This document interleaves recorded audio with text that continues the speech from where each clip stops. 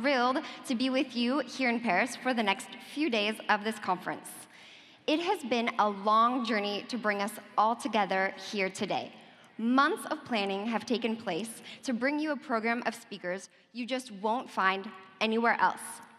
We have over 20 panels, fireside chats, and major keynotes, as well as over 45 international speakers joining us. So there's really just no other place in the world to be right now for blockchain. So please, make sure your phones are on silent, and definitely refrain from any flash photography. And we will tell you a little bit more about the program. Haley, what have we got in store today? Well, a very exciting day lies ahead of us. We're going to take our first steps into the world of Web3 together.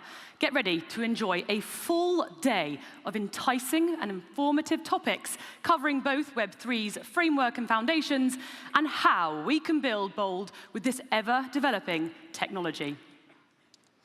Our panels will include discussions on mass Web3 adoption in the EU, France's blockchain ecosystem, and also how you can secure your blockchain identity. And these are just a few of the many sessions that lie ahead today. We're also giving away proof of attendance protocol NFTs at various locations around the event. These special POAP NFTs are limited in number and available on a first-come, first-served basis. So for those of you who attend the event in person today, you simply need to scan the QR code to claim a Binance Blockchain Week mystery box. Be sure to download the Binance app and log in to make sure you're eligible. These NFTs give you a discount also on tickets to our next Binance Blockchain Week. So for those of you who are following us at a distance, there are also POAP NFTs reserved for you as well. All you have to do is, of course, download the Binance app on your phone, log into your account, then click on the Claim NFT button on the event banner whilst you're watching, of course, our Blockchain Week live stream. These live stream NFTs can be claimed during talks today and tomorrow. So the NFTs for our virtual attendees come in 4 tiers. There's gold, silver, bronze, and titanium. They can be listed on the Binance NFT secondary market once claimed. Different tiers provide different activity points from 0 to 120. These points can then be used in the Live Activity Center in Binance Live to redeem BUSD token vouchers, NFT mystery boxes, and virtual gifts. For our live viewers, we'll also release 7 rounds of crypto boxes totaling 25,000 BUSD at certain viewer milestones. We will release the first round at 100,000 viewers. So for those of you online, get ready for some crypto rewards and make sure to stream on Binance Live. If you're here in person, we'll also be running different workshops throughout the day upstairs, and they'll be presented by our speakers and our exhibitors, so be sure to swing by and check those out today. That's a lot to take in, quite early in the morning. So many announcements. But if you are on social media, please don't hesitate, and of course, using the hashtag Binance Blockchain Week. We want to hear from you, what you're looking forward to, how you found the sessions, what you're taking away from today and tomorrow. And of course, for those of you who are watching live, you will be able to watch the replay sessions on, of course, Binance Live. Now, let's get this day started with our opening fireside chat with Binance's dedication to blockchain in the local area here in France. We're extremely honored to have the French Minister for Digital Transition and Telecommunications, Jean-Noël Barrot, join us today for an intimate fireside chat session with Binance's CEO, very own CZ. Now, to moderate this session, of course, will also be my co-host, Kayla Rourke. Now, would you please join me in giving a warm welcome to Jean-Noël, CZ, and of course, Kayla.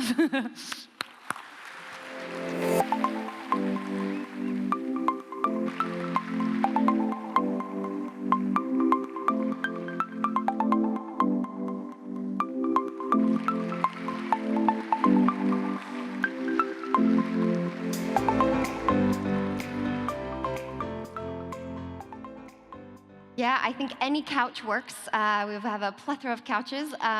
Thank you so much for being here today. I'd like to kick off with you, CZ. Look at this turnout. This is the largest event you have organized for Binance in the world. Why is France a strategic hub for the blockchain community? Yeah, so I think France is very important, very strategic for many, many reasons. I think one of the first reasons is for us, there's a very large talent pool here. France has a very strong engineering culture, and France has been historically very strong in mathematics, so that culture still filters down through the generations, and that has very deep roots. So talent pool is one of the biggest reasons that we're here for. But there's many, many other reasons. I can elaborate. I don't know how much I should go into. I mean, you're welcome to share a few more. I think we're really interested in hearing sort of definitely the opportunities for the blockchain community, and then maybe on the flip side, what are the major challenges for the blockchain community in France and even for Binance? What challenges are you guys facing? Sure. So on the talent pool part, we established a large team already. We have 150 people here now. We hired 150 people in France, in Paris already. We have to change office a couple of times to accommodate the growth.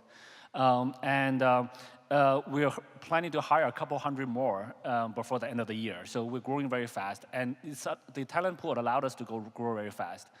The challenges we face very often are, regulatory challenge, the lack of clarity in regulatory in other places. Where France, this is much less of a problem. The French regulators are very clear, very upfront, very precise. They're very demanding, very strict, but they're very quick in response. They're very responsive, so they're very quick. They want to push this industry forward. They welcome this industry.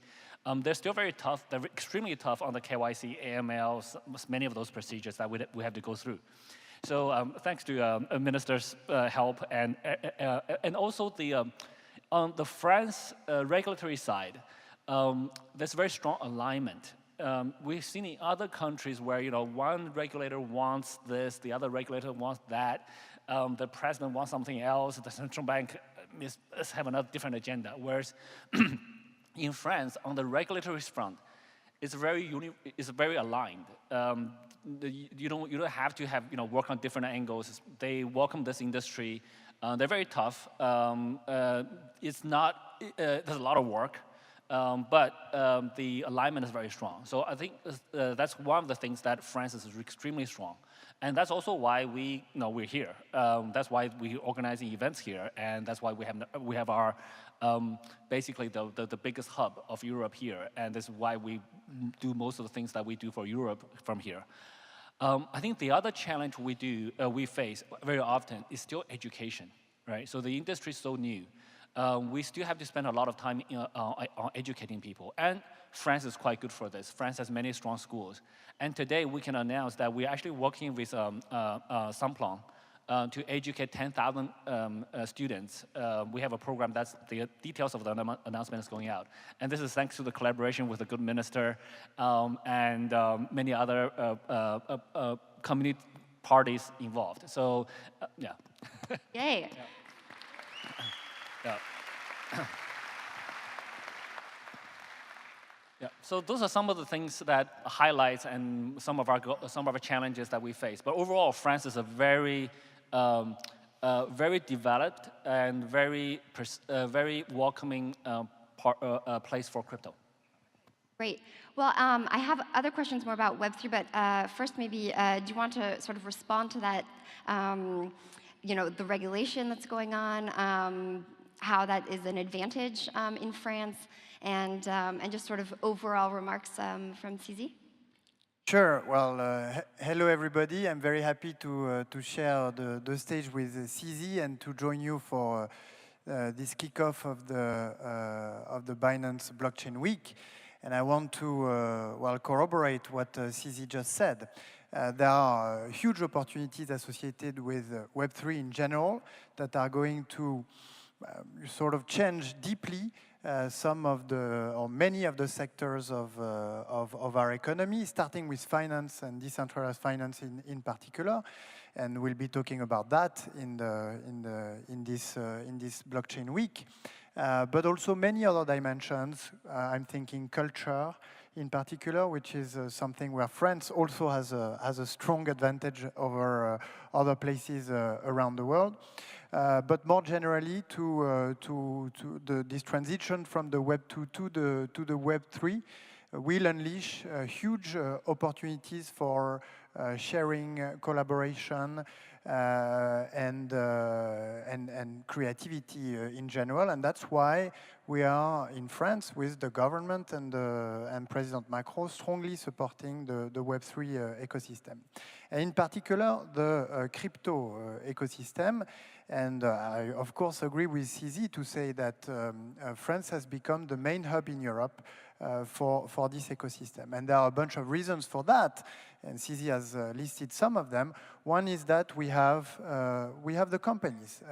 The fintech ecosystem in France is the largest in terms of jobs in Europe by now. We have a growing crypto ecosystem, which is part of the fintech ecosystem. We have global leaders like Ledger, like Sorare, and we've been able to attract global leaders like Binance. And I want to pay a tribute to Binance for the organization of the Binance Blockchain Week, for Objective Moon, and for this partnership that was just announced. I will say a word about that in a couple of minutes. And so we have a fast-growing ecosystem with global leaders that are now setting foot in France, and this is the first reason, I think, why France is becoming this hub. The second one is we also have financiers. I'm sure there are some of them in the room. We have a growing VC ecosystem that is becoming specialized in crypto and blockchain technologies, and that is able to understand them and therefore to finance them. And this is great news because it's going to nurture the growth of our companies. The third point is that we have indeed regulators that have acquired over the years a deep understanding of what blockchain-based finance is about. They are very tough, but they are very responsive and very understanding of the details, and you know how it works. Regulation is all about the details, and that's also a very important comparative advantage. And fourth, we have the talent. We have the talent historically because we have global leading engineering schools, because we have, with President Macron, a strong ambition for the growth of the talent pool in our country, and because we also have schools like Simplon, and I want to highlight once again that this partnership that Binance has just announced with Simplon is a major advancement. A major advancement because it's going to address 10,000 youth from underprivileged areas, and by doing so, we are addressing both the necessity to boost our talent pool, but we are also, and this is very important if we want to keep supporting technology as we do in France today, is going to reduce the digital divide by allowing everyone to seize the opportunities opened by the Web3 and crypto technologies. So you see, we have the companies, we have the financiers, we have wise regulators, and we have a growing talent pool, and these are all the reasons why France can lead on Web3. Thank you so much, and that's such good forecasting about so many of the topics that we're going to get into over the next few days: education, regulation, talent, VC. So I'm excited that we'll get a chance to dig into those topics with panels as well. Just one last question before we close. We've talked a lot about France. I'd like to zoom in on Paris. When we think about financial hubs around the world, we obviously have Wall Street in New York, we have the city in London. Do you think that Paris could be the new financial hub for the crypto community? Sure, and we've worked hard to help achieve this. So Paris is the most beautiful city of the world, but you already know about this. Anyone in the room is in Paris for the first time? Some of you. So oh yeah. How lucky are you to discover Paris for the first time? But actually, you know, even when you're hired by Binance, and you move to Paris, you will discover that there is this first-time impression, but that every day in Paris, you are amazed by the beauty of the city. But that's not the only the only thing we do to attract talent in Paris. We've done a lot over the past 5 years under the impulse of President Macron. We've first corrected the sort of the perception that people had about France. France was about tough labor laws, high taxes. We've lowered taxes, we've changed labor laws to make them more compatible with entrepreneurship and innovation. And then we've thought hard about regulation. And as a congressman, have worked on the PSAN regulation, which some of you, or many of you know about, which has set the path for the MiCA regulation at the European level. And the reason why Europe has inspired itself from the French regulatory framework is that we have struck the right balance between the protection of investors on the one hand and the incentive to innovate on the other hand.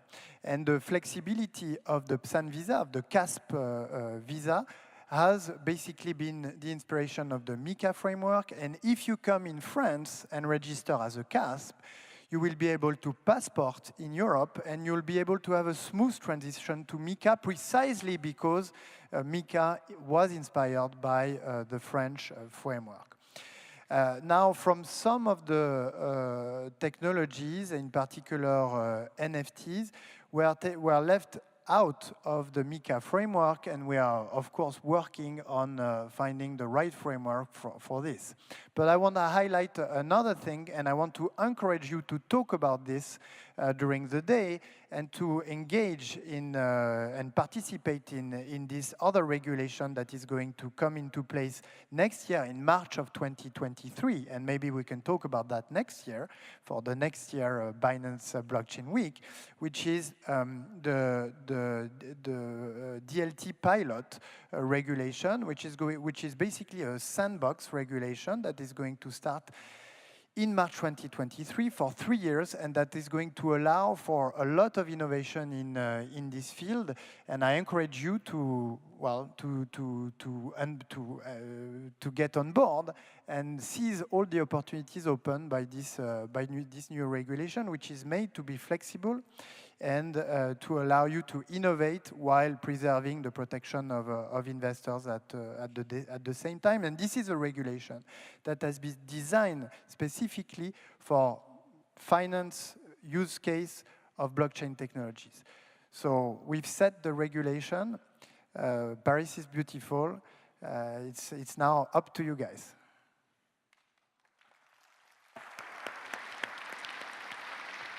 Thank you so much. Yeah, Cizi, do you want to leave us with any final comments? Sure. I think Minister Jean-Noël pretty much said it all, but I want to add a few things. I agree with very much of it. I think, to be honest, Paris probably already is the financial hub for crypto in Europe, and probably in the larger part of the world. I think France, Paris, the ministers, the regulators here has tremendous input and contributions to the MiCA regulations that's coming up. We are aware of some of those efforts that went on, and those are not easy. And well, that will make the job for the crypto entrepreneurs much, much easier, or the crypto businesses much easier. Instead of applying for 27 licenses, you just have to apply for one, and it's now you will be passportable. And there are some very tricky issues in the MiCA regulations. Well, not tricky, like fine-tuned balance issues.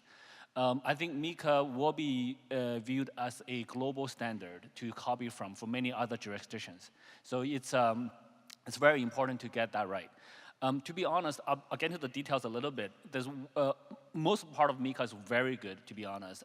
It is a little bit strict on the stable coins. It's a little bit limiting on the stable coins by not, today the drafts are not adopting the US dollar-based stable coins, which have the 75% liquidity in the market. And this is some difficult issues that regulators work behind the scenes to try to overcome, etc. But overall, MiCA is fantastic. And we're also looking at obtaining potentially some traditional license, like MiFID licenses, to be able to offer derivatives in a compliant way. So many of those efforts are ongoing.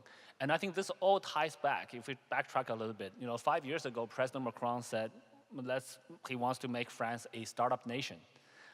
This for France, for many other countries is easy, but for France it's super difficult. So France has a long history, a lot of establishment, but I think so far till today, it largely has happened. And I think we're very confident for the next 5 years it will explode. So all those, and many of those things are happening, including lower taxes, much easier employment laws, etc. So all of those things are entrepreneur-friendly, startup-friendly. So, and now there's also Station F, which we're partners with. And so all of those things happened, and that's very, very promising. But I think today, the fact that we're here, we're based here, and in the last year or so, we have also seen a lot of other businesses, crypto businesses coming here. And there's many local ones here too. Ledger's here. Ledger's a very popular, the most popular hardware wallet. There's many other businesses here that are quite strong. So I think we're already kind of the hub, but it's the early days. And we want to continue to build up on that. And we're very confident this is the right place.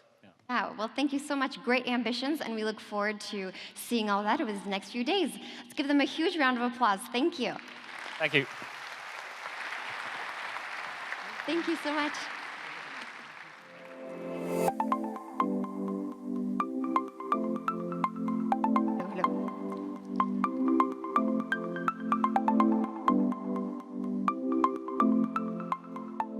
What a great way to open this event, and of course, what a warm welcome from Paris to global leaders in their respective fields.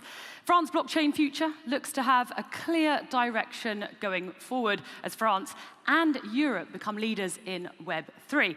Now, next up on the agenda is the first panel talk of this day and conference. Now, without further ado, let's welcome the moderator, Martin Brunko, EU Head of Binance, and his guests for our next panel on setting the stage for Europe as a global Web3 leader.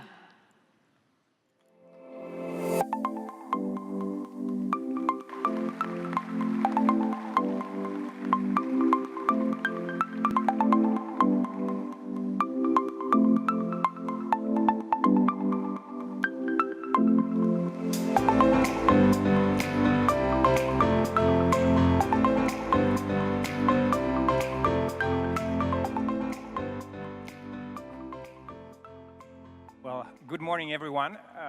Thank you so much for coming. It's great to be here in the heart of beautiful Paris. And it's fantastic to be here today with Yves and Ian. We're going to discuss about Europe and its potential and role in driving the Web3 revolution. And I think we have two fantastic speakers here.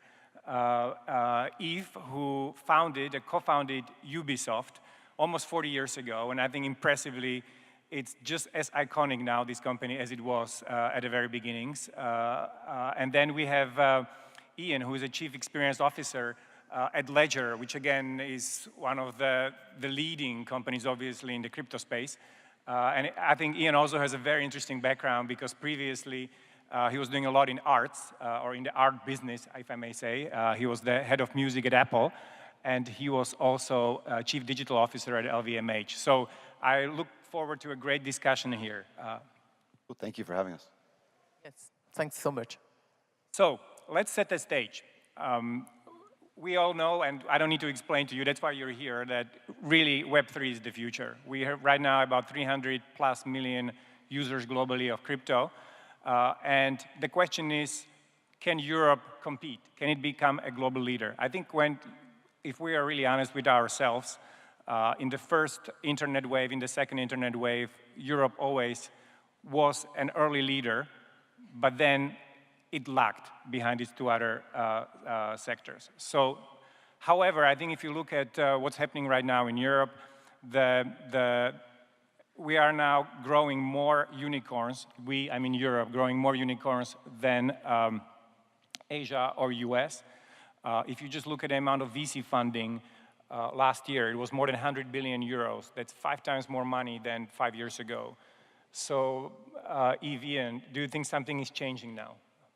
Yeah, I think what's really changing is the fact that now there's enough money to be invested in Europe by lots of investors, and also the fact that now you don't need to go in the US or in other countries to create your company and to raise funds. And what's important is that there are lots of entrepreneurs in Europe, and they have lots of people that have been successful. So in being successful, they showed other people that they could actually take the risk.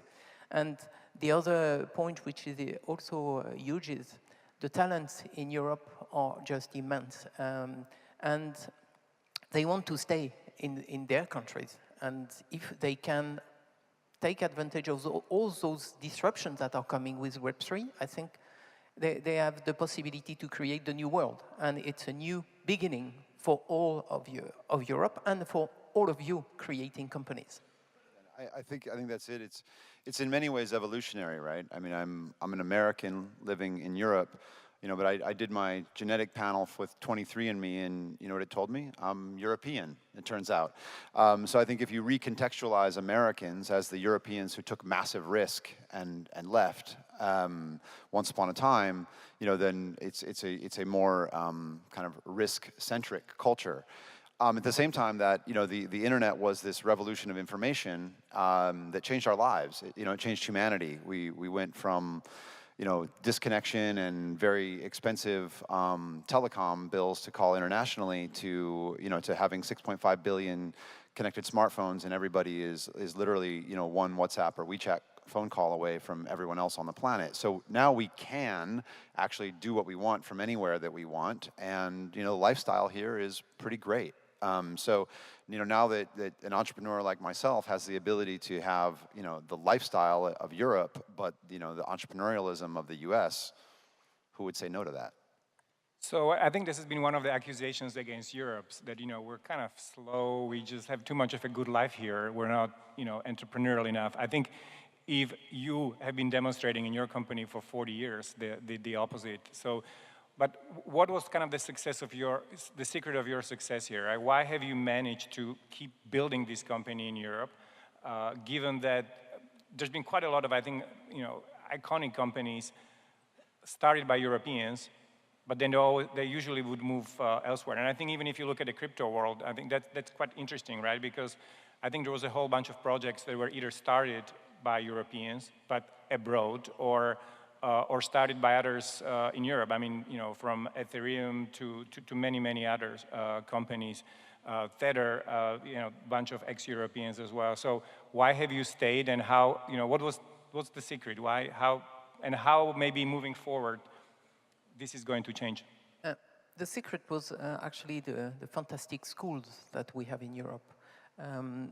They create every year a good bunch of fantastic talents that just want to create the new world. And if there's a company around them that can help them to succeed and grow in a new universe, they are happy to do so. So we recruited lots of very talented people in France, and we actually sent them all over the world to train the talents in different countries, and they really help create this new video game industry more as an industry at that time, because at the beginning it was, you know, a lot of small developers doing games in their homes, but quickly it became an industry where you have studios, where you create, you have to find the best talents, and those talents are competing against other groups of talents all over the world. And that's what really was extremely interesting, is you know that you are going to fight against Japanese, against Americans, and at the end of the day, it's really rewarding when you win, because you know that it's like the Olympic Games. You won the Olympic Games with the game you created. So that's what made our teams very excited about staying where they wanted to be And we opened offices in Annecy, in Montpellier, in many places in Europe also, where people wanted to be, wanted to stay.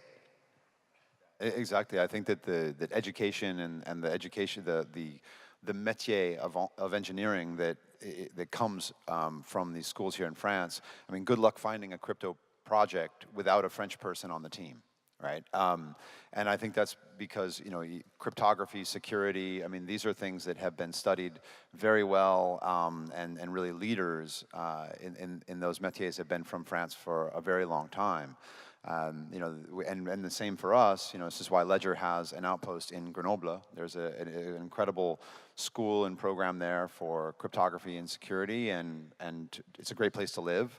And to your point, if people can, you know, can practice what it is they've learned around other incredibly intelligent people in a place that is beautiful and great to live, and, you know, full of hiking and mountain biking and all of these other things that are great for lifestyle, then you know, again, why wouldn't you? I was actually going to have it as the last question, you know, like how would you sell Paris or Europe to crypto folks, many of whom are living now in Dubai, which is not a bad place to live, no taxes, but thank you. I think that was a very, very good sales pitch, so you just preempted my question.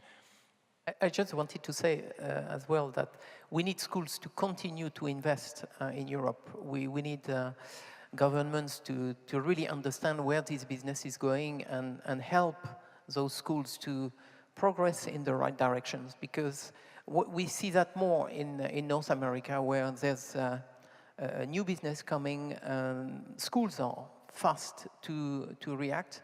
We need this constant push now in Europe also to make sure that we actually train the talents so that they are adapted to this new world.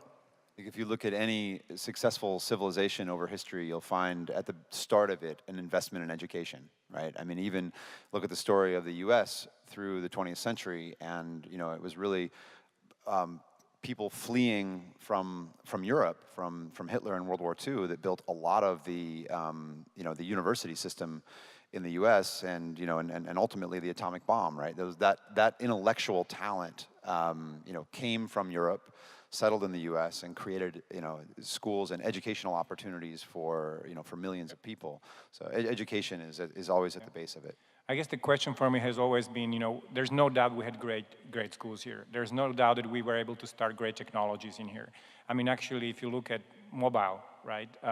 Mobile started in Europe. If you go back, you know, to late 90s, the mobile adoption was way higher in Europe than it was in the US. And I lived between both places, so it was just shocking to me coming back to US and just see these outdated mobile phones, very few people having them.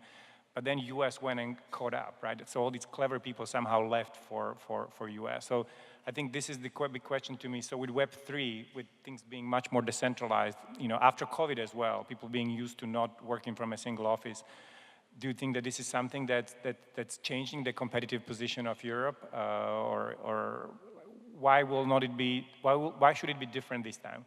Why won't these entrepreneurs leave, and why shouldn't they leave? When I look at this, I see not a Europe centricity, but I see a kind of a change in a lack of Silicon Valley centricity, right? So I don't see kind of all these Web3 companies, you know, necessarily now centered in Europe or centered in Paris or anything like that. What I see is people that are spread all over the place. I think what, you know, Balaji has written in the network state is sort of a more you know, directionally correct picture of society in the future. I think we're, you know, on some level we're moving post-nation state and toward network state. And the networkstate.com, I didn't write the book, I don't even know Balaji, but I think that the thinking is very challenging and probably directionally correct. And so I think you're kind of moving from that sort of, from those geographic boundaries and to, you know, groups of like-minded people who are gathered together on the network in some way around shared ideals. That's really, you know, what we're doing, and then that leaves us a choice as humans to live where we would like to, for whatever reason we would like to. Which brings up an interesting question of government. You know, the first panel here with CZ, nobody less than CZ himself, was basically with the minister speaking about a government. And governments in this part of the world have often tried to wish industries into existence. And sometimes they were successful, to be fair, right? Like if you look at France and the aerospace industry and Airbus, the government was behind it. So, what's the role of government? With Web3, are we reaching a point where governments become irrelevant, or are we actually still in a situations where governments, where ministers, digital ministers, can actually do something about building these hubs, whether in Europe or elsewhere? Yeah, just before answering that question, I would say it's important to look at the steps the world is taking. And when you look at what happened with Apple and Google, where anybody in any country could create games and send them automatically to Apple to be published. So that changed the world in a big way, because from anywhere you could create games. And we see games coming from all over the planet. And Netflix is doing a little bit the same thing, where there are now creations that are done all over the world. You don't need to go in Hollywood to create a very interesting IP and experience. And I think what this new Web3 world is the continuation to that. So everybody knows now that they can create something, and if they are smart, it will automatically emerge and create value and revenue, and a fantastic experience for the people that are going to use it. So this is really changing the mentality, and what we need from government, that then we come to that, is them to actually understand what's going on and train their teams so that they can really see where they can help to push that even further in their country. So they need to be specialists of those new technologies, and quickly, actually, after it starts, because lots of things are happening at the beginning, and we are still at the beginning, but it won't last like this. In 5 years, many spaces will be taken, and it will be difficult to emerge as a big country or as a big force in this industry. And I completely agree. We need governments to understand the technology deeply, which is traditionally not their forte. And look, even as they always say, the future is already here. It's just not evenly distributed, and it's certainly true in this case, where this has a lot of reminders of 1999, 2000, when the thing to remember that I remember very clearly is that I knew the internet was the future. I had many people telling me I was wrong. And I had a mobile phone in my pocket, and it did absolutely nothing with respect to the internet yet. And that was 8 years away from kind of being, the mobile phone was 8 years away from being, even the beginning of an internet platform. So you have to be able to not only understand what's going on, but predict the future in a little bit. And if we were doing a news broadcast on television right now, the news anchors have a much easier job than the weather forecaster, right? Telling what already happened is much easier than telling what's going to happen tomorrow. And so governments are in this position with a technology which is truly revolutionary, right? I mean, I think that we knew the internet was going to change humanity, or some of us did back in 2000. But also, I think very few of us would have predicted, Brexit or Donald Trump as president, right? And so the internet did change humanity in really important ways. So if a revolution of information changes humanity like that, let's imagine what a revolution of value is going to do for humanity. So I think, very difficult and very difficult to kind of be in the position of government when, again, we're moving sort of. The role of nation state is changing. We are moving on, as human beings in the way that we live, we're moving somewhat from nation state to network state, because 8 hours a day is spent in a networked environment. We actually live and spend our attention in networked environments. So very challenging, I think, to be a government in that context. So speaking about exciting concrete applications of Web3, right? I mean, I think we're still kind of a little bit where we were with this internet in late 90s, where the visionaries, the pioneers, you guys, you see the future, this is big, this is going to change the world, but there are still some people kind of asking questions, well, give me something concrete, that's really, changing and improving people's lives. So maybe moving that to Europe, Yves, what are some of the projects, companies, or trends in Europe when it comes to Web3 that you're particularly excited about, whether in gaming or elsewhere? Yeah, there are plenty of good ideas in gaming. What's extremely important is really to make sure it will bring something for players that will enhance their experience, that will give them a chance to own more of what they do in the games. Players today are spending lots of time and create lots of value in those games. And if we find a way for them to be more successful, more recognized, better recognized, I think we will be able to make them be part of that experience in the creation and in owning what's happening. So when you participate to a party and you created it, you like it a lot more than if you just come to it.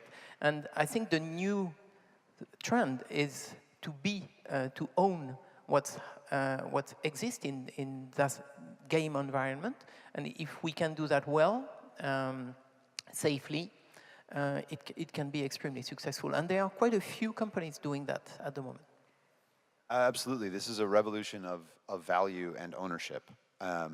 We've all spent a lot of time, whether it's in games or online, and creating, maybe it's creating on Instagram, Snapchat, TikTok, et cetera, with the value of what we create accruing, to that tech company.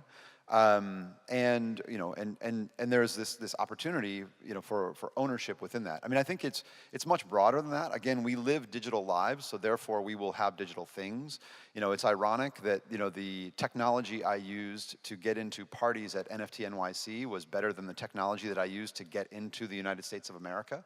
Like these kind of gaps get closed. The fact that I'm using a credit system called Visa to basically do a cash transaction at the local bodega, that's when there are players in the value chain that aren't adding value, they go away over time. We have international cash settlement that will happen in different ways in the future. But our luxury products will be digital in the future because we live digital lives, and so our ability to kind of take ownership, transfer ownership. Look, here's something very simple. Ticketmaster in the US has quietly distributed 4 million NFTs since May, right? And they are in the form of tickets, they're in the form of digital collectibles.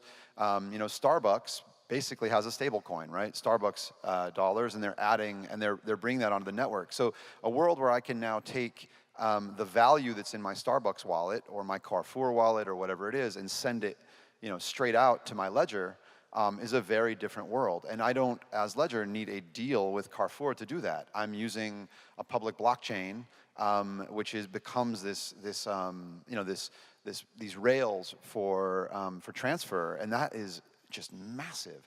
To have that built on top of this internet and 6.5 billion connected smartphones is gigantic.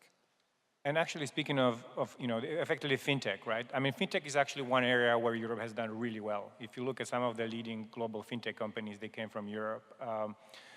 Coming from Ledger, so where do you see some of the most promising projects, or maybe even you've been also implementing some of these technologies into your games, and maybe then a follow-up question for you is, what is the user experience? Because I think maybe, do they really see it as owning things, or is there pushback from some of them as just kind of seeing as the old centralized guard is just using the technology to take advantage of us? So sorry, two different questions for the two of you. I think in terms of user experience, which you ask about, and we're really focused on security and ease of use. Those are our two things, and we do security without ever compromising.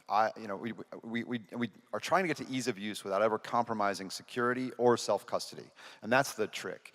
And we're in this early day. Back in 1995, I put the first URL on a movie poster, but you weren't saying go to my website in those days. In those days, you were saying get a personal computer, get a modem, get an ISP, get a web browser, okay, now come to my website, right? And we all know the experience of onboarding people into crypto right now, and it's quite similar, right?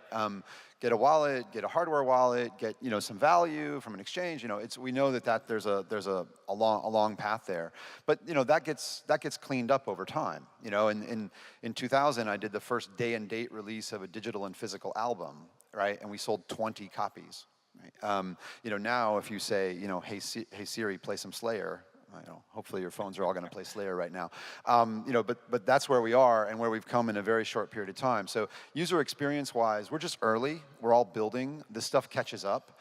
There's kind of an inevitability to this. So really getting people to take advantage of all of the things that they can do with digital value from Bitcoin, Ethereum, Solana, NFTs, and all of the utility then of those, whether it's the Ticketmaster or Starbucks examples I mentioned earlier, and on and on and on and on.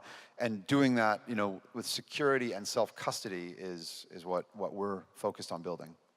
User experience. And yes, exactly. There's still a lot of work to do. And what I hear very much is that people say, okay, decentralize, it's okay. It's just we need to get something out of it. And if in decentralizing, we lose a lot of the things we have when those things are centralized, it doesn't work. So we really, and you all have to work hard to make sure it is safe, it is interesting, that it brings a lot more to players and to the different people using those elements. So we know in a new technology, it's always tough. It needs time, as you said earlier. But what I see is that the energy we have in this industry is just phenomenal. There's lots of money and talent, and I think we will be able to create a new world that will be closer to each individual. Speaking of new worlds, metaverse, I mean, gaming, that's kind of the obvious precursor in a way to the metaverse. So how do you see the evolution of metaverse? And also, I think given the big strength of Europe in creative industries, Ian, how do you see maybe Europe there? And again, what are the kind of exciting projects or opportunities that, well, you would raise or emphasize in Europe?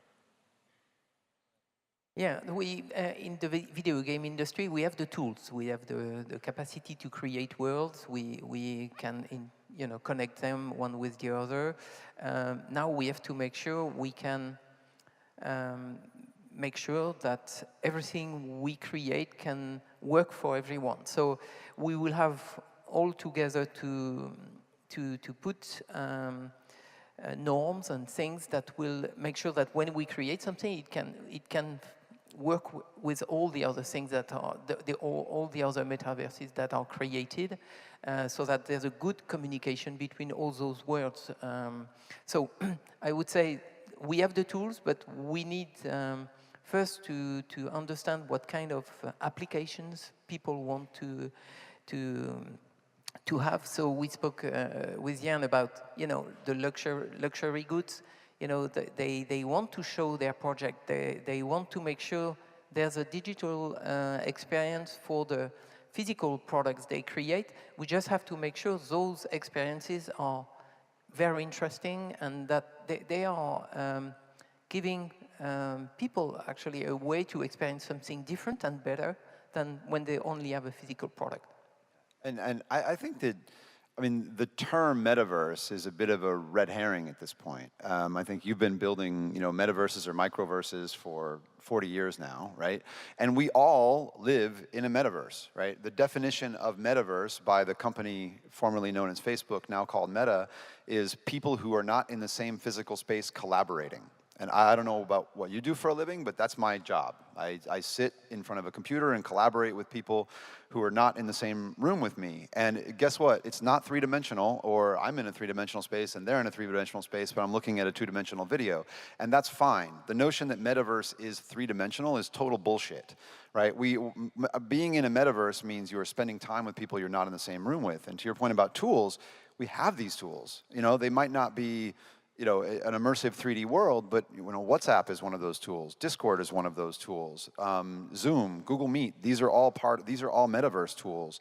that help us collaborate with people that we're not in the same physical space with. Now combine that with something like Elon's Starlink, and I can now be, on a remote mountaintop and be collaborating with someone just as easily as if I was sitting in Silicon Valley or New York or Tokyo or Paris or London, and you change humanity.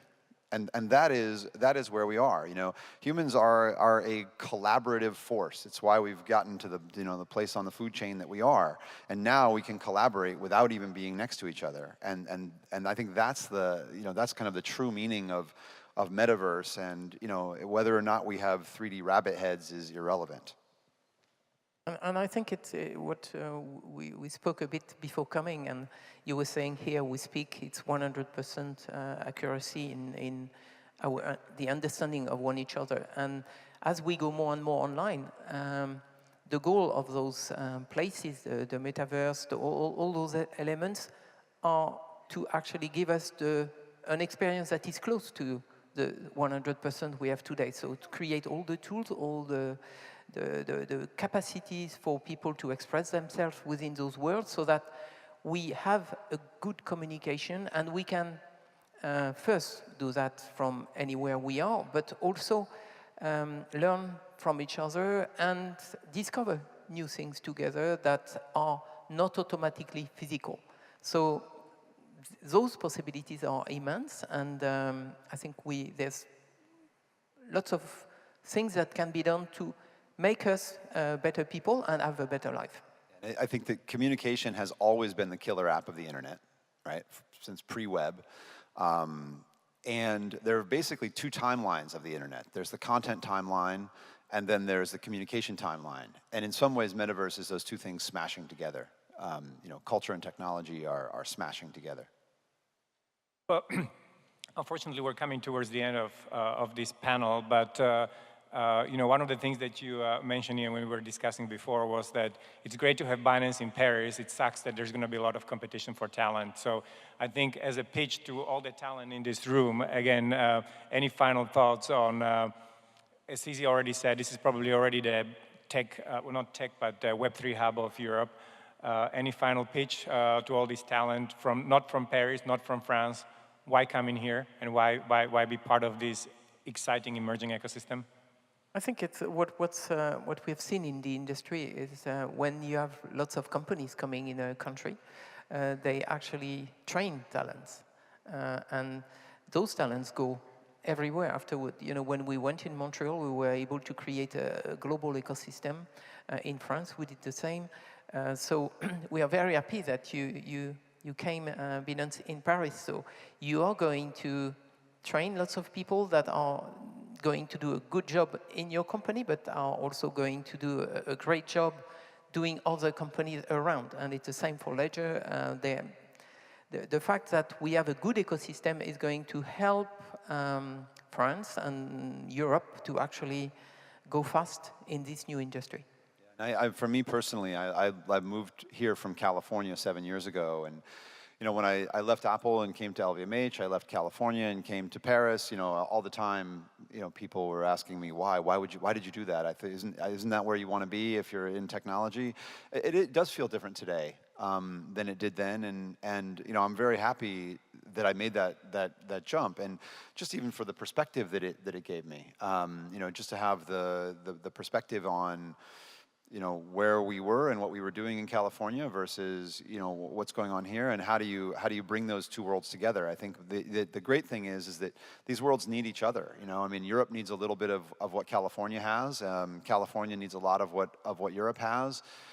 Whether it's from an education perspective, the best school is probably in the middle of the Atlantic, someone once said to me, which just doesn't actually exist.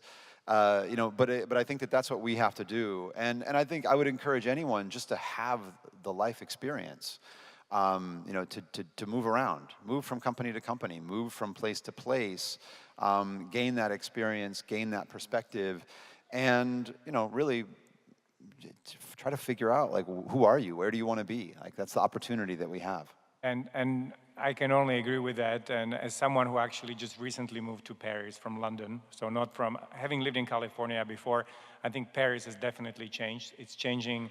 It was always great, but now it's even better. It's becoming very international. And I think, again, with the advent of companies like the new ones, like Ledger, and old ones like Ubisoft, but old ones that manage to stay youthful. And Binance, let's hope it will be becoming increasingly more exciting place to be in the coming years. So, Ian, thank you so much for being here, and yeah, hope to work with you very closely on building this exciting ecosystem here. Thank you very much. Merci. Thank Et you. bienvenue Binance.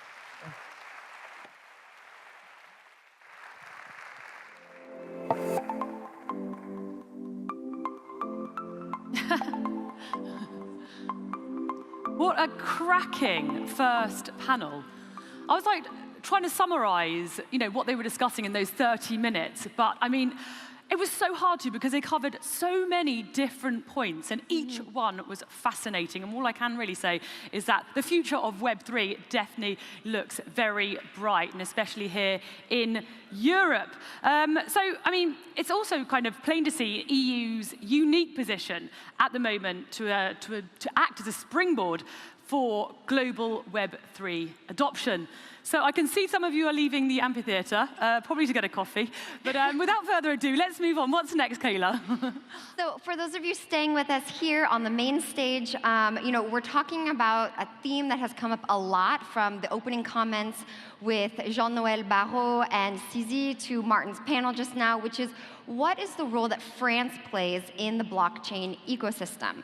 And so we're going to continue on this theme with our next panel of experts. Moderating this panel is Binance's country manager for France, David Princet. So let's give him a big round of applause to welcome him and his panelists to the stage.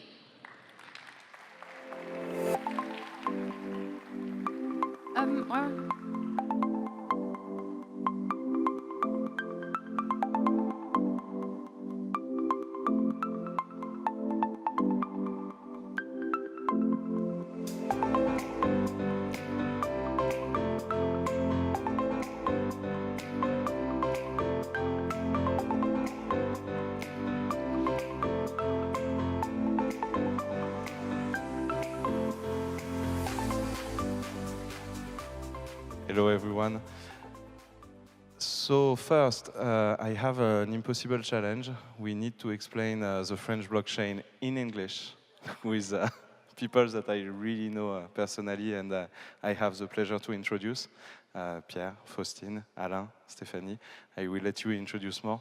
The aim and the objective of this session, I think, is to explain how we came to this situation now, and what is going to be following, and what's the next chapter. Pierre, do you want to begin to introduce? And first, I want to really emphasize on the fact that I'm really happy that we see the men and the women of blockchain with a 50-50 ratio that is totally equal. Yeah, thank you very much, David. Thank you for the invitation. I was MP during the 5 last year in France in the National Assembly, and I work a lot on this subject, on blockchain subject, about Web3 and crypto asset in general. I discovered blockchain in 2013, not at the start, but at the beginning, and it was just a Paleolithic, Right now, maybe we are the Neolithic, and it is increasing. And when I discovered this subject, this technology, I knew that it would change the world, it change the finance, it would change a lot of things, use cases for the humanity. So I started to work with regulators about legislation to build the first framework in Europe about crypto asset. Right now, there is a lot of regulation all over the world, but we were the first. Bravo. Faustine, do you want to follow up? Yes, so we work a lot with Pierre when you were MP. We are currently working a lot because even if France will lead the blockchain system, there are many things to do. So we are a professional association, and our goal is to federate and to represent all the champions that will build the Web3 industry in France, in Europe, and on the international stage. So we are currently building regulation. We are currently raising all the deadlocks that newcomers raise facing the incumbents when they want to bring innovation. We are doing a lot of education, and such events is really important, really crucial for this effort.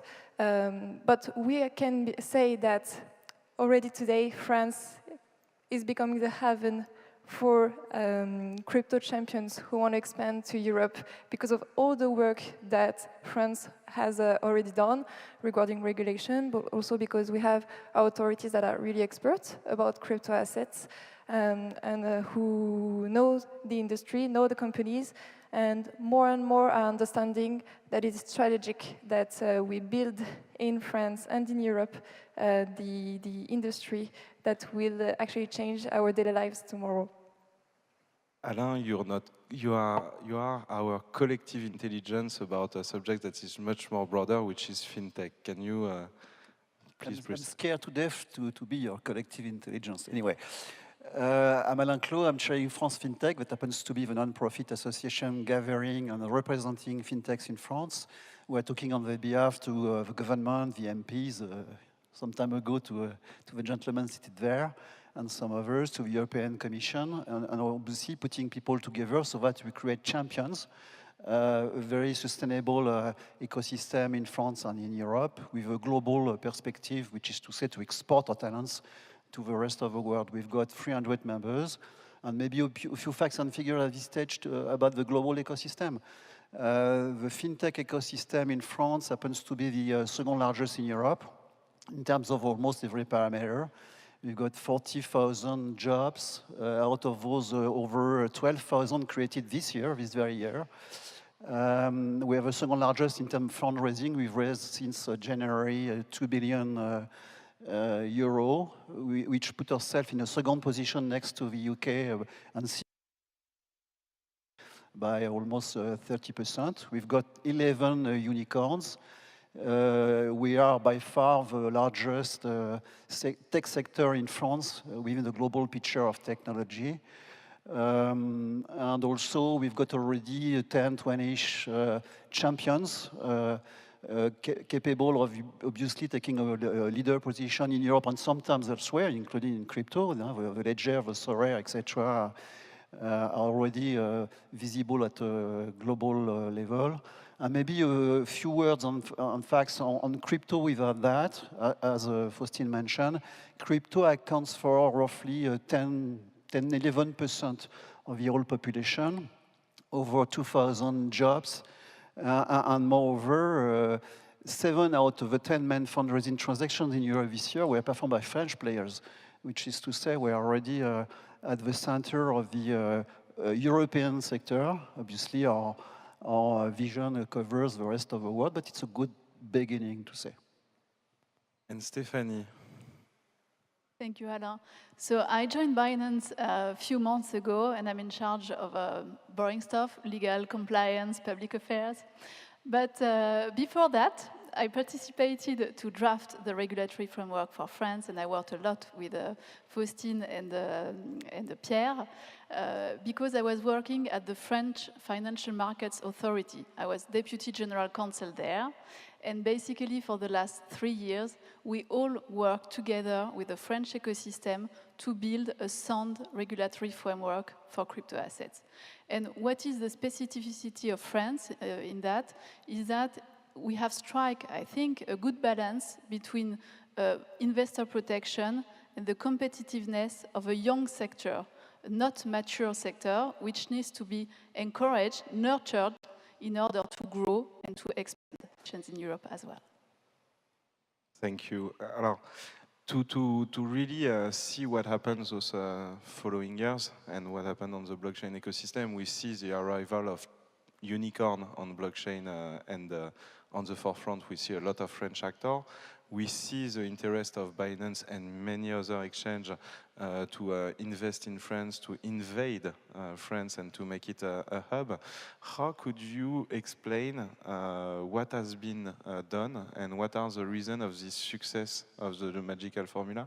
I see a sense of the solution here when I see that basically we have the people who wrote the law, the people who work on the market, the people who are a young country, and the government in the same table today? I think the best approach is to speak about the technology and regulate the object or the use cases and not the technology. When blockchain start and company grew up and some startup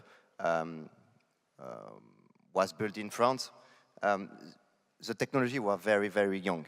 And they were ICO, you remember?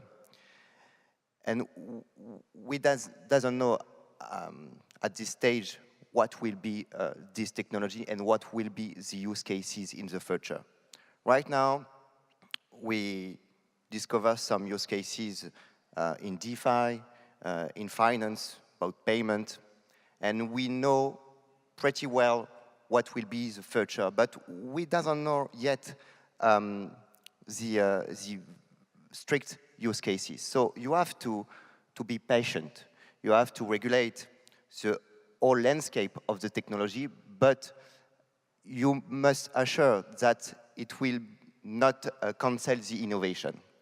And I think it's the difference between good and bad regulation. The good regulation install stability, increase the innovation, let the players, the entrepreneurs to build around this technology.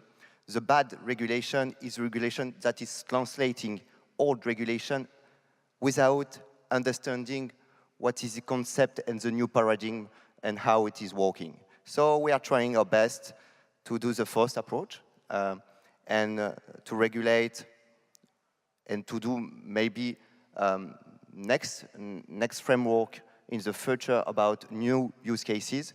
But right now, I think we try our best to not over-regulate, but maybe to be balanced. I think it's really important what you're saying, and that's why we need that companies and use cases be more visible than just talking about blockchain technologies and crypto assets. And I think, just to jump on what you said, Stephanie, what we did well in France is that we set a regulation, but that was dedicated to, let's say, financial use cases around crypto assets. And that's why we were quite scared during the MiCA debates, because the regulation that was being built, we were afraid that it went too far on those use cases who are not financial ones. So, for example, NFTs, use cases around NFTs, not all are financial ones. And we can say that on this aspect, EU followed the approach of France, and that's a very good thing. On the other financial use cases, you were mentioning DeFi. Also, we did not went too far in France. We were scared that we went too far during the EU debate by supervising DeFi like centralized finance, and finally we did not. So I think we were really, we paved the way to EU regulation with this bright understanding that behind crypto assets and Web3, there are really diverse use cases, and that if we have to set a regulation, we need not to be too in a hurry, because actually we know the unicorns, but behind the unicorns, the temple of companies who are building those Web3 applications today are small companies, small and medium companies, and that they still need to structure and they still need to grow. And that if we have a regulation that is too burdensome, actually we will hamper the development of those companies. So we don't have to be in a hurry. And we have to really understand what we are regulating, and that it can be behind crypto assets, really diverse use cases. Maybe a few words to add on those. I fully agree what has been done, including what you just said, Faustine. Fundraising valuation is not everything. It's a tool. It's a way to progress and not the objective. But I would mention a couple of parameters. First one is that we are operating as an ecosystem. We are talking a lot to each other. We're talking a lot to the authorities, to Europe, etc. We are very much structured, which is to say, not very French in terms of tradition, being very selfish and working in isolation. In that case, since the beginning, we've been working together, structuring ourselves, And if we compare the French ecosystem versus our main equivalent in Europe, and according to the European Commission that told us recently, you are by far the most structured one. And sometimes it's not easy because obviously we are talking to the government, sometimes we disagree, we're talking to the regulator and supervisor, and often we disagree, but we are working together throughout proper structure. The second parameter I'd like to add is that we are working a lot to support the demand. There is a demand in France. One piece of figure strikes me is the fact that 8% of French citizens, adults, are owning cryptos in France, which is to say significantly more than equities. And it says something, and 3.2% already bought NFTs. Maybe some of them need to be more educated so that they do understand really what they are obviously doing. And we're working a lot on the educational side, which is key. But clearly there is a substance, there is a market, and working a lot on that together. Yeah, I wanted to build up a little bit, elaborate on the notion of ecosystem, because to have a sound regulation, what is important is to have a bottom-up perspective. It's not possible to regulate blockchain from the top, because all the regulators, the public authorities, but don't know as well as the private actors how it works. And one of the strengths in France is that we were able to have this bottom-up approach by having public consultations, asking basically companies how they want to be regulated, drafting text, and then ask them to add their input. And this is how something sound was written. We have done that, I think, for crypto assets, of our normal crypto assets. Now we need to do it for NFTs and DeFi, because those two parts are excluded from MiCA regulation, so from the European regulation, as stated the French minister at the beginning. It's excluded, but we need to think collectively on a good way to regulate, maybe, if it's needed, those products and those use cases as well. And what Binance is trying to give is maybe to expand the scope of this ecosystem from a French ecosystem to a European ecosystem. It's something I would really want to do, is to say that the first discussions about crypto regulation started in France, but now we need to have these discussions with all European actors and bring this bottom-up knowledge to the regulators and to the public authorities. Yeah, and we had the chance to see it with Italy and Spain, where after following France, we were registered and I assisted to the discussion. I think we are never going to be able to avoid this subject, so let's make it fast, and then let's not speak about regulation anymore, if you all agree. Mika, what's your take on, what's your opinion? Alors maybe we can begin by Stephanie and then come back to Pierre. I know, Pierre, where you're going to lead. I'm going to lead you the conclusion note on this. Alors, the main difference of MiCA, between MiCA, so the European regulation, and the French regulation, is that MiCA is compulsory, is mandatory for every crypto asset service provider, whereas in France, some part is still optional. And it was thought like a label to encourage serious companies, serious projects to comply with regulations. But now that the industry has grown up, at the European level, it's mandatory. I think it's a good thing because it will bring more protection to consumers, to investors, but nevertheless, it will be a huge step for most of the crypto assets providers. Alors, MiCA will enter into application in roughly 2 years, but in the meantime, we all need to be prepared to this big step.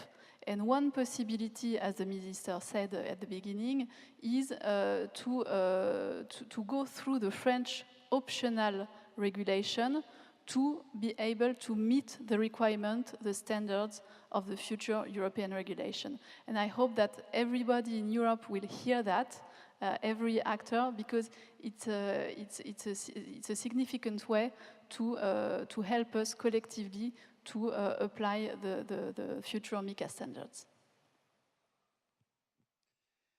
I know it's not very popular among youngsters and young entrepreneurs, but regulation is both compulsory and necessary. We do need to protect the consumer, the investor, and the market globally.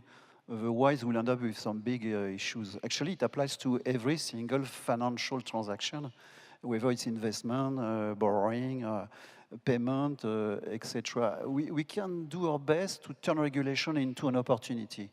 And we're working on that. MiCA is the first step. It's not perfect. We've got a debate among us, especially with Pierre. But we do think it's a base on which we can build up something which is not only compatible with innovation, but that suscitates innovation. And there are some precedents. For those of you that are familiar with payments, PSP2 is a revolution. It's not a piece of regulation. It's ahead of innovation. It's increasing innovation. And with MiCA 2 and so on, we need obviously to work on that. Let's not forget that the Europeans are putting a lot of constraints on players, sometimes too much, but also they invented something which is absolutely amazing. There are two things I'm very impressed by. First one is this system of exchange of students between universities, which is a wonderful European creation. Erasmus? Yes, Erasmus. Second one is regulatory passporting. Once you get regulated in one given country of the Union, you get access to, which is by far the largest market on earth, 500 million consumers and investors throughout Europe, with a high level of investment capacity, which is to say we've got in front of us by far a market which is much bigger than the US, much bigger than China, and we have to work on that. So we got to turn it into something which is as much protective to the consumer, investor, and the market, but also innovation-friendly, which is our debate. So yeah, on the one hand, MiCA is positive for especially French companies because as of today, regulation is not harmonized, and French companies and the companies that target the French markets are the more regulated. And till now, it was quite complicated for them to understand the benefits of being regulated before the other one. So with MiCA, with the harmonization of EU rules, it will restore level playing field. So the conditions of competition will be the same for everyone. And as Alain said, it will also help to expand to Europe because you will get a passport, you're being registered with your national authority, but then you can expand your activity to all other member states. So it's positive. And it's also positive because MiCA could have been really worse than what it will be.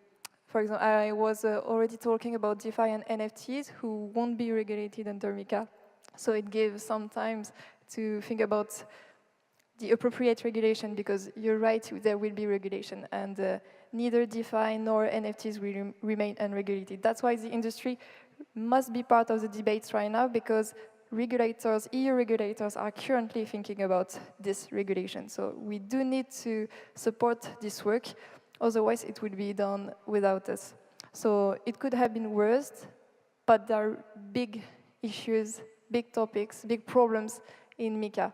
The main one is about stablecoins, because there will be a dedicated regime for stablecoins that is really strict and that will probably prevent from the development of euro stablecoins.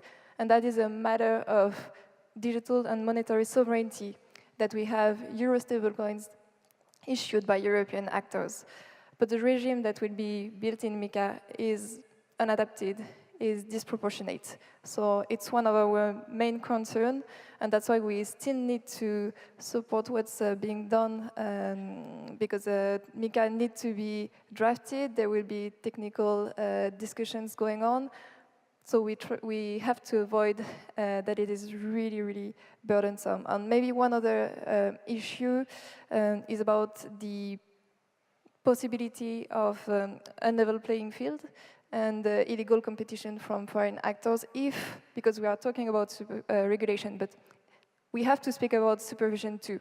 If we have rules, we need someone to ensure that those rules apply to everyone. And we are afraid that international leaders, international actors who don't comply with the EU regulation can anyway target the European market. So that would be really unfair, and actually it would be counterproductive with the objectives that regulation is aiming at, like investor protection, but we can also speak about anti-money laundering, about the fight against financial crime. So we do have to take care that EU standards become universal on the international stage, and that we have fair competition everywhere. I'm pretty agree with that. On the one hand, regulation is mandatory to protect interest, public interest. I think we are all agree in this room that the state of DeFi is not satisfied right now when we see some bad behaviors, some actors, and maybe because we need to protect the weakest part of the contract. My grandmother don't know how to read a smart contract, and at the end of the day, DeFi is about it. And we need to protect people from bad actors. In the other hand, regulation is not mandatory.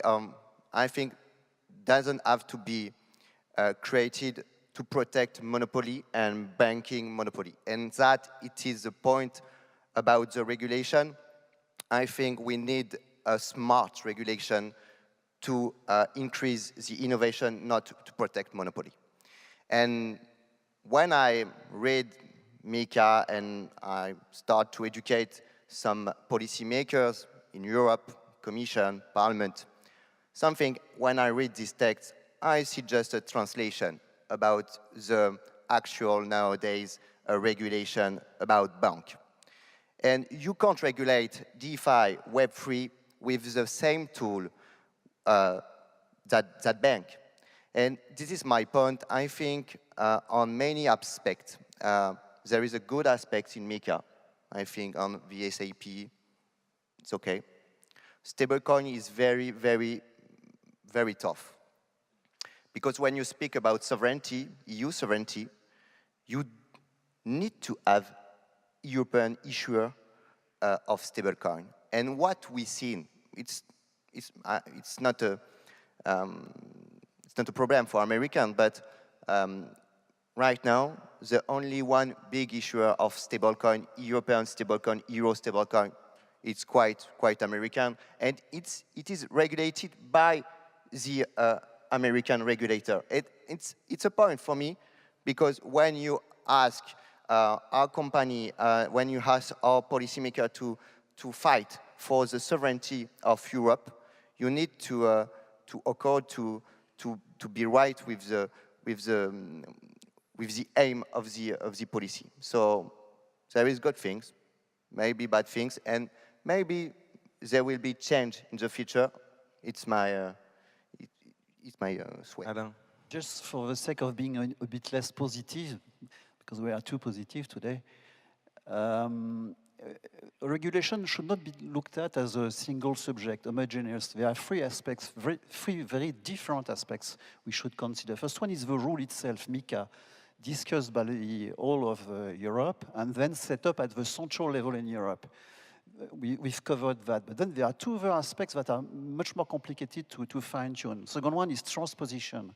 And there is a bad habit in this country, which is to over-transpose, which is to say to add rules on rules in the way we are understanding the central rule. And we've got all of us very concrete aspects in mind on payments, on banking license, etc. And then we are a bit scared that once again we add constraint to the constraint. And the third one being the supervision. We are calling our local regulators. To an extent, they are more and more supervisors, since the regulator, up to 80–90%, is at the central European level. And then the way the supervisors are looking at the way you're meeting the rule is very different from one country to another. so that there is some arbitrage, regulatory arbitrage between countries. We've seen that on KYC, and anti-money laundering, etc. So let's not forget the two other aspects, because very often the evil is there. Not much the rule that should be set up, innovation-friendly and not opening unfair competition, but also transposition and supervision. We spoke about regulation. Let's clear the air on regulation now and never speak about it again, please.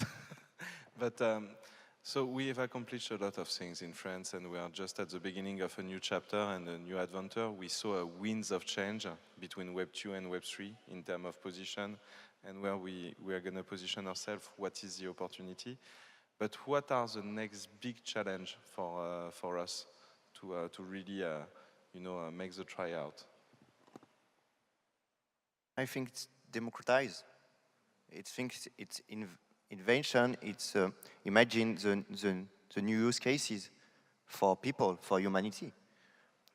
Binance is one of the actors, but we need more use cases. Not just about investment, about day-to-day use cases. And I think it's when you will see the blockchain disappear, that will have accomplished a part of this journey. So I think democratization is the best way to build this ecosystem right now. I think we still need to convince about the opportunities and the potential behind Web3 applications. And there are still many preconceived ideas that are circulating about crypto assets and that hamper newcomers on this market and mass adoption. And we are still attacked on lots of topics. And I think the main one that is raising more and more with the geopolitical context is about the environmental impact. And we know that France is looking right now and working on a report to be released to the parliament in November about the environmental impact of crypto assets. And we know that the European Commissions will need to do so. And maybe to take provisions dedicated to our industry to limit the environmental impact. But this work is led by the bad understanding of the crypto asset functioning, the differences between protocols that are not really known, the interests of such protocols in terms of security. And that's why you were talking about education. This is really important. If we can debunk those bad ideas, we have to understand what is the potential, what are the opportunities, because if we explain that crypto asset does not pollute, it doesn't answer the question that is still the main one when we are speaking to policymakers, regulators, why crypto assets expect speculation. So we do need to go on those education efforts and to convince that this is changing deeply our daily lives tomorrow. Very quickly, two additional points. First one is education. Education is everything. And keeping in mind, in this country, people have got a special relationship with finance. When I say special, it's very often negative. There is a negative perception. For one basic reason, historical one. We're not more stupid than the rest of the world, but French have put a lot in common, retirement schemes, etc. Therefore, each one of us hasn't got so much time and energy to dedicate to the management of my long-term future, which isn't the case in the US, in the UK, etc. So education. Second one is creating champions. We've got a French way to do it. Our vision is Europe and the rest of the world. But we've got to create significant players. I remember the days where we had beautiful things done a very competent way, huge competence in cognitive science, algorithm, etc. But very little players, for Edna in French. And we want to get rid of that. We want to be operating with profitable, sustainable, sound players. And we've got our way to, and I want students, I want to work here in those specialties to be able to do it and also to export themselves elsewhere. But if they want to get back or to start here, it's got to be possible. So all of us have to work on that. I agree with everything that has been said. The next step is mass adoption. And for me, there are two things for that. Prerequisites, first, education, and second, sorry, David, regulation. First, education, because we need to educate the mass of the population about a lot of things, about AML, about environmental impact, about how blockchain works. You know, on AML, most of the people don't know that now crypto asset service providers need to apply the same regulation that BEX. Voilà. A lot of people don't know that, so it's by explaining that we will encourage mass adoption. On environmental impact, today there will be the merge in the Ethereum blockchain, which will lead to 99% of decrease of CO2 emissions and environmental impact. It's a very positive thing for blockchain because it will reduce the environmental impact of blockchain. And I think that a lot of people don't know about that. So that's why Binance has a lot of actions in education. There is a collaboration with a lot of schools in French, with the school Simplon, as CZ and the minister said previously, which is the top tech school in France. We have also collaboration with business schools, ESSEC, HEC, etc. So it's very critical for the next step of blockchain. And the second thing is regulation, because for me, there will be no mass adoption if there is not a level of confidence, of trust on the blockchain technology and on the exchanges, etc. We absolutely need to demonstrate that there is a sufficient level of investor protection, and the steps currently taking place in the French regulation and European regulation, are going in the right direction. Now, we have 5 minutes, 30 seconds, so we're going to be mindful of the time. But what would be, in 1 minute each, your advice for the next generation of people that enter into the blockchain or create company on blockchain subject, or are just here today, as I was here in front of you, Pierre, in 2017?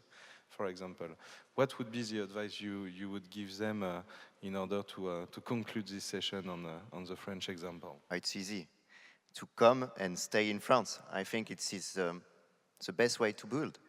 I think the ecosystem will grow up with builders, with entrepreneurs, not just investors, with this type of person. And I think it's very important to build the next champions, like Alain said, in France. Austin, you're leading a generation of new players. So yeah, to take part in the dynamics that the French industry had already launched, and not to get discouraged about the stumbling blocks that they will encounter. Actually, we are trying to raise them, so just trust us to try to help you. But there are all the good conditions for French companies to be to trust the future, even if there are still many things to do. So it would be great that we build French champions rather than foreign champions. Two pieces of advice. First one, focusing on the business case, on monetization and technology as a way to meet the target and not being per se the target. And the second one is to build up a team. We've run some surveys on success cases and some kind of mini sociology of successful entrepreneurs within the fintech ecosystem. Team is everything. Actually, as an investor, teams account for 80% of the parameters you're taking to make your own decision. So to meet the right people at the right time and to work on a business case, to make a long story short. My advice to the next generation would be trust yourself. Because I am really amazed in this economic sector I've seen very talented people, really. I was amazed when I was at the IMF because a lot of people were coming to the regulator to present their project and asking for what is the regulatory framework they need to apply. And I was really amazed to see all these talents. I would say in France, but in blockchain in general, the next generation is very skilled from a technical point of view and is also very creative. And it's something that we need in this new frontier of the technology. So really keep on, continue, trust yourself, and I'm sure that it will work. Thank you, everyone. And a few interf advice from my part as well. The first one is be smart, not clever. Go fast. Don't go perfect, but go fast. There is a first-time mover advantage in blockchain right now. It's not the people that create the perfect protocol in one shot. It's the people that create the first iteration that gets the lion's share. And moreover, you don't know where you're gonna be in 1 year. Things in blockchain move really fast. So you need to deliver fast the product you're working on. Why? Because in 2 months, maybe the context is totally different. Maybe the trend is on another subject or on this. The last advice, and I want to thank all the Binance Angels that are here with us, is community-driven. If you are community-driven, you're going to succeed in everything you do in blockchain, because at the end of the day, blockchain is right now more a community than for now a very economical sector in a way. And that's by communities that you begin with. So here my last word. Does anyone want to add any last word? Maybe a word to thank Binance. You guys have been quite committed to our market. It took us some time and energy together to convince CZ to pick up Paris as opposed to Frankfurt or London. I understand you've already recruited 200 staff in 1 year, investing significant money. So it's exactly what we want, the game to be played here, to create jobs, to commit to the environment together. So thank you. Thank you, everyone. And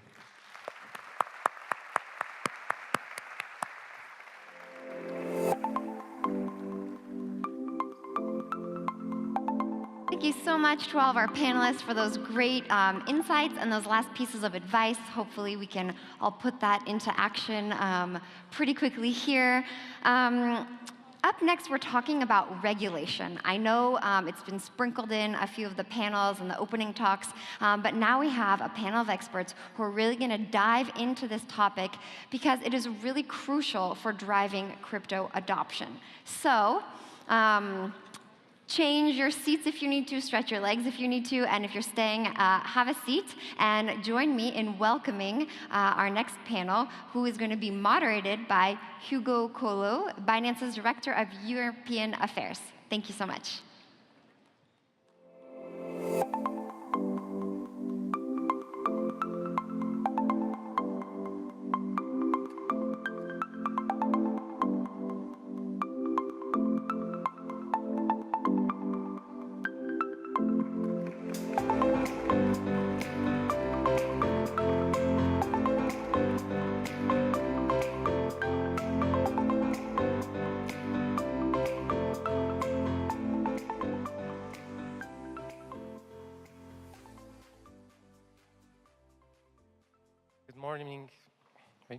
Good morning, everyone.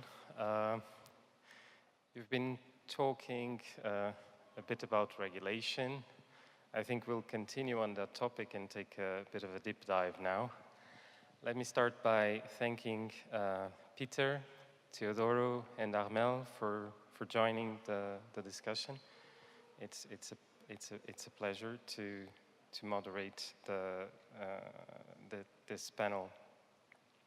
So crypto is under the spotlight of regulators. This is not new exactly, but it's sort of intensified over the past few months, I would say.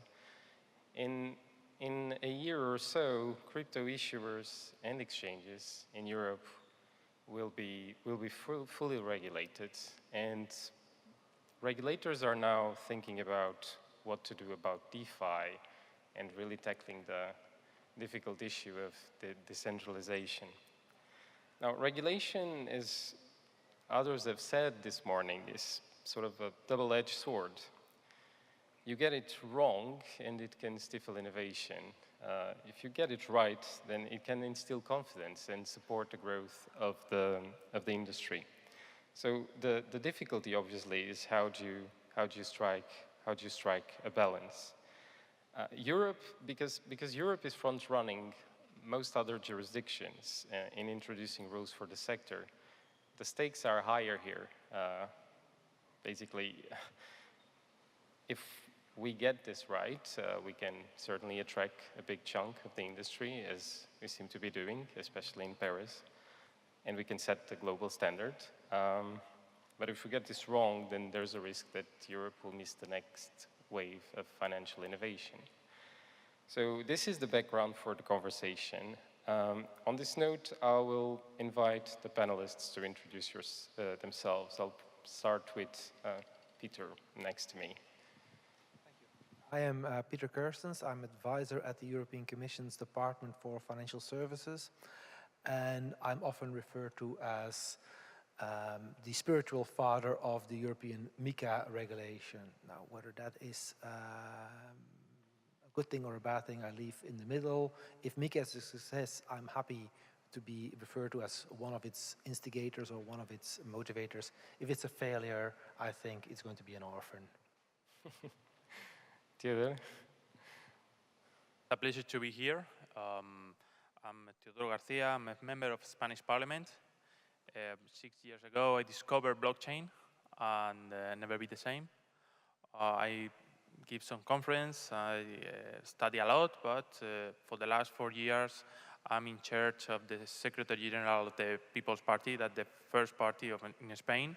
And now I leave this responsibility and I want to promote the blockchain and the crypto asset market for improving the people's life.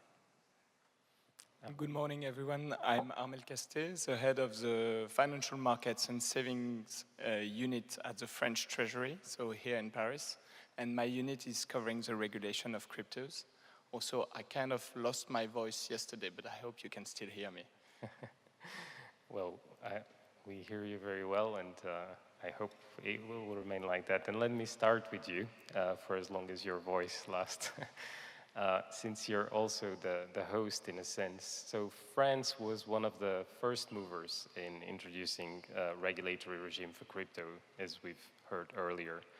Not only you moved fast, but you've also introduced a bespoke regime. So it was not just about extending rules for financial markets to crypto. In hindsight, what difference did that make? Well, I think it's a very good question because we are quite proud, actually, that we managed to move very rapidly on that front. And one has to recognize that it was not that easy. And I think the best achievement is quite simple, but still very important, is that it created this relationship between the public authorities on one side and the regulator, and the ecosystem on the other side. And the learning curve, we have to be very frank about it, was steep. Because basically we are financial markets experts on one side, or financial services experts maybe, but we are not crypto experts. And at the time, the skills within the administration was fairly limited. So we got to know each other to understand what the crypto world and the crypto community was. And also it helped to structure a little bit on basically the crypto community side, our interlocutors. Also, and it has been mentioned this morning by Minister Barrot and CZ, but I think it's very important to say, our regulators also built up some skills, and we think it's a big advantage now that we will have a European framework, because players tell us, and basically Binance told us, it was part also why they chose Paris. It was because if you go to IMF and ACPR, they already know how to license a crypto player, And they also created relationships with other authorities worldwide. And it's very important because obviously activities of Binance are international. So I think it was a great signal to tell all the crypto players that public authorities were open to cryptos, and we wanted to do it right with our regulators having a close look at this activity, but still that Paris will be a welcoming environment. Let me take that cue to pass the baton to Peter. So you said you're known as the intellectual father of Mika. In the previous panel, people talked a lot about the details, so I'll ask a forward-looking question. How much will Mika change the industry in 2 years when it comes into force?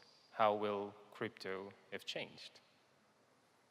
Whether the regulation will change the crypto sector, I don't really know.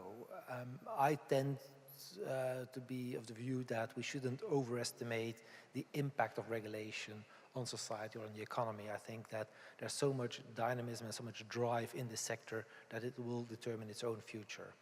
But in coming forward with this regulation, with this proposal for this regulation, we really wanted to onboard crypto activity in the European Union and to organize and to determine a mind shift among policymakers and regulators that blockchains and crypto have enormous potential and that we in Europe should seize this potential.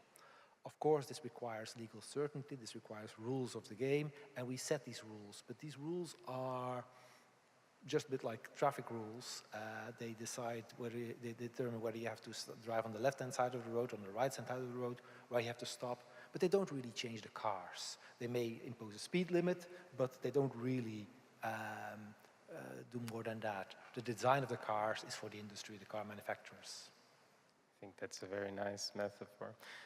Theodore, I would like to tap on your experience on tech policy more generally. What lessons can we glean from the experience of regulating, say, the internet? What is the read across to crypto? In particular, when is the right time for regulators to step in and to provide these rules so that they provide clarity but do not stifle innovation? I think that we have a lot of work to do together, regulators and actors on the crypto ecosystem. But now we have to think that the role of all people who are working on crypto is to develop a self-regulation. I think that now we are in a fragmented world. Actually, we don't have a regulation, an homogeneous regulation for internet, and we are 30 years, 20 years on internet. And now we are talking about money, we are talking about investment, and that is very important for the growth of the countries, and that is why we are now here talking about regulation, because we are talking about money.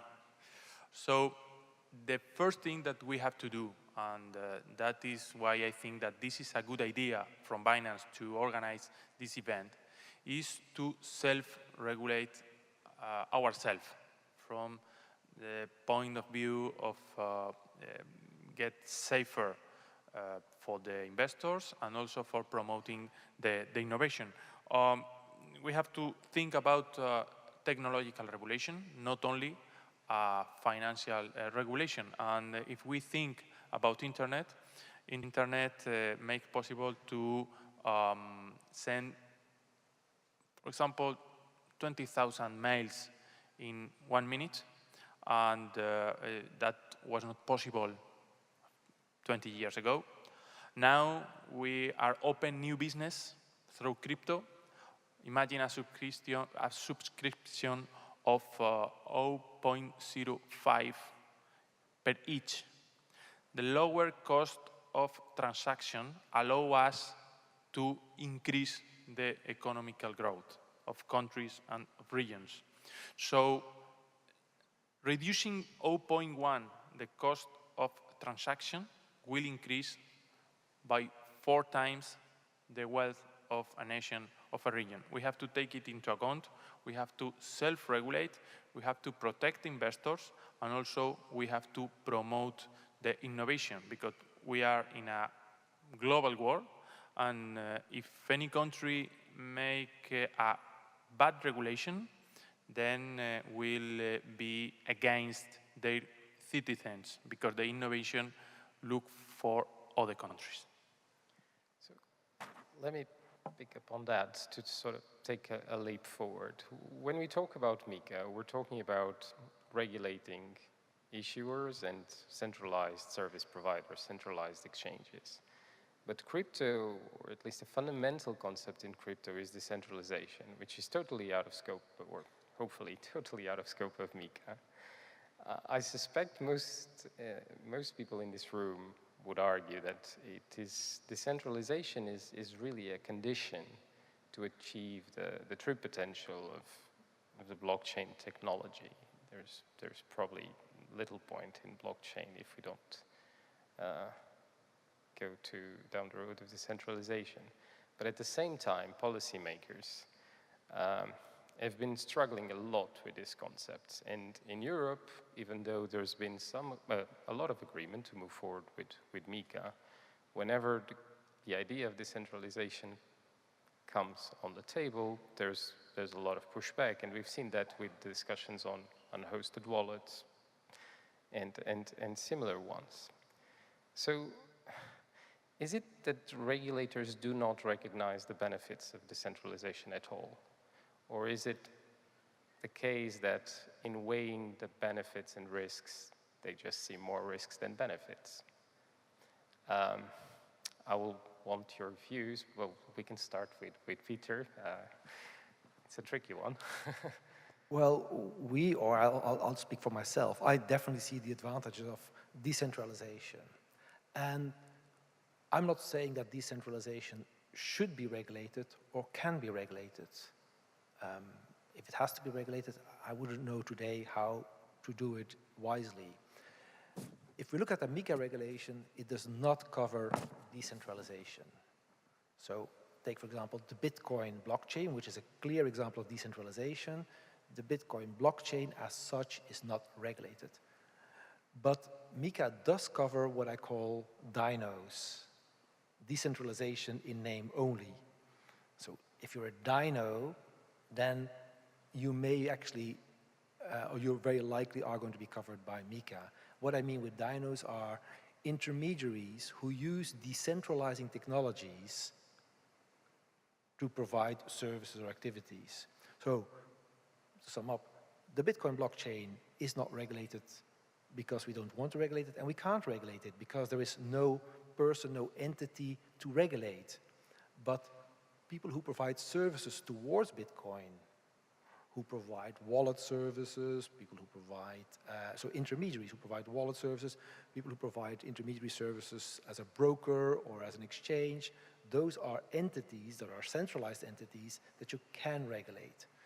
If you have a exchange which is purely a protocol, it's only a protocol which operates within a DAO, it is extremely difficult to regulate, and up until now impossible, because regulation is always administered through persons, to entities.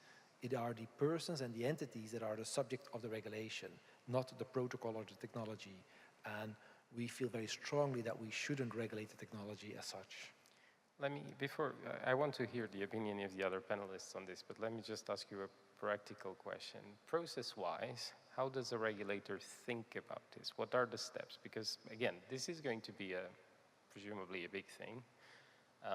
And the Commission, there's many people in Brussels that have been encouraging the Commission to think about what to do about DeFi. So how do you, recognizing the limits and the problem of accountability and identifying the entities, what's the process? How do you do that?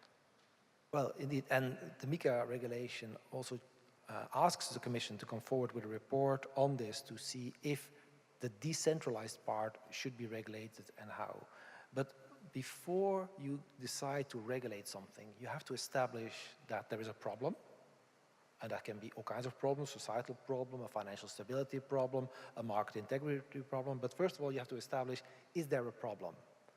And secondly, you have to demonstrate that regulation is a solution to that problem.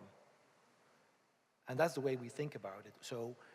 So far, we do not see a financial stability problem in decentralized finance. There are some market integrity questions about decentralized finance, but purely decentralized finance is actually quite niche, it's very small. Most of it is really in the dino space. But if this problem is material and significant and should be addressed, then we'll have to think about how can we regulate this decentralized environment that's creating this problem. And for that, you will need to find a hook into that decentralized space, because you can't regulate the code. We are a society based on the rule of law, so it's not that we're into banning activities. We can't say to all Europeans, you are not allowed to engage with decentralized protocols. That's just simply not possible. So we would have to find what I would call on-ramps and off-ramps into these decentralized protocols that could be the entry points, or that could be the targets of regulation. I'm speculating here now because we haven't reached a conclusion at all that this is necessary. No. That will be something we will be looking at. But it's reassuring to hear about the process and the steps taken. I want to hear your opinion on this, and including on the new acronym, the DINOs, if you have any views on that. So perhaps Teodoro, or... Okay. Three things. First of all, we have to explain better. Explain better, because less than 1% of people who are now sitting on parliaments, trust me, I'm with them, less than 1% knows about decentralized finance, about all crypto ecosystem. So we have to explain it better, because for regulation, it's important to point out that the crypto assets are censorship resistant and borderless. If you don't know that the crypto assets are censorship resistant, you make mistakes regulating those type of assets. For example, we have the SWIFT system banned to Russia, and now some people are using decentralized crypto to make some transactions. So we have to take into account the characteristic of decentralized finance to do that. Now regulations are focused on centralized system, but AVE are lending more than 7,000 euro per day. This is an incredible amount of money, not euro, dollars. Because now I think that we have to make an extra effort from Europe in order to win against the dollar, or to fight, not to fight, but to get a better position with the dollar. Because if we cannot build up new stable coins, if we cannot do something like DAI or something like the private stable coins, we are losing a position like Europe, like region, like countries that wants to take part of the crypto ecosystem. So that is my point of view. The top of the iceberg is that we are doing now, but we have to think about MiCA 2, the ramp, in order to create a good ecosystem for the growth of Europe.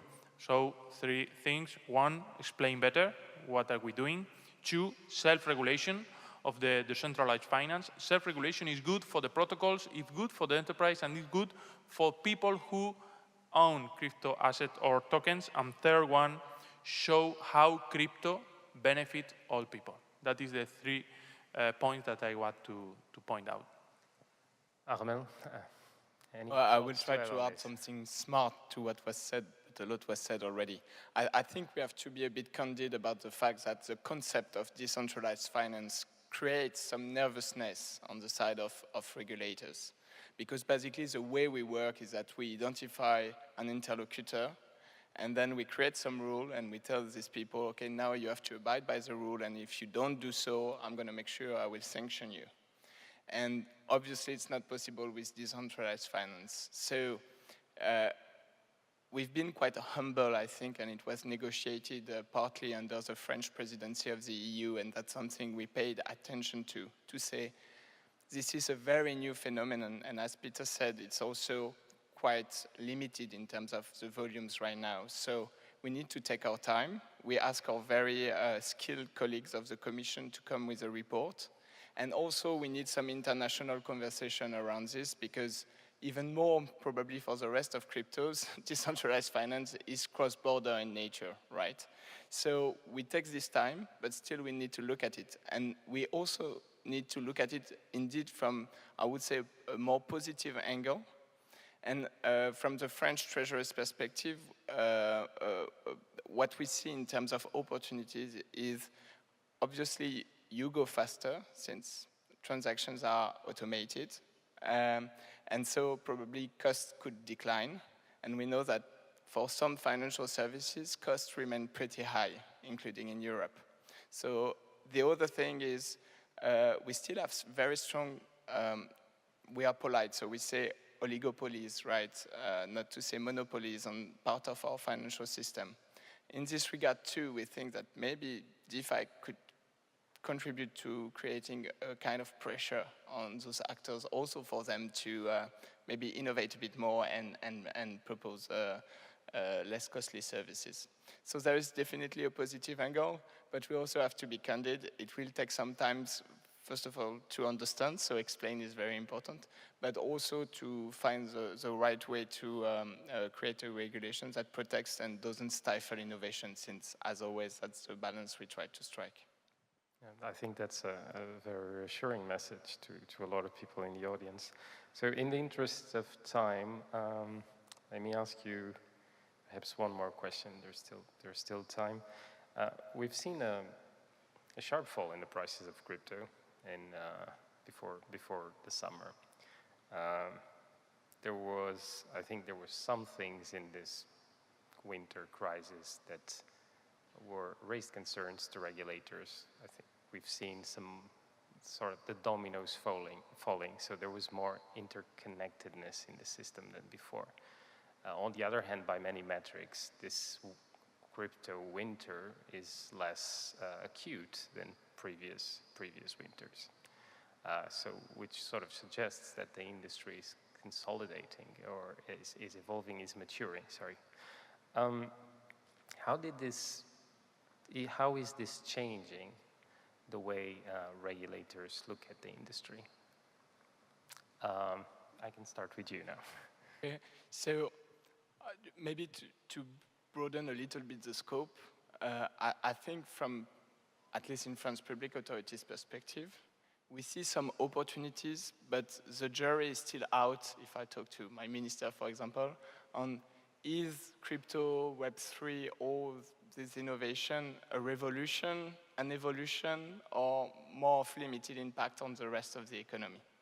And so I think it's also up to you in this room to come with projects and to develop your projects in a direction that will clarify a little bit this debate, that it's more than just a very limited evolution.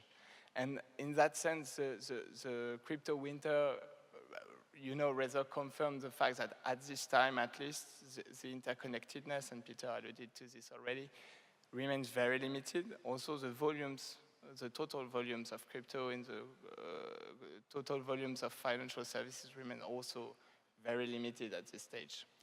So I would say the level of concern on our side was limited, even if where we have real concerns is for retail investors who've put their private savings massively in crypto. We know that the impact can have been quite dramatic. And that's why we strongly need a regulatory framework to make sure that people that want to enter this market and want to expose themselves are well informed and know the risks. From the Spain point of view, and I think for the most people's point of view, the crypto winter are no good for the crypto reputation because they dive into the sense that crypto is a Ponzi scheme. Some people said that crypto is a Ponzi scheme, but once you explain what are behind crypto, what is the technology, once you explain that 30 years ago you can communicate through a network and you can send information, and now, 30 years later, you can send value.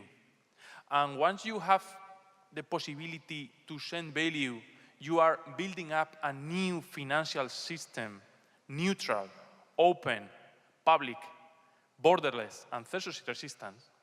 Once you explain that, and it's all about technology, it's not about confidence, it's all about innovation, then people change. But if you are talking every day about how you sell your bitcoins tomorrow, expensive or cheaper, you are introducing a variable that is not good for the crypto ecosystem and is not good for technology. No? So I think that we have to explain and we have to change their opinion, focus on technology, focus on the possibilities that people can develop. No? For finishing this part, I would like to say that thanks to blockchain, thanks to crypto, nowadays we can invest in enterprise like Apple from the garage, from the early stage. So internet changed the stock market. At the beginning, all people went to stock market. Now anybody are in the stock market, all are operating by mobile phones. In the future, people launch tokens, not go to the stock markets. It's my opinion. Peter, in 30 seconds, did it change your views? It didn't change my views, but there are many regulators who are crypto skeptics, and they see in crypto winter the evidence, the proof that this is going to end in tears, that you see this was just going to be, it was a bubble. But we've had crypto winters before and it's covered. And normally, if I get my seasons right, crypto winter is followed by crypto spring and then crypto summer, and then there'll be crypto autumn and crypto winter again. It's not crypto ice age. And I think that, but it has a very positive effect because it demonstrates also to users who can lose a lot of money if they've been uncareful, that crypto is not your free ticket to your Lamborghini or to retire early. It is an asset, it's a volatile, or they're volatile assets, present enormous opportunities, but also because of their volatility, risks.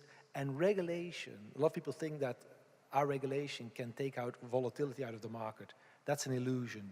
We do not intend to take volatility out of the market because we can't take volatility out of the market. So I think that people who were pro-crypto see winter as just a season you have to go through, and people who are anti-crypto see it as the evidence that this is going to end soon. Well, certainly there's, after winter comes spring, as you said. Let's end with a forward-looking message, just telegraphic. As policymakers, speaking to an audience of people in the industry, speaking to the crypto community, what you want to see from them in the coming years? What innovation? What change? We can start with you. Well, I would like to see useful applications of blockchain and crypto. There are currently thousands and thousands of cryptos out there on the market. And most of them, you sort of say, well, what's the point other than speculating? Now, if people want to speculate, that's fine by me. But they serve no useful purpose. Blockchain technology and crypto assets have enormous potential for useful applications. And I'm looking forward to seeing these useful applications coming to the market, be it in utilities, gaming, whatever. Titoro? I think that blockchain is a new technology and Bitcoin is just only an application. Value is just only an application. I keep in touch with some projects like Ethic Hub that use cryptocurrency to lend for agriculture who doesn't have access to bank accounts. So those type of projects that improve people's life is the type of project that I want to see. I want to see how crypto help biodiversity, help CO2 sequestration, help daily life. I think that it is possible, and I think that all the community have to work together in order to achieve. Yeah, and finally, maybe we do hope that crypto players will have a look at the pilot regime. It has been mentioned this morning already. It's this big sandbox, basically, we hope will contribute to modernize the financial instruments chain, from settlement to custody, issuance, and blockchain could contribute probably to greatly to a modernization of how our financial markets are functioning. But there too, the jury is still out on what will come from private market players, and we do hope that it will create a lot of opportunities and yeah, new projects. Okay, thank you very much. I hope the journey from dinos to the Ice Age that is going to end soon was interesting, and again, thank you very much to the three of you.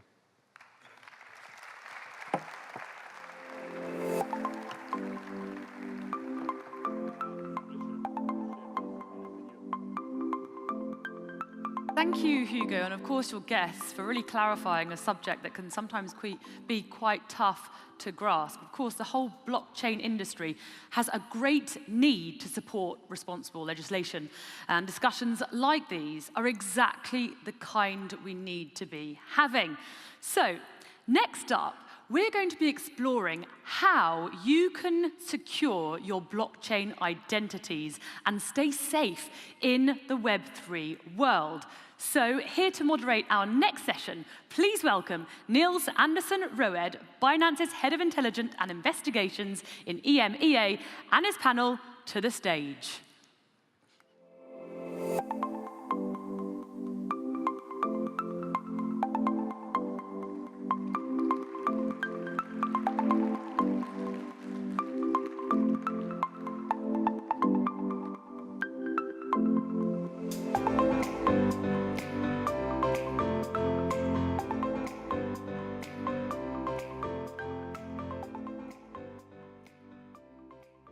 So thank you very much for the warm welcome. Let me quickly introduce our guests for this panel about law enforcement, blockchain, intelligence, security, and investigations. To the left of me, we have Aruna Costa. She's the VP of Government Solutions at Elliptic, and she leverages her deep experience as a practitioner in financial crime and fraud to advise Elliptic's public sector customers on the evolving risk of crypto assets, supporting government agencies to successfully leverage blockchain analytics to detect and investigate financial crime. And with over a decade in traditional forensic investigations, financial crime prevention, and compliance with Kroll and EY, Aruna applies a real-world experience when guiding customers on how to best use Elliptic's crypto AML software and services. Thank you very much for being here. And then next to her, we have Philip Aman. He's the Head of Strategy at European Cybercrime Center, EC3. And EC3 strategy is responsible for assessing and acting on relevant trends and threats related to cybercrime and cybersecurity. And other key areas of responsibility include providing strategic support to investigations, prevention and awareness, capacity building, and engaging with EC3's industry advisory groups. And Philip has worked in various fields, including the financial sector, global disarmament, international investigations, and on issues related to safety and security in cyberspace. Thank you. We have Guy Gino. He's the special agent with Homeland Security Investigations based in Portland, Oregon, and he's worked in federal law enforcement for over 27 years, where he has primarily worked on money laundering investigations involving narcotics trafficking. And in 2013, Guy initiated an investigation into the sheep marketplace with a theft of 5,400 Bitcoin, where he used the blockchain to manually trace and document the theft. And his effort led to the successful prosecution of the offenders and subsequent seizure of stolen Bitcoin. And it was HSI's first independent investigation related to the illicit use and money laundering of cryptocurrencies, and since that case, Guy has served as the lead investigator on dozens of investigations targeting darknet narcotic vendors. And he also shared his knowledge and experience by providing training to hundreds of state and federal law enforcement officers and regulators globally.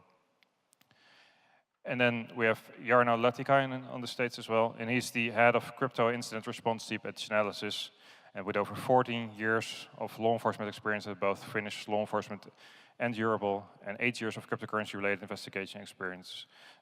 He joined his current team, and he has been working on ransomware, dark web, hack incidents, scam, money laundering cases, and all around the world. So we have a lot of knowledge in this panel, and we're going to discuss a little bit more about the blockchain security and also the cryptocurrency investigations. So to start off this, this panel, I would like to ask you, Aruna, what do you consider to be the main threats the cryptocurrency world is currently facing? I think from my side, on the industry perspective, I think the main thing would probably be cross-chain crime. I mean, for thinking of it contextually, right, we're a long way away from where we were back in 2009 with the launch of Bitcoin, and we now have hundreds of different chains and assets, and it's a much more diverse economy than we had before, but until recently, they were very separated, they were very isolated.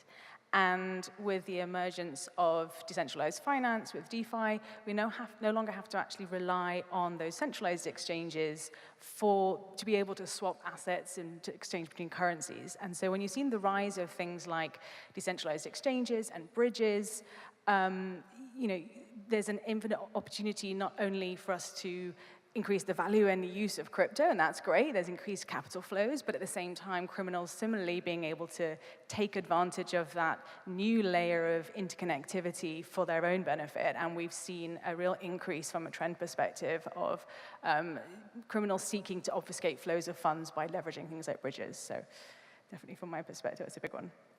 Thank you very much. Philip, do you have anything to add to Aruna's views? Basically what she said, you know, I think it's definitely the criminal abuse of the cryptocurrency ecosystem. And I think it's, first of all, obviously all the, criminals modus operandi that we see and certain types of, criminal activities take ransomware. Obviously, as one of the main threats, where I heard the expression, cryptocurrencies are the oil that keep the, ransomware fire going. And I think there's some truth to that. But I think in addition to that, and you alluded to that, Aruna, is I think as we move into the decentralized finance space, I think it's also complexity. So I think one of the threats, inherent threats, and not just for law enforcement, but also all the other actors in the cryptocurrency ecosystem, is the inherent complexity that comes with it, which makes it, even if you use it in a very legal type of way, take liquidity mining, for instance, it's complex, it's hard to understand, and I think that in itself, complexity creates risks as well. Okay, thank you very much. And then I want to switch over to Guy and Jarno. From a law enforcement perspective and also an industry perspective from Chainalysis, to start with law enforcement, how is law enforcement able to address these challenges? If you're also seeing these challenges, obviously. Well, it wasn't easy. It still isn't easy. The challenges exist. But like anything else, it's education. It's understanding how it works. In our role, it's a little bit different because we're reacting. These instances are being exploited. Crimes are taking place. Victims are there. And we have the difficult task of trying to figure out not only what has occurred, but how to present it in an evidentiary, in a way that evidence that would support our criminal cases.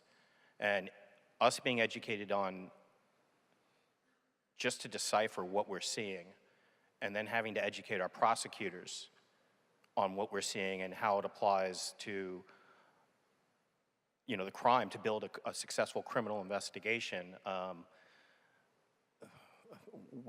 How we've been addressing it is really just trying to understand it, educating ourselves, educating the others, and then, like anything else, coming up with a good strategy for each case. It's case by case. It's not, there's no cookie cutter mold on these investigations. It is, they each have unique attributes which we have to address. So,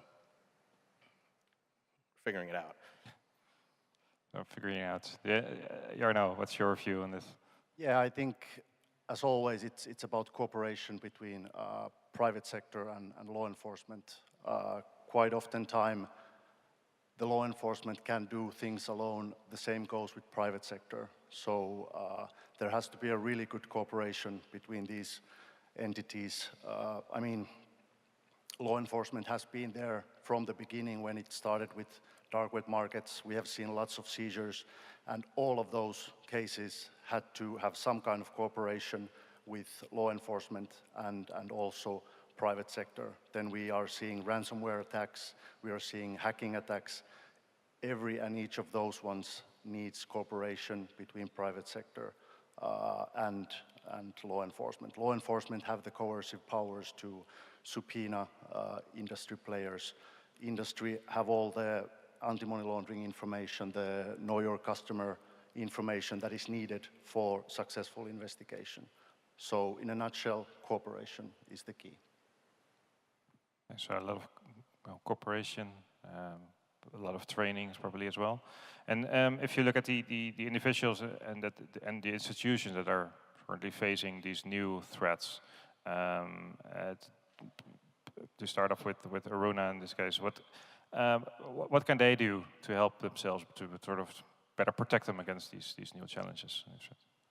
I mean, I think in the most simplest sense, I'd say make sure that you are leveraging the intel and the technology that is available, you know, from an investigative standpoint, from a compliance standpoint, to make sure that particularly for institutions that you are essentially stopping criminals and scammers from leveraging your platform for illicit activity, but specifically making sure that you're getting the full breadth of the picture, that you're looking at it holistically, you're understanding exactly what that breadth of activity is effectively, and doing it programmatically and doing it at scale, because you need to be able to keep up with the pace of criminal activity that you see in the sector. And I would also say, leaning into what some others have said around education, staying up to date with trends and the typologies and understanding what's happening in the industry and exactly how to mitigate it. So I think absolutely education is critical. Yeah, and Guy, you're probably seeing a lot of victims as well. Victims, yeah, maybe lost money or are other way targeted by these kind of threats. Do you have any advice for them? It's roughly the same thing. It's educating yourself on, well, I have different victims on different types of crimes, but education, having an idea, being aware that if it's too good to be true, it is most likely a scam. Securing your credentials, securing, taking the appropriate measures of not trusting people with the different, your seeds or your passphrases for your equipment, your devices. But educating yourself that, like for instance, if there's an investment opportunity and doing the research on it and taking a look, does the website does it seem legit? Is there the mode of communication, they're communicating with you back and forth with secure email? There's a reason for that as opposed to mainstream methods. And take a deep breath. Don't just dive into something. I see a lot of victims that just jump at what they fear of missing out, and in doing that, they expose themselves and they're exploited. So education, taking the proper steps to secure where your assets are, kind of common sense type stuff, and don't rush into anything. Research it. The fear of missing out, in the end, it may result in you losing a lot. You have anything to add? Yeah, really echoing what Guy is saying. Basically, like standard cybersecurity rules should apply both to individuals and also institutions. With individuals, that would mean keep your passphrases safe, your private keys safe. With your emails, don't click every link you're getting. Basic stuff, really. And when it comes to institutions, I think you need to have proactive measures and also reactive measures. So you need to make sure that your code base is intact, it's solid. Also that your culture in your organization when it comes to cybersecurity is safe concerning emails.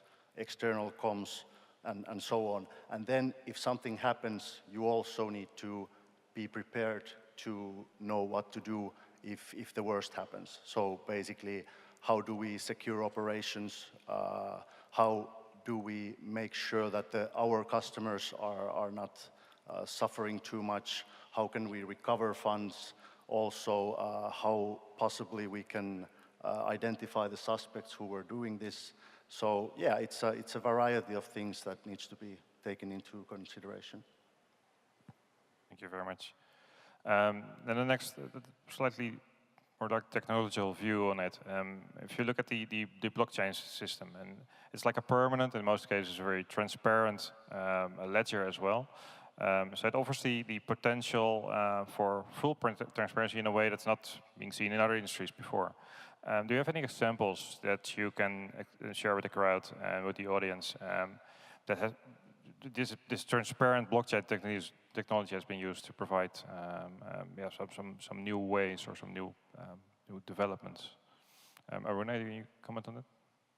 Yeah, I mean, I think the fact that you're able to really associate real-world identities and gather that information and associate that to blockchain addresses means that you are able to then see a full history of a transaction. You're able to arm yourself with a good understanding of who you're interacting with, who you're doing business with at an institutional level. And as a result, you're actually armed to be able to make much more efficient risk-based decisions. It also can make it more complex to make those decisions. I think that's the other side of that coin.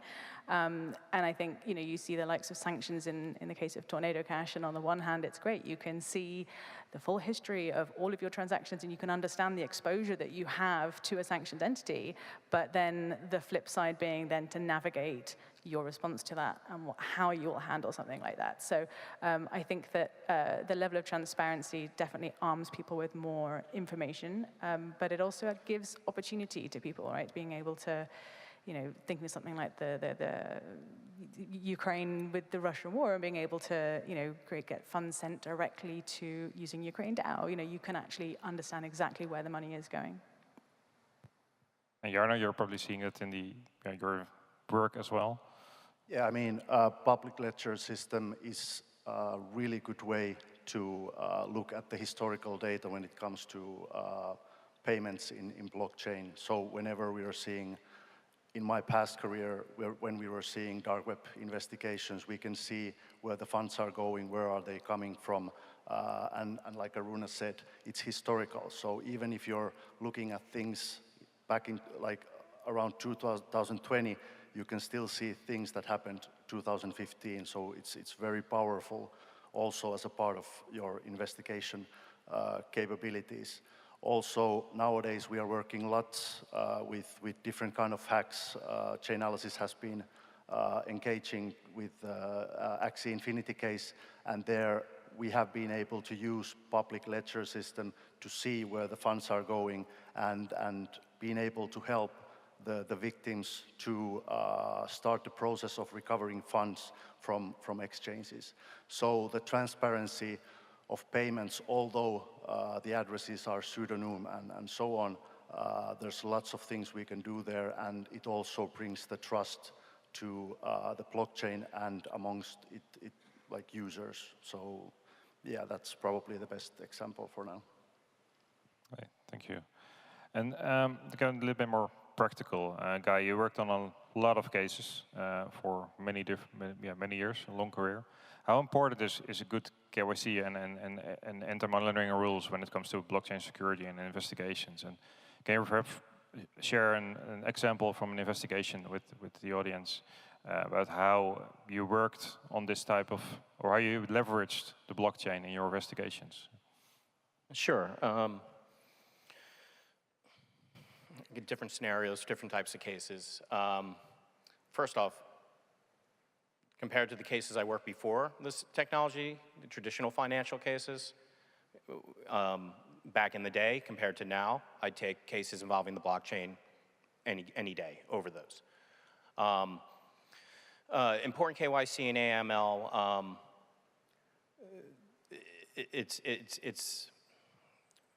in some instances, on some investigations, it will be what makes or breaks an investigation.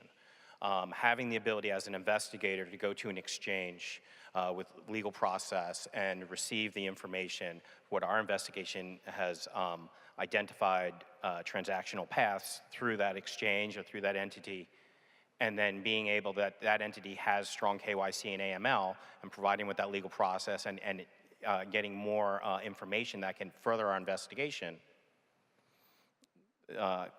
is great.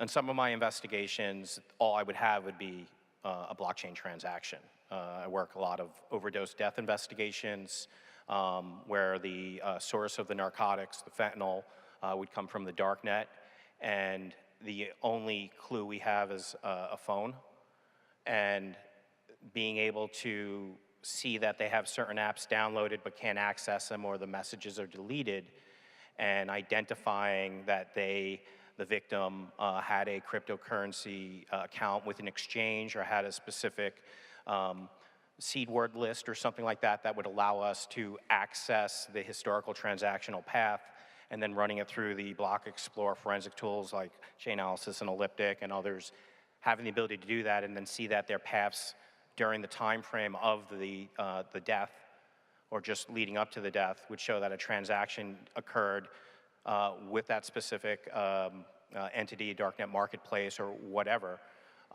That's extremely beneficial. Without having that, those cases would not be solved. So I think that exchanges and entities that have to employ very strong KYC and AML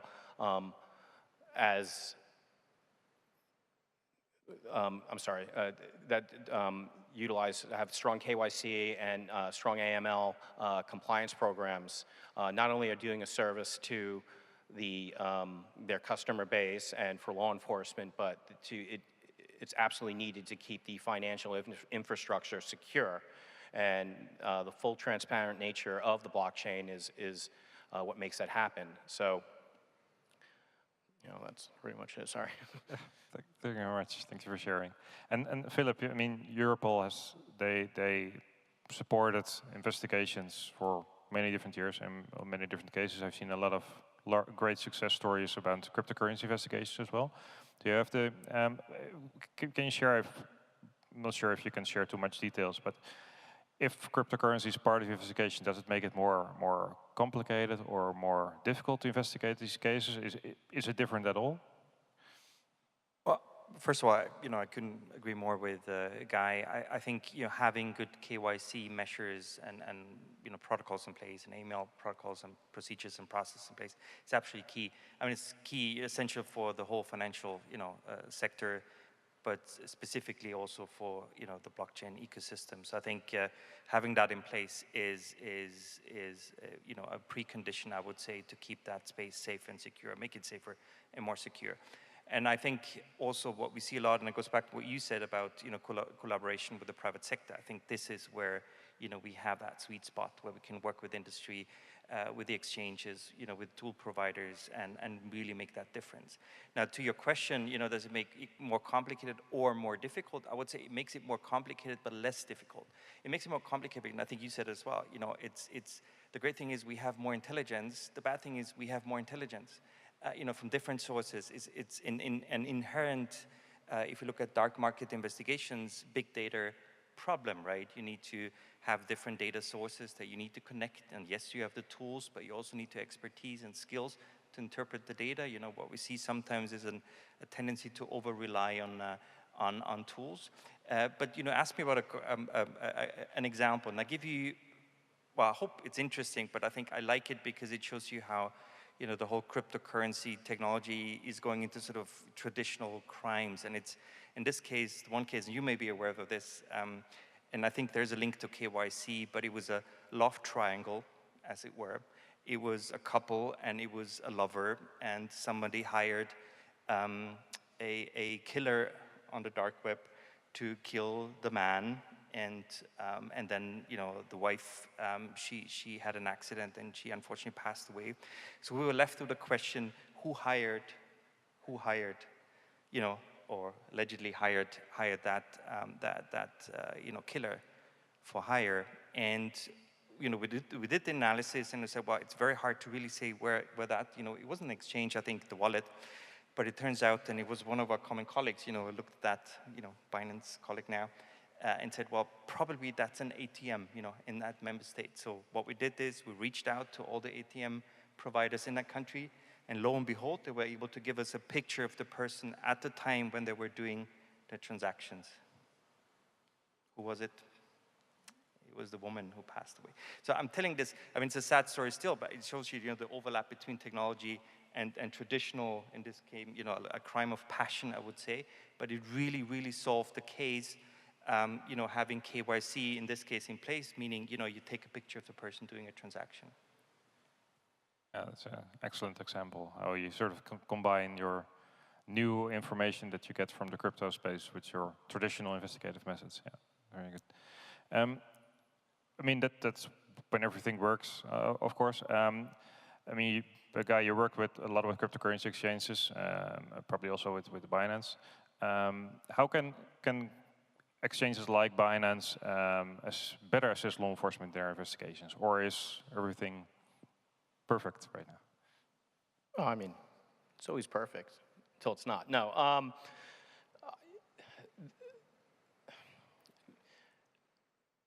I think one of the main things that if any of the people from the industry that are dealing with exchanges takes from this is when law enforcement's requesting information, it's having it in a readable format would be helpful. Binance is excellent. Some of the major exchanges are excellent in how they present the information. There are others that just give you a data dump, and it slows down our ability to process and analyze the data. Having the ability to have someone in, for instance, the law enforcement group or a liaison with the exchange or whatnot, being able to work with them and have it, I will have to share a little bit about my investigation in the hopes that I can get the assistance needed, and maybe at sometimes even a second set of eyes on it to be like, this is what it's looking like to me.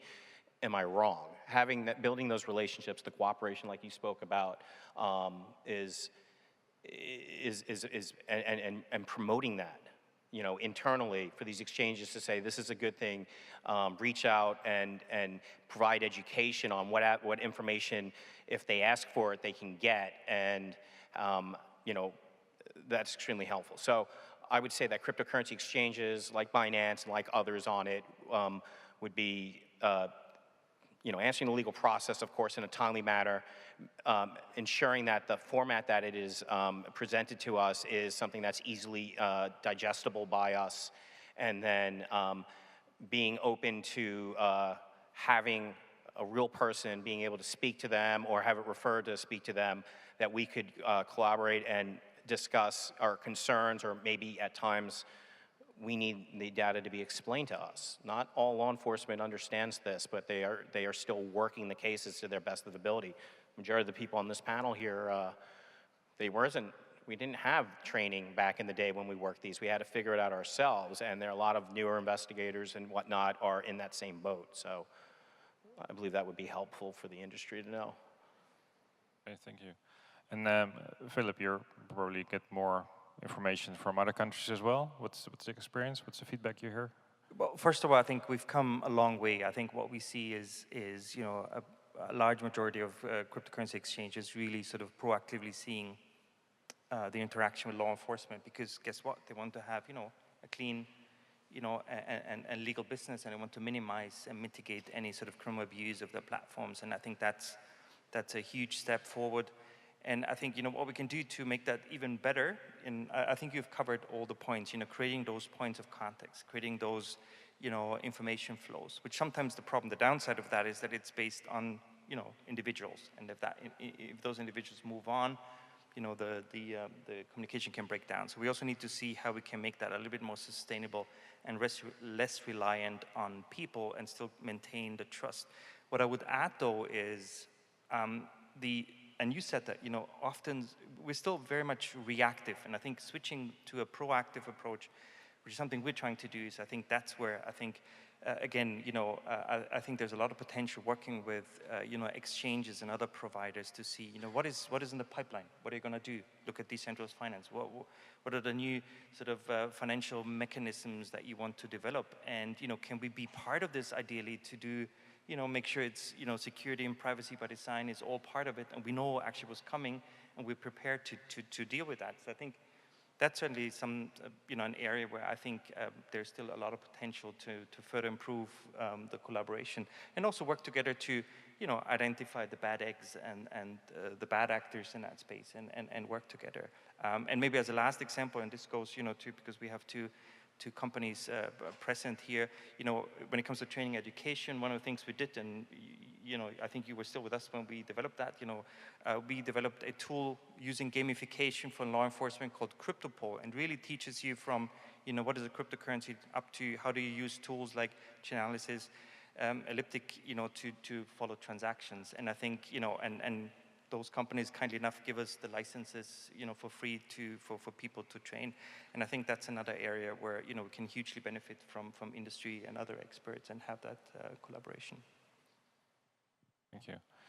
And then, well, you already touched on it, Philip, but looking at the future, and I think this whole Binance Blockchain Week is all about it, decentralized networks, virtual identities, the metaverse, decentralized autonomous organizations, all those new developments. How do we stay safe in such a crypto ecosystem where people are, and the projects we interact with can be completely anonymous?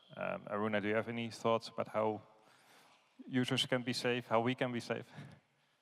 Yeah, I mean, I think, look, first and foremost, I think that in terms of being able to stay completely anonymous, I think we've talked a little bit about things like KYC and the breadth of intel that's out there, and the ability to make those associations between those real-world identities and activities. So, most of the time, whatever you do, whether you are, trading assets or whether you are, acquiring and you're owning things, it all relates to one or a number of crypto addresses. So we are able to have that connectivity and map out a lot of that identity. But I think that in terms of how we stay safe, I think that, whether it's technology providers and analytics providers like myself or anybody across the ecosystem, we've talked a bit about education. I think that's really, really critical, and it's something that we all have a responsibility to share that information that we find, to be able to share emerging trends that we identify as we identify them, because we all have to benefit from it. And if we're going to work together effectively to be able to stay safe and keep each other safe and keep the infrastructure safe, we have to make sure that we're working collaboratively and in partnership, for sure. Bernard, do you have anything to add on that from your point of view? Yeah, I mean, I think whenever it comes to new technology, inevitably there are wrongdoers that will try to benefit from that, and that's also part with the decentralized network. We have been seeing that already.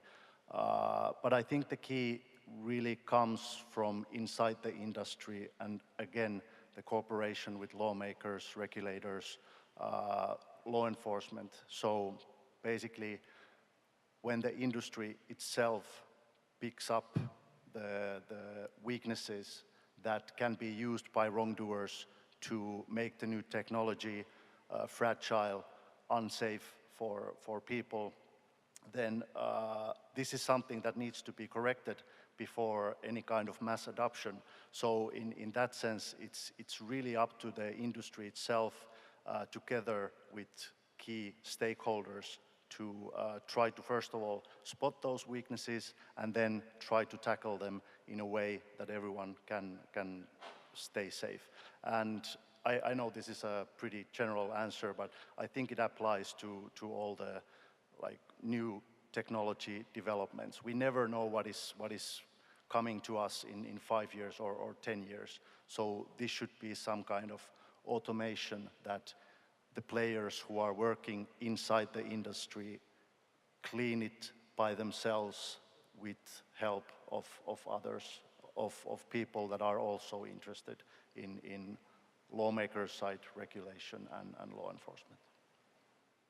Okay, thank you. So if I sort of try to well, could summarize what you all discussed. It was, if you look at the users, it's do your own research, educate yourself, be careful what you do in your systems, don't do crazy things that you otherwise shouldn't do either. I think you touched on that mainly, Guy. And then from the industry perspective, we need to work together as an industry. I think that's a very important one. And then of course also with law enforcement as well. There's a lot of, I think it's a very powerful combination probably. That's what I got back from you guys. Are there any final thoughts that we haven't yet touched on that you think should be discussed here? Otherwise, let's see, where am I? Yeah. Because what I'm seeing from the current trend, what we're seeing right now in the crypto space, and there's a lot of publication about it as well, is, for example, users are getting scammed. And it probably comes back to the fact that on the one hand, you need to do your own research, but probably also, if you have done your own research and you have the knowledge, then maybe also share that knowledge with people in your environment. I'm not sure if any of you have seen that kind of things as well. Guy, have you encountered any, for example, scam cases where you've been able to help out the suspect, but have you also seen that people actually are being helped by their environment in that sense? So, at least from what we're starting to see, the trend that the industry is looking at in regards to the victims being subsequent to fraud involving like romance scams and investment scams, and as these things start making way and more light is shined on them, I noticed that none of these scams are new. There are no new scams that I've seen yet. They're just wrapped in a different way. The traditional financial scams with where they basically state that, you know, it evolved to the phishing scams where they'd have to make a payment or they'd steal someone's information or mailing list and reach out to grandma and she'd get a phone call or text message saying that her grandson got arrested and she needs to do a cryptocurrency payment so he doesn't go to court to make it clean. They're preying on individuals that aren't in the know. They're instructed to open up accounts. They're giving YouTube videos. They're giving locations where ATM machines are, and they're setting up accounts with exchanges. And I think that one of the big hurdles we have is we're too late. We find out too late. I find out too late. It's usually handled on a state and local level. The state and local level finds out too late. And what would be helpful and going forward as these things start coming is maybe when people are setting up accounts, and a lot of exchanges have it, but making them feel it's okay to report if you were a victim of a crime sooner than later, I think that would be beneficial. Part of the education end that we were talking about. Just to add to Joel, I think one of the things with that example that is really clear is that irrespective of the scenario, you're not investigating technology, you're still investigating people. And ultimately, what we have is new intel, we have more information, we have more transparency to allow us to do that, and we have extra pieces of the puzzle. But it's always, I think, coming back to that point, it's the people behind it, and people make mistakes, and that's how we're able to investigate, how we're able to identify, and ultimately take things forward.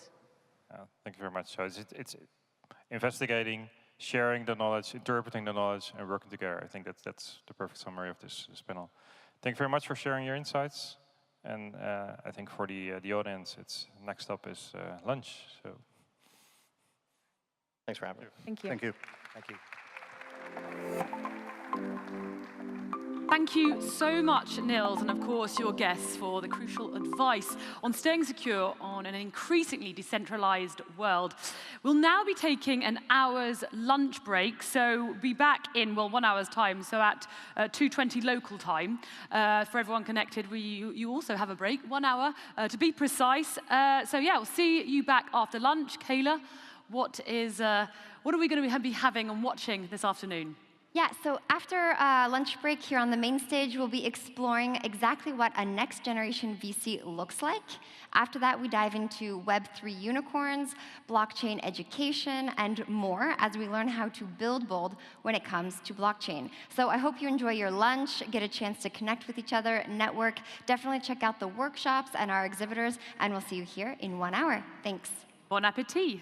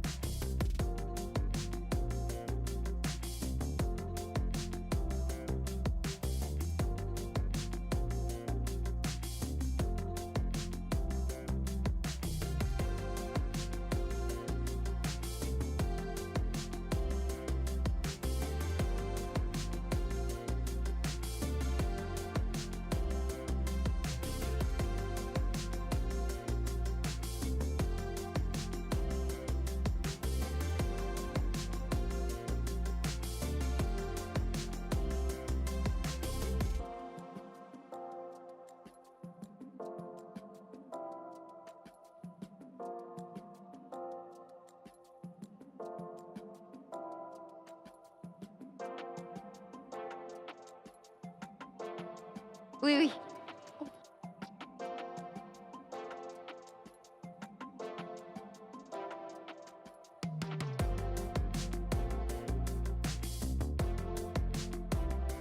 We'll be starting in minutes. Ladies and gentlemen, can you please take your seats? The next session on the Next Gen VC will be taking place in 3 minutes' time.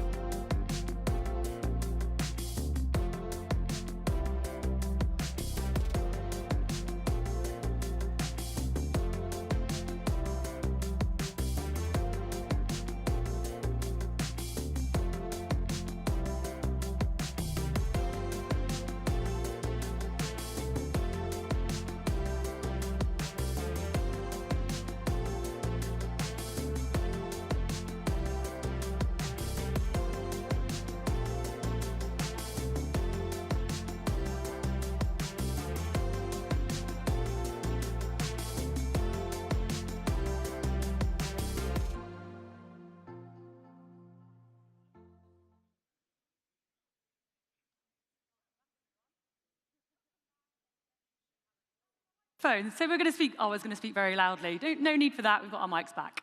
Well, welcome back everyone. I hope you're all well seated after an hour-long lunch break. Yeah, and I hope you guys got a chance to connect with each other and take a look at all the cool exhibits that are going around. I know Haley and I got a quick chance to pass through, and there's really a lot of cool things going on. So yeah, Haley, what are we talking about this afternoon? Oh, we have a very full agenda for you here at the Binance Blockchain Week. Well, without a doubt, the VC experience in the Web3 world is going to be a great deal, completely different from what we've been used to with, of course, Web 2.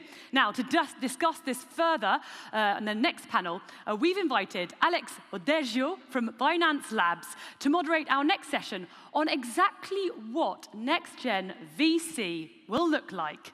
Let's please give them a warm welcome.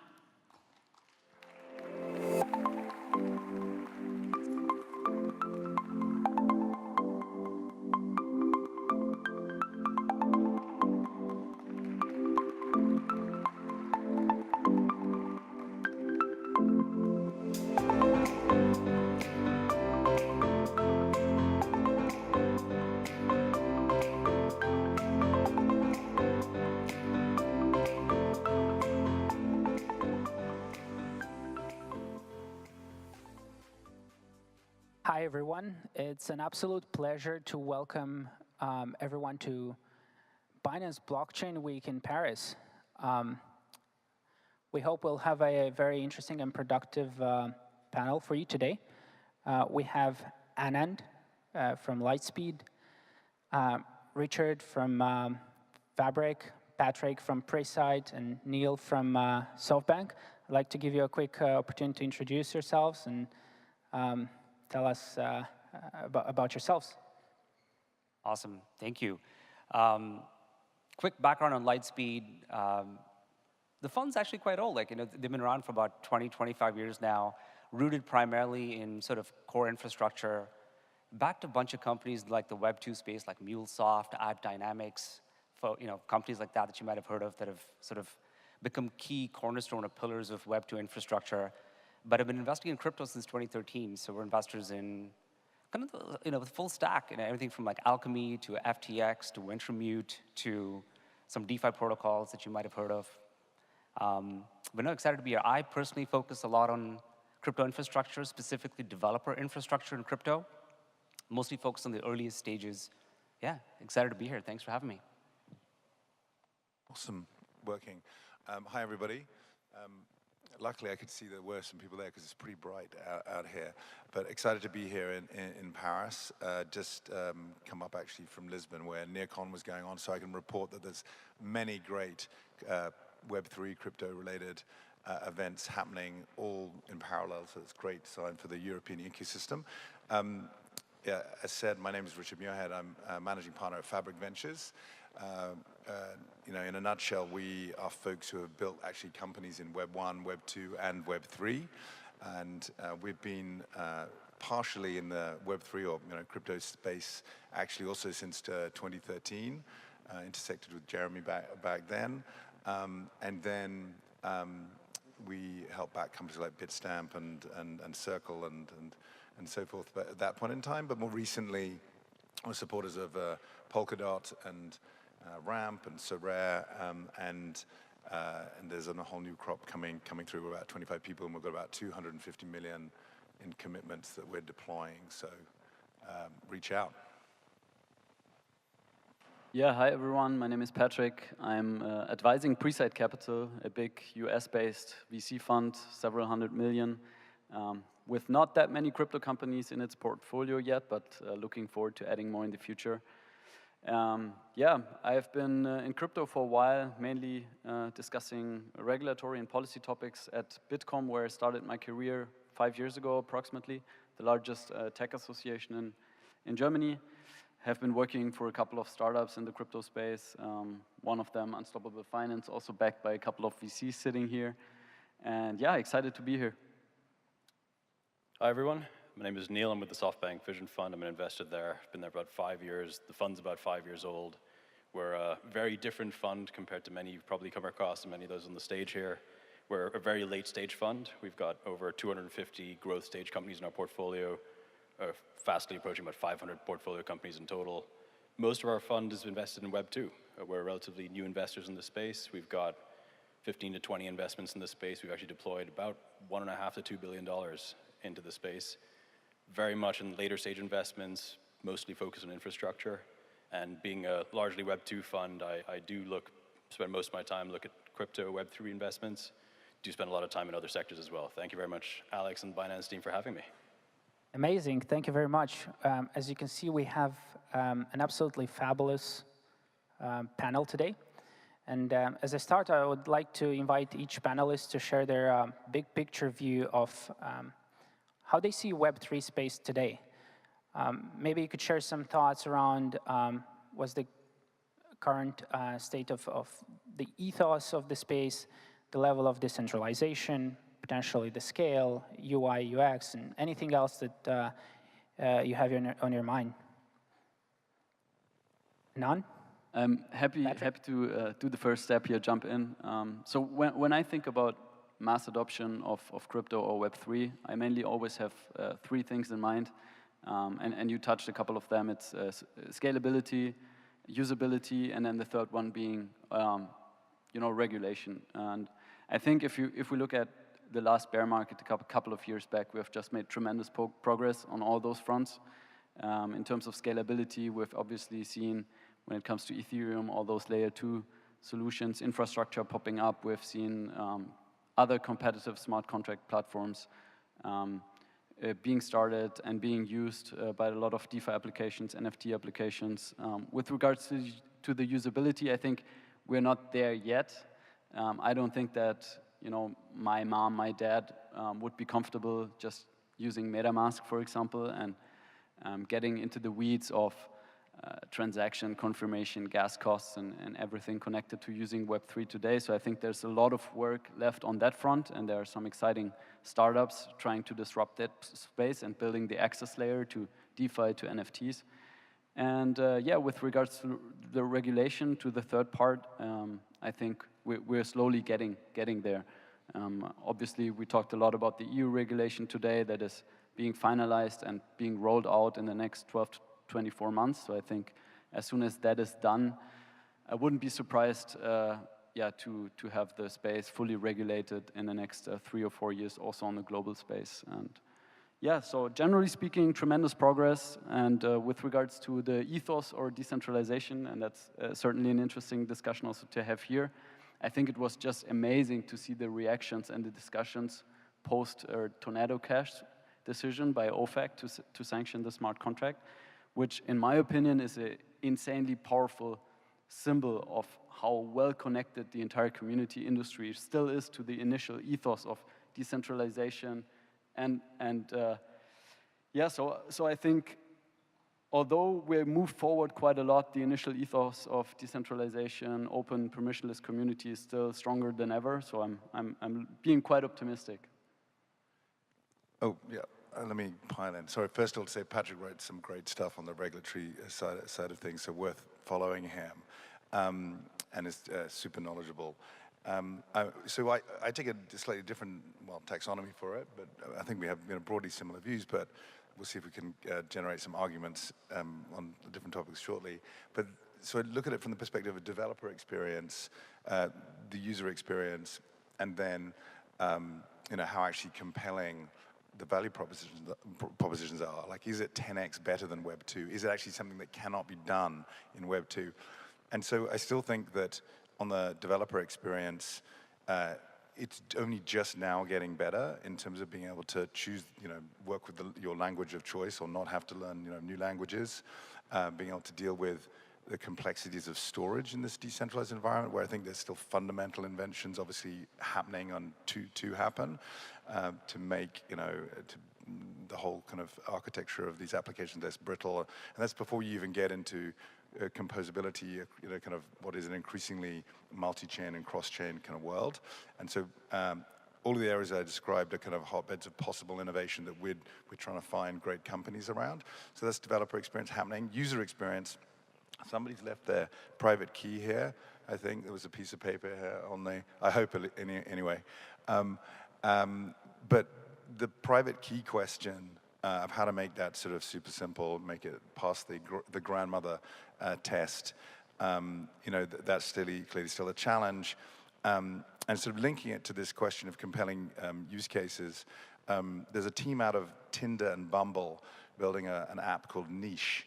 I think anybody here not know what Tinder and Bumble are? But Niche is in that same vein, but building it on a kind of Web3 principles and doing it in a kind of progressively decentralized way. And the first thing about them is that they're actually building on Near, but the thing to note about them is that they're used to extremely slick onboarding. And for them, it was quite a shock and quite a kind of like they felt they went back 10 years in terms of trying to get that type of onboarding working and user experience. And so I think that gives us a measure of where we are not yet, there. And then the question is, to link those two is, so what does 10x or previously impossible dating look like? What's that experience for the user? What is the kind of, that makes someone go, well, I'm really not getting what I want out of Tinder, I need to go to another, is it because I get to take my data and move it to another dating app? Or is it because I can now believe what someone tells me because it's kind of like verified and provable, through the blockchain that you attended this event or something. What is it? And I think that's for the voyage of discovery they're on. But I'm just encourage the founders out there to spend a lot of time. These other things, UX and DX, will come along. But at the end of the day, if you don't build something that people really need, then we're not going to have killer apps.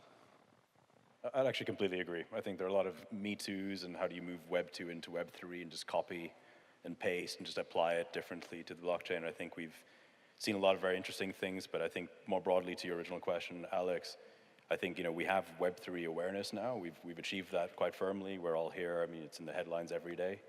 We don't have Web 3 usage yet, right? We have a lot of great experiments. We don't see nearly as many experiments as my fellow panelists here, but I think what we do also have a lot of is building blocks. And I think the building blocks are also being constantly updated, upgraded, right down to the hardware being customized for purpose, fit for purpose for this industry. So we tend to take a very different viewpoint on Web3 as to where we can come in. We're very much all about, we see there being potential. We don't prescribe or even know all the directions of possible innovation and value creation in this space. But I think what's really exciting to us is to be able to enable adoption. And so where we focus most of our time, attention, energy is really on infrastructure, for enabling adoption, user access through wallets, making it safer for people to interact with protocols. We've invested in a few of the smart contract auditing firms and so on, and more beyond that to staking infrastructure, node infrastructure, block distribution, things like that, which are absolutely fundamental to enable a lot of these application layer protocols and a lot of the great stuff that I'm sure you're all building on to really meet reality, but also have a great user experience for the end customer to really just further that network effect through and throughout. So I think we're tremendously excited. We're spending our time at a very different end of the spectrum, perhaps from many others. But I think what's also great for all of you is that you do have later stage investors now spending material time in this space. It's not just pre-seed, seed rounds getting done, and there are many of them right through this so-called bear market. But I think more than that, you have large Series A, and then hundreds of millions of dollars going to continuing to fund successful, growing business in this space, really proving out that use case. Yeah, I'll just add my 30 seconds. Completely agree with what these gentlemen have said so far. A lot of you here are builders, right? You're building your company, you're building your product. And I think just like when you get started, there's a couple of things you want to look for, right? One, you want to pick an audience, a demographic that is going to be the ones you target out of the box, right? Like you don't want to be too broad when you go to market.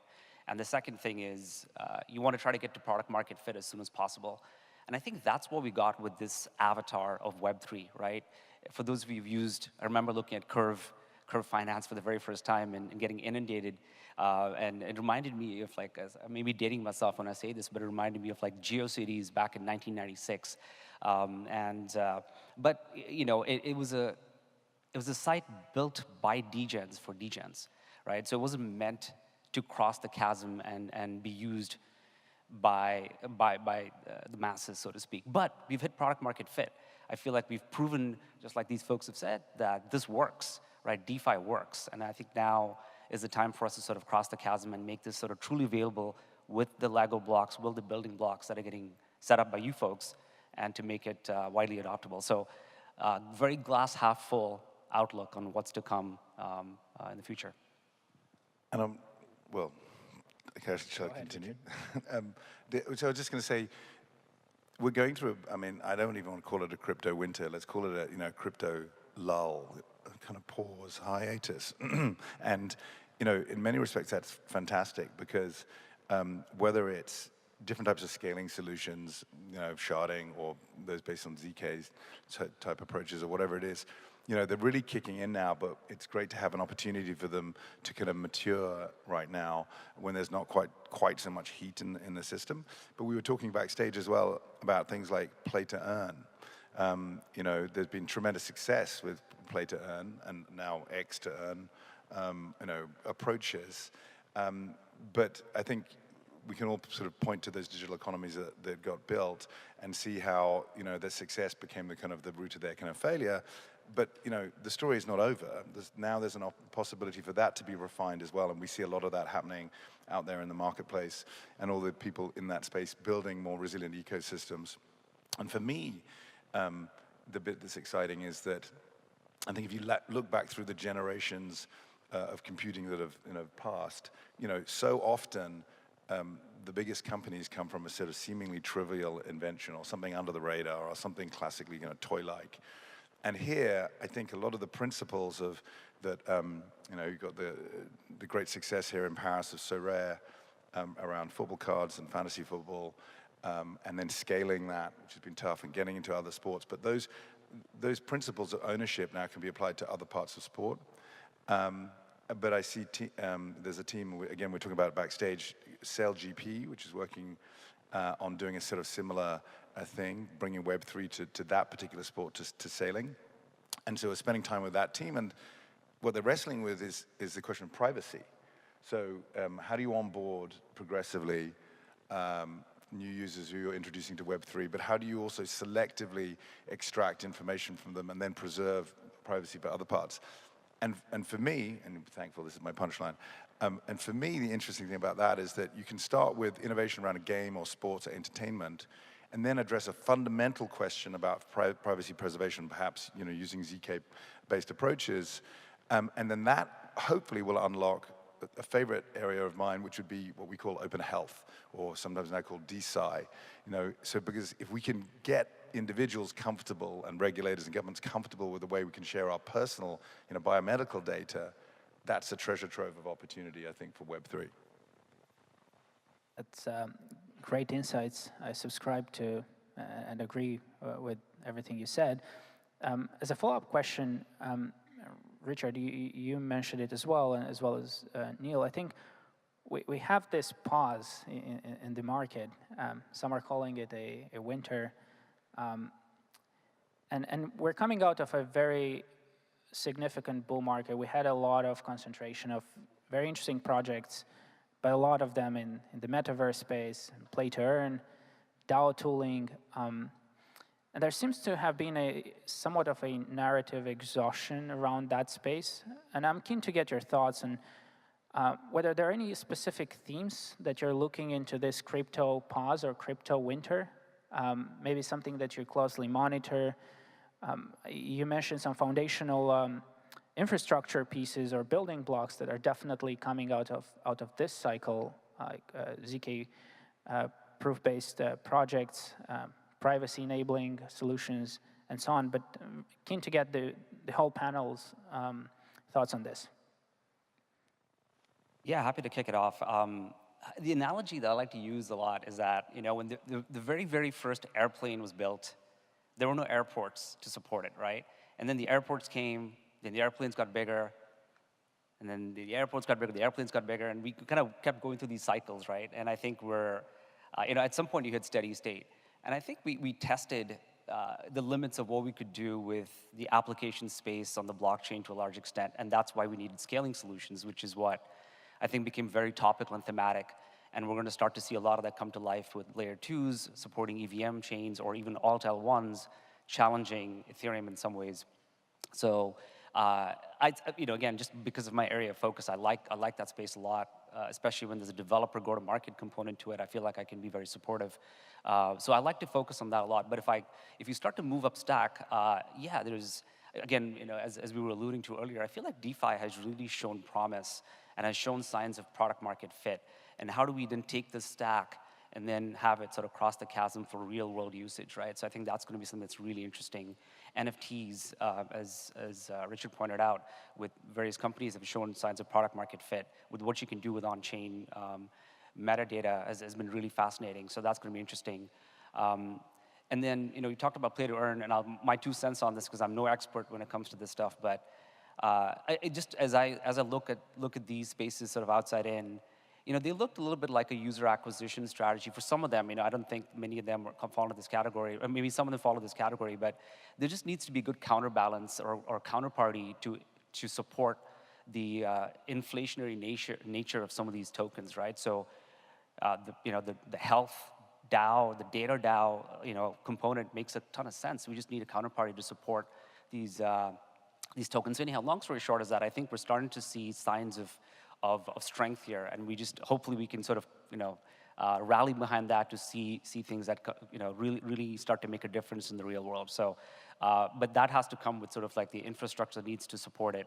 And I'll just add like 10 more seconds here, but if you look back at sort of, if you've been building in this space since 2018, you start to, you know exactly how to get started, right? You know smart contracts, you know how to build for those. You start to use Oracle infrastructure, you start to maybe use Chainlink, maybe you start to use data infrastructure like the Graph. And I think we're starting to also push the limits of what those things can offer now. So I'd say like the 2018 to 2022 vintage, leveraged these infrastructure protocols. And I think we're going to start to see a revision of those start to happen because, again, I think the airplanes have gotten big, the airports haven't caught up yet. So I think aside from the scaling solutions, we're going to start to see better tooling and better off-chain support to support things that need to happen on-chain and vice versa. So that's going to be an interesting area to focus on. Yeah, let me follow on. I'd say, actually, to one of the companies Richard just mentioned, Sorare, I mean, there are some businesses which have hit that product market fit and have continued to grow through the last several months, quarters, regardless of what you're seeing in the macro backdrop and in crypto prices and so on. I think, as we tend to focus on a very different end of the spectrum, we're always looking for product market fit at a much greater scale to be able to allow us to invest much larger quantities. And I think, those opportunities are few and far between, but it's an increasing number of these opportunities. And I think looking at some of these scaling solutions, they're quite nascent and they're well funded for maybe 10 years at this point with not very much capital because you just don't need that in this space. I think the sheer volumes of capital that have come in have opened up people's eyes, regulators' eyes, and so on and so forth to exactly how much emphasis needs to be put on this sector. And so where we're spending a lot of time is really looking at compliance, onboarding solutions, and so on and so forth, and seeing which of our Web 2 companies are actually coming to us and saying, how do we get more involved in this space? And the vast majority of our portfolio is Web 2. We're early investors or relatively early investors in Improbable, for example. They've been phenomenal contributors to this space in the last few months and quarters, especially as they've been continuing to build. And I think there's a lot more incredible stuff to come out of them. And so I think you have Web 3, it's growing, it's doing incredible things and really pushing the boundaries. You have a lot of infrastructure that maybe breaks when things grow too quickly, perhaps with play to earn and other things. That's not a negative in my mind, it's a positive. It brought new people to set up wallets, to get involved, and maybe they disappear, but maybe they come back. The reactivation will be super interesting to monitor as things pick up again. At the same time, you have this heavy amount of attention, right, from large financial institutions around the world, large balance sheets who are looking to get involved in different ways, but also traditional large Web 2 companies. And yeah, it starts with maybe sports, retail businesses and brands which are really getting involved in token-gated e-commerce or maybe just an NFT loyalty program and so on and so forth. And POAPs is great as a good way to see how we're all getting involved in this community and where we're all spending our time.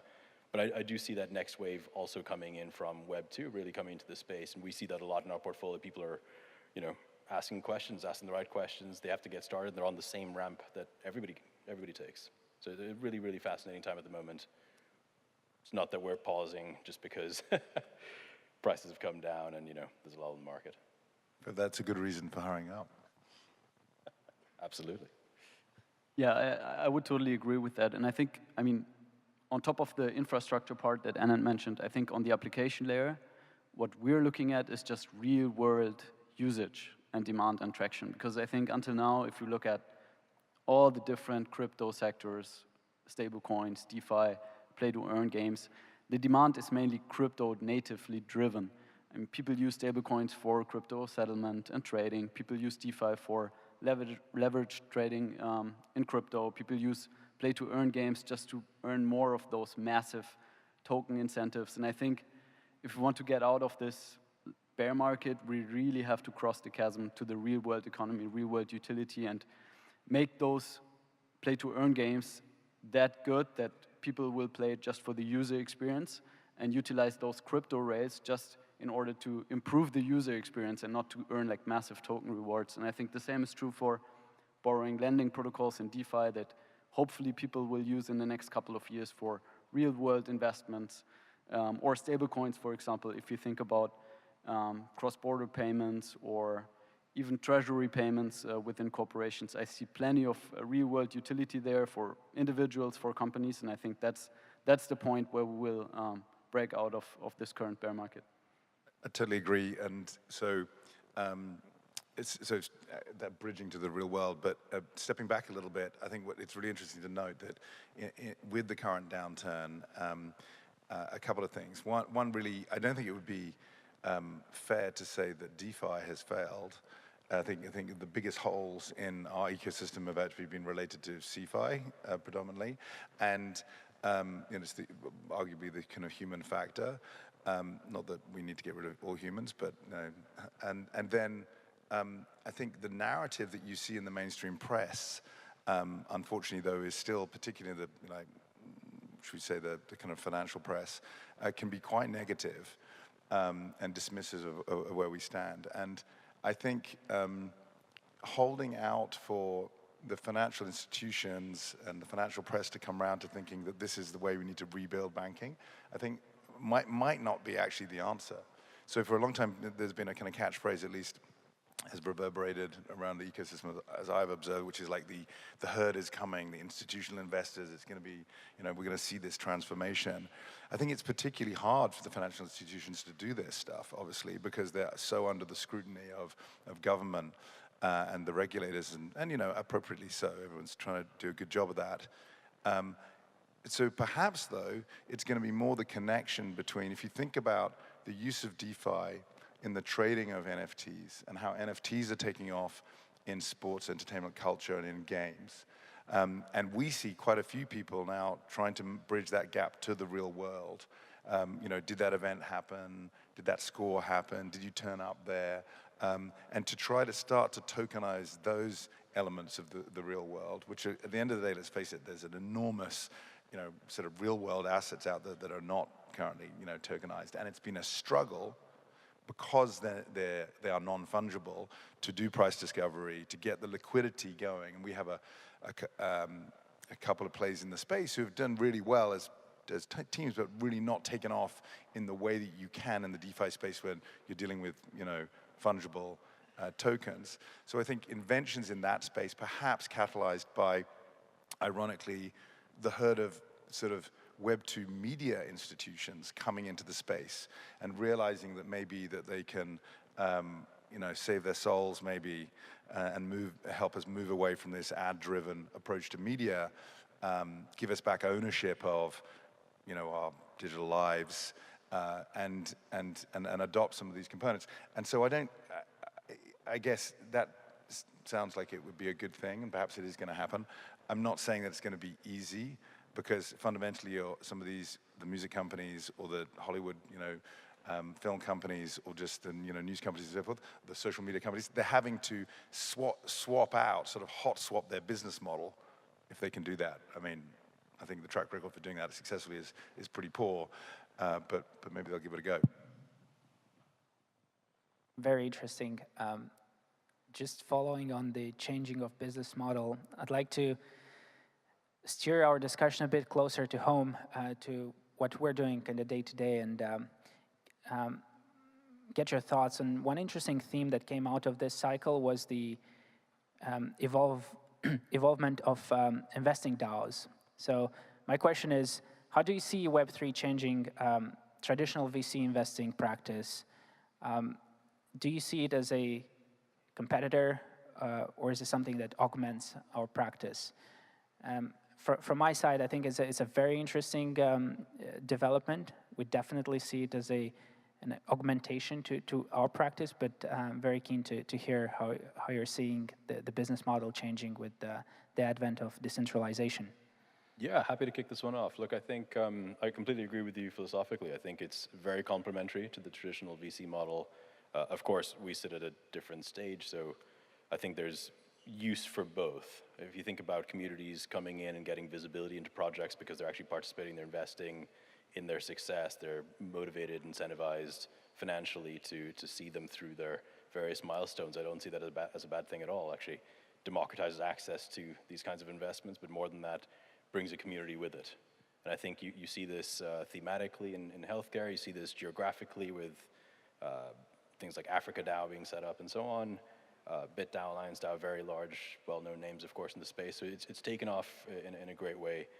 I do see the value in traditional VC, of course, being slightly different but complementary in that, where we are happy to make longer term investments. We're actually happy to make larger investments just because there has historically been more capital raised here than let's say grassroots through these investment DAOs. But look, maybe that evolves and changes over time. But I think philosophically, I don't see any reason why the two can't coexist and why they're not complementary. Yeah, definitely. I think, especially from a community point of view, those kind of token investments or fundraisings through tokens can make a lot of sense. And obviously, Chris Dixon from A16Z talks a lot about that especially if you want to build up a network and network effects in the beginning of your business, obviously, you don't have a lot of users. So the additional utility for users is not that big. So how do you incentivize them to use your platform, your product? And that's where tokens can make a lot of sense, because you basically add a lot of financial incentives for early users. You bind them to your brand, to your product. You create a huge crowd of very committed users. And you are basically able to bridge that initial very hard phase where you want to bootstrap your network, but your network, your product, doesn't have a lot of application utility yet. So I totally agree with Neil that especially from a community user point of view, it's great to build this community of very committed individuals around your product. And obviously then there are other challenges, more operationally, legally, that I guess you guys know way more about than I do. But I also see those two kind of investments as more complementary than competitive. As I say, it takes a village to kind of raise a child. So if you can get the community behind you, that certainly can help. And so we're supportive of that. But I guess you can think of those investment DAOs a little bit like the kind of Web3 version of a kind of a collection of super angels, but and more than that, because you can open it up. And I think it's certainly complementary in that we've got some investments in some of the DAOs, and that gives us a visibility into the ideation that's going on and some of the projects operating in that very earliest stage. We're also have ventured out and built a program called Fabric X, and where we invest as little as $100K right at the ideation stage for 1 or 2 or maximum sort of 4 people. And then in that context, where we're kind of up and running UK, France, and Germany, and expanding further, we are looking at ways in which all of the non-capital side of what VCs are meant to do or do can also be built using kind of decentralized infrastructure. So how do we build a community-owned set of infrastructure that can help connect you with the best talent? How can we build a similar infrastructure that helps connect you with the best service providers? How we built a kind of community-owned infrastructure that allows you to do a kind of Hacker News type thing, or there's an internal product, a Y Combinator, for just talking to your peer, CEOs and fellow founders about the challenges you're facing, so kind of an expert network, if you will. So I think there's software that could be DAO governed around those services and that expertise that could then complement the individuals who come in and contribute their capital. And all of that can be revolutionary, I think, for getting projects off the ground at the very earliest of stages. And we're looking to see how we can weave that into what we're doing already with our kind of whole Fabric X program. So we're excited about it. Yeah, to me, the term investment DAO, I think it's overloaded, right? I think there's 2 definitions to it. One of which is you have a group of investors come together, create an investment club, and then invest through that DAO. So this is something like what Syndicate offers, which is like, I guess, maybe like an on-chain version of AngelList, or to some extent something like a Kickstarter, right? Depending on your jurisdiction, how you want to raise capital for your software-based startup. So there's that's one investment DAO. And then there's the likes of like Orange DAO, Meta Cartel, and others, DeFi Alliance, now called Alliance DAO, where you have capital that's still being invested by a centralized entity, but you have a DAO, a collection of members who augment the capital and come with true support. Like Orange DAO is a community of Y Combinator, ex-YC founders, right? So the capital gets invested by by Orange DAO, I'm sorry. But you get the community support with thousands of members who are part of this alliance. So all this is to summarize to say that, yes, it's a great augmentation and very complementary to what lead investors like the folks here can support you with.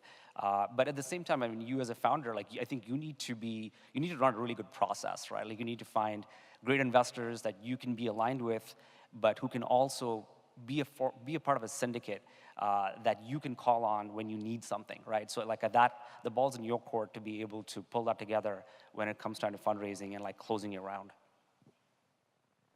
Perfect. So it's great to hear we're not losing our jobs as VC investors. That's for sure. I'm keen to hear your thoughts on, this is a two-part question. One is, how do you see success as an investor in Web3? Maybe we can touch a bit on how do you benchmark your returns? How do you think about exits, especially on the token side? And also success for founders. So Richard, you mentioned about value adds that VC investors provide to the founders.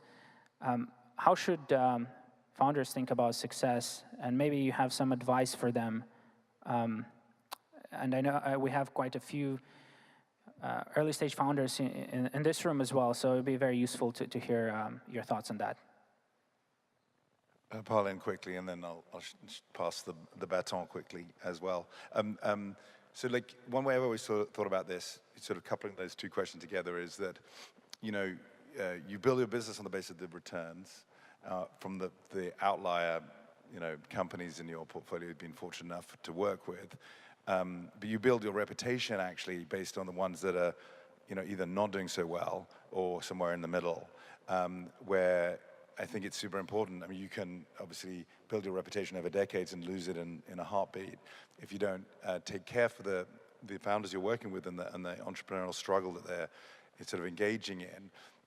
You know, you'll make sure that you land that plane safely, and you know, when that becomes necessary.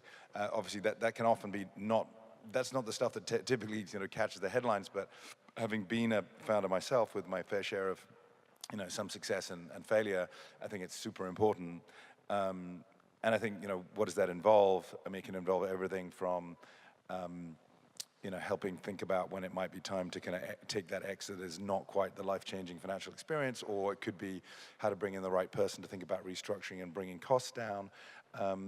It could be just being a sounding board for different aspects. So I think that's pretty important in terms of what success, how to measure success with founders. And on just thinking quickly on the returns numbers, I mean, our LPs, our limited partners, who, you know, our investors are still very focused on multiples. It's extremely hard for them to kind of benchmark though, and certainly because it depends exactly when you start investing, and then markets go up and down and so forth. But at the end of the day, they've certainly shifted their aspirations up from the kind of like 3 and a bit X return on the fund, because funds have done better than that. But at the end of the day, they're also looking for not just potential multiples, but real distributions back to them. And I think you want to be doing better than 10X to deliver that. And how that is versus BTC and ETH, really hard to say. It depends when you buy and when you sell. Thank you. Yeah, I'm probably in a similar boat here, right? So we've deployed a lot of dollars in absolute terms into the space. It's still a relatively very small percentage of our overall capital deployed across tech companies globally. And so we're absolutely benchmarking you know, ourselves the same way in terms of VC-like fund returns. How do we get an appropriate return for the risk we're undertaking, and so on.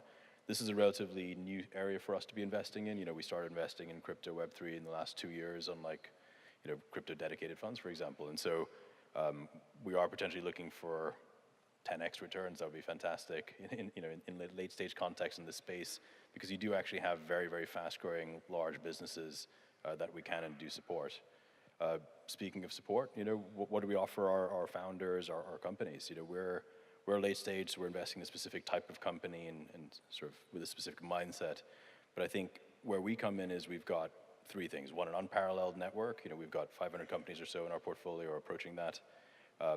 There are a lot of possible synergies. We have a lot of consumer companies in our portfolio. If you're looking for consumers or end user adoption in any protocol, platform, and so on, I think there's a great opportunity just to work with existing customer bases, find ways to sort of partner there. We're having a few of those discussions absolutely at the moment. Secondly, we've got scale. We've got 10 offices around the world. If you're looking to attract a different talent base or approach a different customer base, I think that's all something we can help with. Actually, just next month, I'm taking one of our portfolio companies on a roadshow in the Middle East to meet the largest financial institutions, regulators, so on and so forth, just to make sure that they're present, they're potentially able to tap into a new market. Finally, we're able to help with support, but I think the support that we offer, again, is for later stage companies, and so very important to bear that in mind. How do you organize your finance team? How do you get yourself IPO ready? A lot of investments in the space are, of course, token investments, but there are equally quite a few equity investments in the space. And equity-related investments, what's the exit? Perhaps it's an IPO, perhaps it's an M&A exit. How do you think about that? We just have a wealth of data points, having seen a lot of that in our portfolio, gone through that in quite a bit of experience. We have maybe 40 plus public companies at this point. How do you help manage down our positions? We've got a team in-house of experts who've been doing this for decades, who actually help us with our public portfolio and how to actually exit in a sensible way, being mindful of liquidity and many, many other constraints and variables. So we think about things a little bit differently, but I think ultimately we're looking at the same thing here. How do we support the ecosystem, and how do we add our flavor of support as the SoftBank Vision Fund? Perfect. Yeah, I'll quickly tack on. I think when it comes to portfolio construction, I actually like to refer back to this book by Morgan Housel. It's called The Psychology of Money.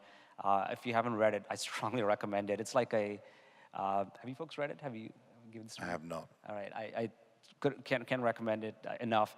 But I think it just creates like a good framework for how to think about money at large. And I lean on that because in some ways I'd say portfolio construction and returns, honestly, a work in progress for a lot of us who are like, crypto native funds now. And, honestly, at the end of the day, a couple of things leaning back to Morgan Housel's sort of advice, the size of the fund sort of dictates the strategy. And then also you need to know how you communicate that back to the investors into your fund. And in a similar vein, right, like now segueing into sort of founder needs and what success looks like or how we can support. I'll just kind of quickly summarize it, because I really focus on very early stages. So the three things, especially because we look at a lot of developer-oriented protocols, how can we help you with developer go-to-market? How can we help you with security best practices? And lastly, to Neil's point, there is, just make sure if you're, the investors you're aligning yourself with, they can give you the kind of support you need for customer development, or design partners who can sort of help you get off the ground at the very, very earliest stages. Like, can we open up the Rolodex and introduce you to 10 DeFi protocols so that we can get your infrastructure tool tested and vetted very quickly. So those are some of the things that hopefully you can look out for. Thank you. Patrick, any closing thoughts? 30 seconds. Yeah, I think most has been said. I would just add two crypto-specific challenges, especially for early-stage startups. And I think one of them is token economics. And I think those VCs that have built up a reputation, that have helped companies design several token offerings, already have a massive amount of value that they can provide to crypto companies. And I think almost every early-stage crypto startup is facing that challenge. And the second one is obviously being regulation. So I think it's such a new space. All that regulatory action is happening right now, so there's very few people, even in the VC landscape, that I think have the experience, the network, the contacts, etc., to help founders navigate that super complex area. And I think if you are able to provide as a VC advice and value on those two fronts, I think you will have a lot of success with early stage crypto founders. Perfect. On that very important note about regulation, I'd like to wrap up today's session. And thank everyone very much for being on this panel, and also our amazing audience. Thank you. Thank you. Thank you. Thank you all.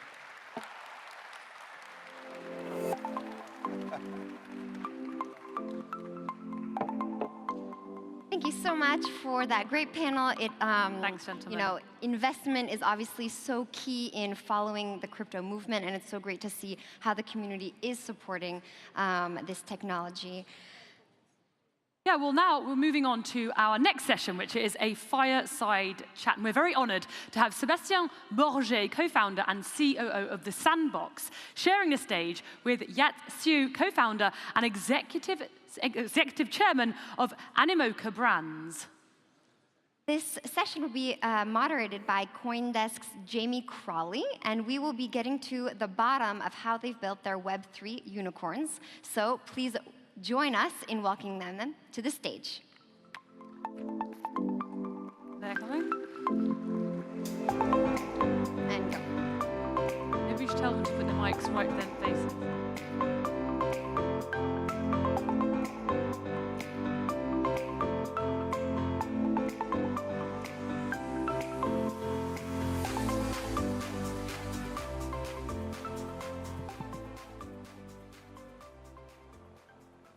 Well, good afternoon, ladies and gentlemen. Thank you for joining us for this panel on building Web3 unicorns. My name is Jamie Crawley. I'm from CoinDesk, and I'm very happy to be joined by Yatsui and Sebastian Bourget of Animoca Brands and Sandbox, respectively. Good afternoon, gentlemen.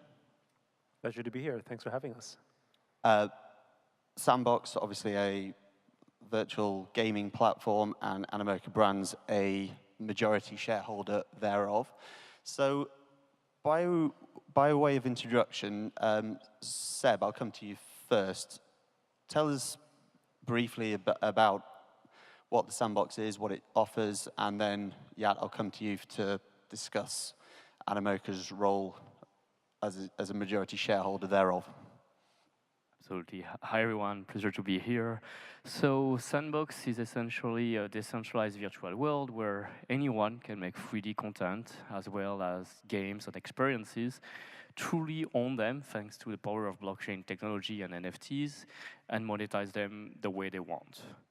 It's a franchise that started already over 11 years ago on mobile, really with this idea to empower players, turn them into creators, and have been evolving over the years into more than a game, but a true platform offering different tools like a 3D content creation tool, a no-code game maker, a marketplace, a map, a game client as well.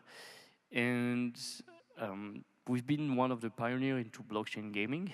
We've even contributed to build the open metaverse, that 3D virtual world where we're going to all interact and live more social, more immersive experiences with our avatars. And we've also been one of the leading projects in helping brands to onboard the metaverse with more than 400 major partners already. Yeah. Well, I mean, I think the journey for us really started when we got into non-fungible tokens with CryptoKitties back in 2017, and when we saw the power of what non-fungible tokens represented, which was a form of true digital ownership, basically where we could actually own our digital assets and therefore the derivative of our digital time. You know, we fell in love with that, and during that time we ended up meeting many companies. I sort of go back to I think it was possibly the very first real NFT conference. It was in Hong Kong in 2018. You know, you were there, Axie was there, OpenSea were there, but there was only like 200 of us, Decentraland, right? We ended up investing in almost all of those companies, but it was only because you have to remember 2018 was the big crypto winter. Like, this is not a winter in comparison. Bitcoin was like $3,000, ETH was like 100 or 2 or 150, and we were all sort of these believers in that space, you know, drinking our own Kool-Aid, and that was kind of how it started for us, where we weren't thinking to the question of as a majority shareholder about, do we want to be a majority shareholder? We were just thinking about building this new space where we could have digital ownership. And so we made investments, but we also looked at where we could offer additional value. You have to remember in 2018, there was no VC money for projects like the Sandbox.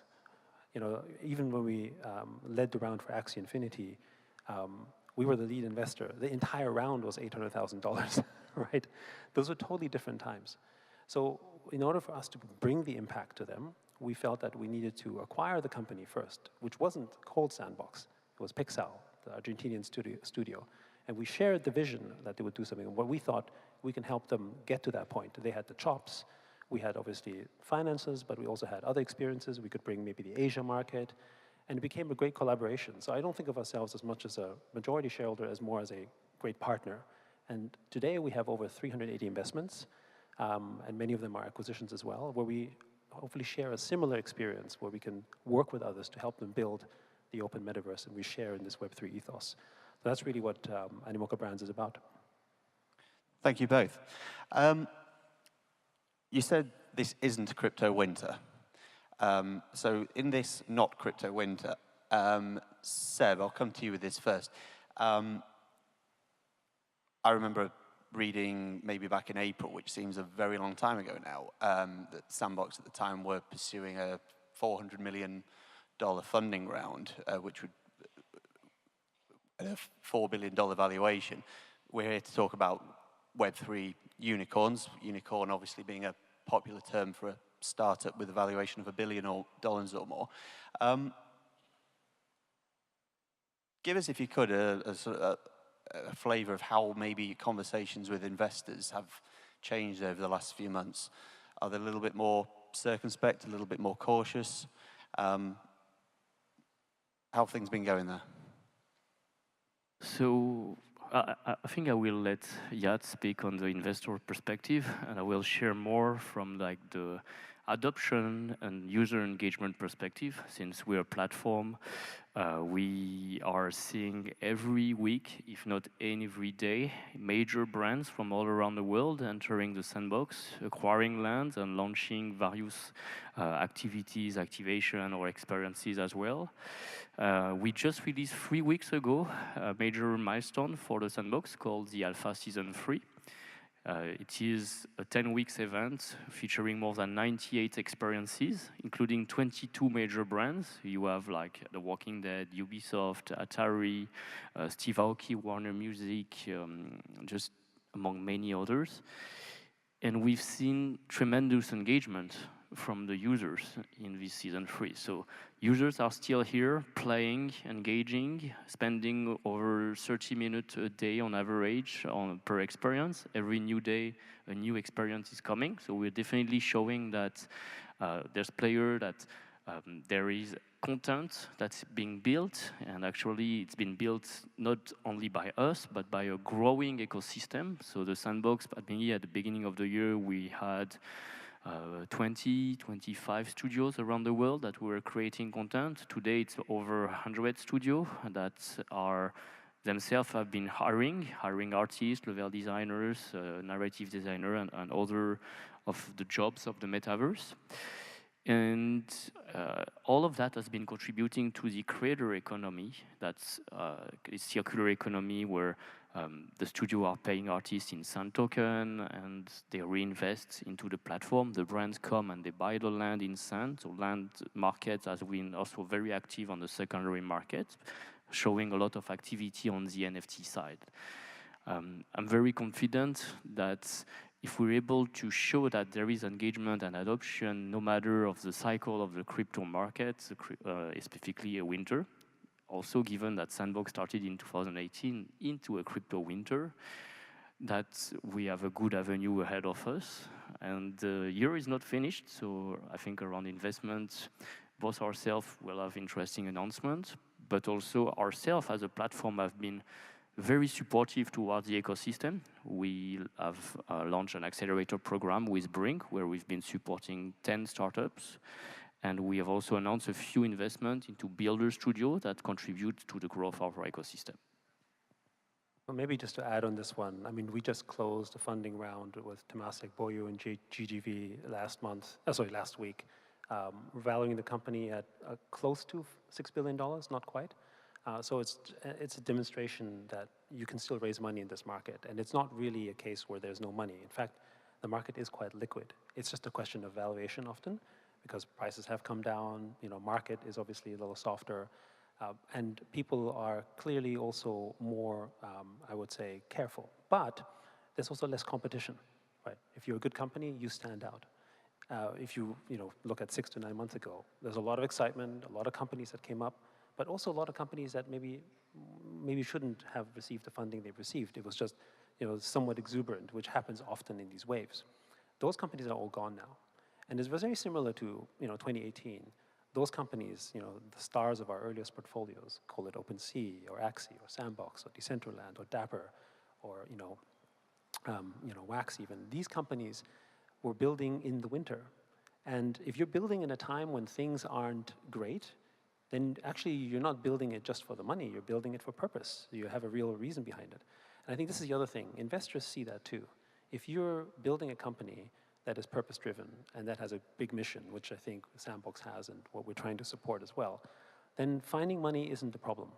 If you look at, for instance, gaming itself received multi-billion dollars of funding just this year, including during the bear market. Most of it went into Web3 gaming. And that's interesting as well. For anyone who was building games traditionally in the last 3 years, there's never been a better time to raise money from a gaming perspective, regardless of it being, supposedly a winter, because people see that future. And I guess it's like how Simon Sinek said it, right? It's like people don't buy how you do it, they buy why you do it. And for Web3, there's a very big why. And if you believe about this future, about digital property rights and the meaning behind it and why it's a better future in the digital world, then that's where our youth is. Then as an investor, you're investing in the future. Why are people pouring money into TikTok, for instance? Because that's where our youth is. That's what young people want to do. Or why were they pouring money before into apps? Because that's where young people are. And where are the young people today? They're in the metaverse. They're building Web3. They're into crypto. Just following on from that point, there'll be some who would say capital will still find its way into established firms, of which you two both represent. What would you be saying then to more nascent firms who are not dissimilar to the Sandbox in that sense, who are at the early stages in this environment? So we have now over 380 investments. At the start of the year, we're close to maybe 320 to 330. So if you look at our pace of investing, we're certainly deploying capital pretty aggressively, and we're not the only ones. You constantly still see news about companies raising money. It may feel tougher, but most of the conversations are usually about valuations. If you have a good business, if you're a good founder team, if you have some fundamentals, you can raise money. I mean, just yesterday, we saw the news about Doodles raising, what is it, a 700 million valuation. And wonderful, congratulations, and God bless them. Those valuations are still possible, despite what may appear to be a bear market. And there's, of course, less competition in the space, again, as I said earlier. So for the founders themselves, even if you're not that established, you have other avenues. You've got accelerators. We have accelerators. Sandbox has accelerators. There's also a lot of capital. They just don't want to go out and invest maybe at a 100 million valuation, but if you're willing to be a little bit more humble as the market dictates, you'll raise that money. 2018, when we made these investments, most of them, of the companies we invested or acquired, were in the single-digit millions. Those days will never be back, I think, but that's just an illustration. And yet here we have shared value across all of those portfolios. So my general message to founders as well is it's not so much about the valuation. I think sometimes founders do get hung up on it because it's a sense of pride and ego, and it's also relative. Oh, he raised at $1 billion, so I should be worth at least 2. Sometimes people do that, even if it's not the same time. But what's more important, the valuation or who's your partner? Who's the one who can take you to that next level? Bring in that kind of capital. It's not about just how much you're worth now, because you're not building for today, you're building for tomorrow. So who will be your partner to build a better tomorrow is, I think, the way that we think of it. And the right type of companies have the same attitude. And so they continue to get funded. I mean, there's a lot of smaller companies that are even pre-revenue. They're not raising at a 50 to 100 million valuation. They're raising maybe at 20 million, but they're growing. Maybe I would like to add, there's still a strong wave of innovation happening, and it's not like we figure out the perfect model of monetization of Web3 or engagement of Web3.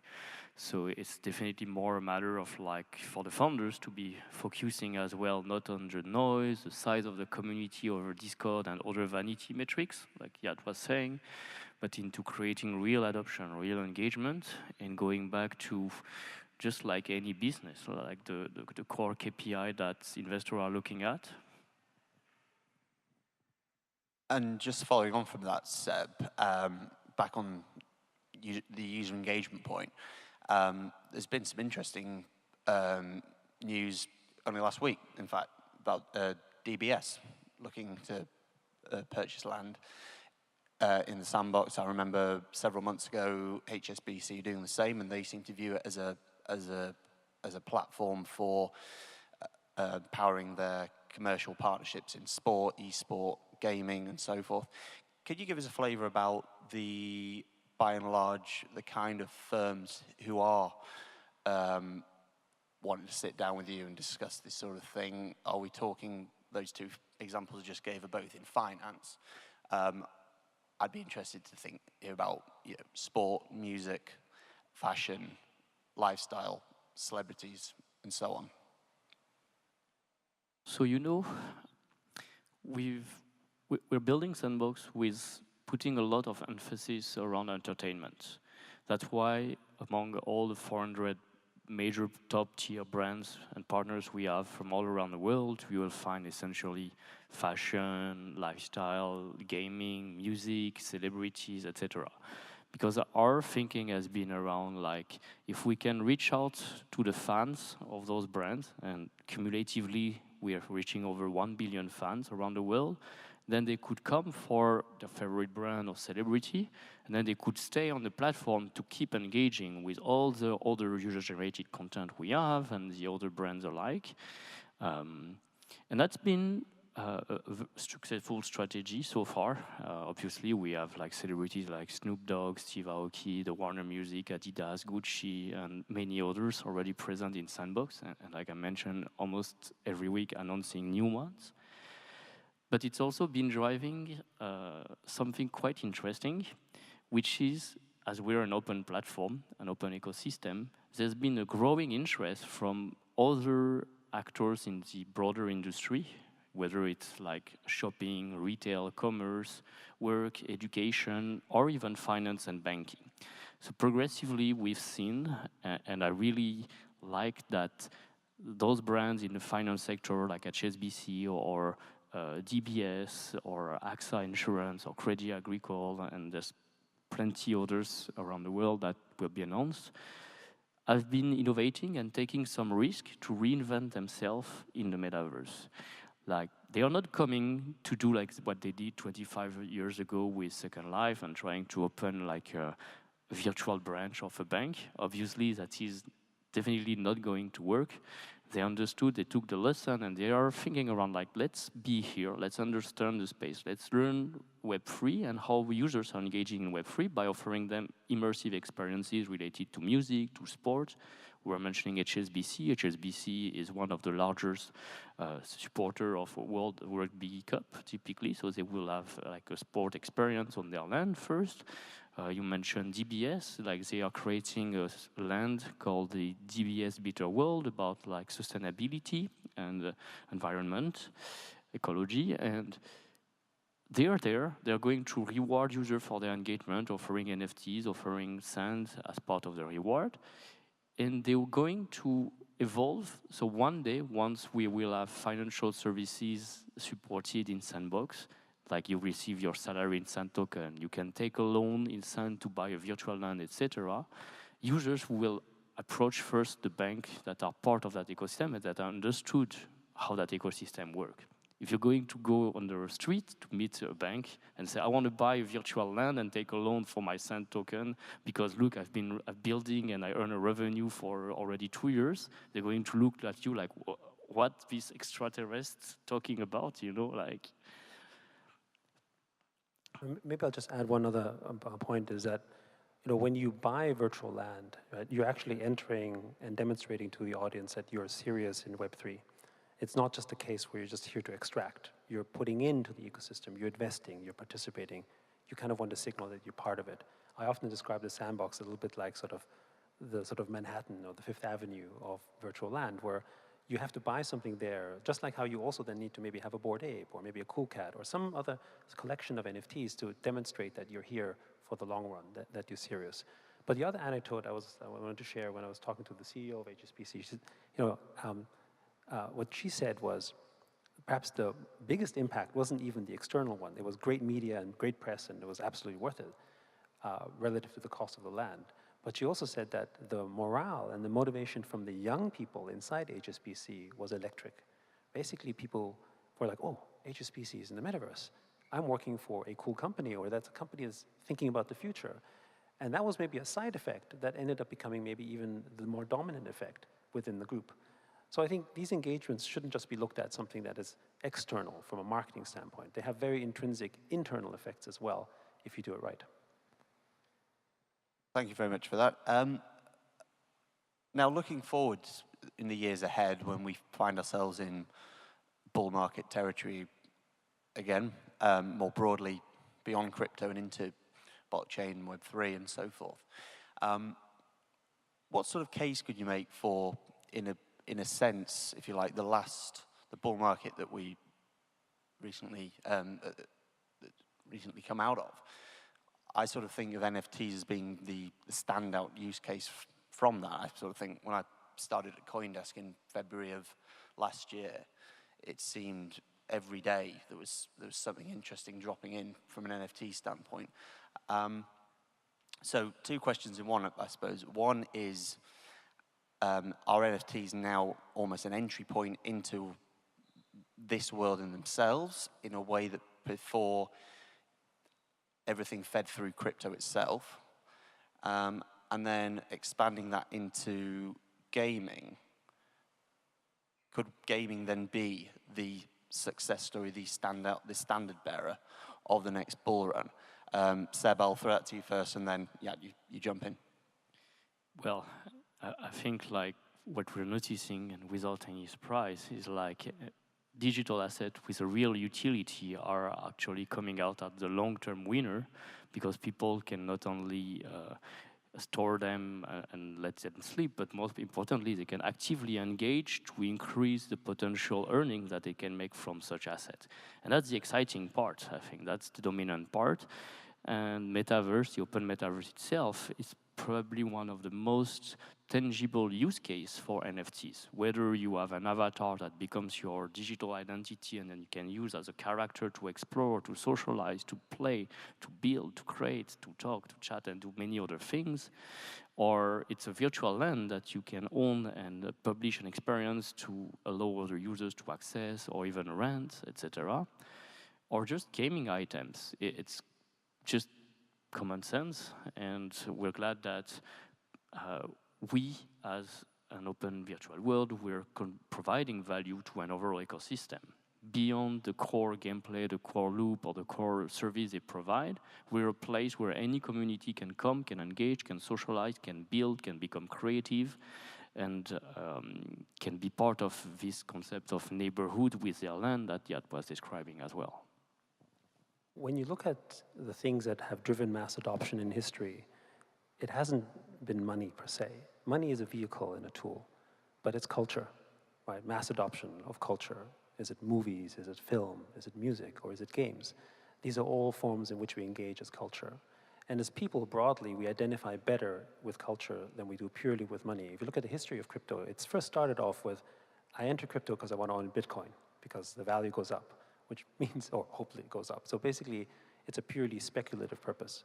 But when you enter it for culture, which what NFTs initially represented, you might buy an NFT because maybe you hope it goes up in value, but you also buy it because you love it. How many times do you hear people who have a Bored Ape or a Land and Sandbox or something and say, I can't sell this, I'm attached to it, I love it, which is what we do with our own physical items. We fall in love with our watches, with our clothes, with the property we own. I mean, logically, we should sell it, but we don't, because there's memories, there's attachment to it, right?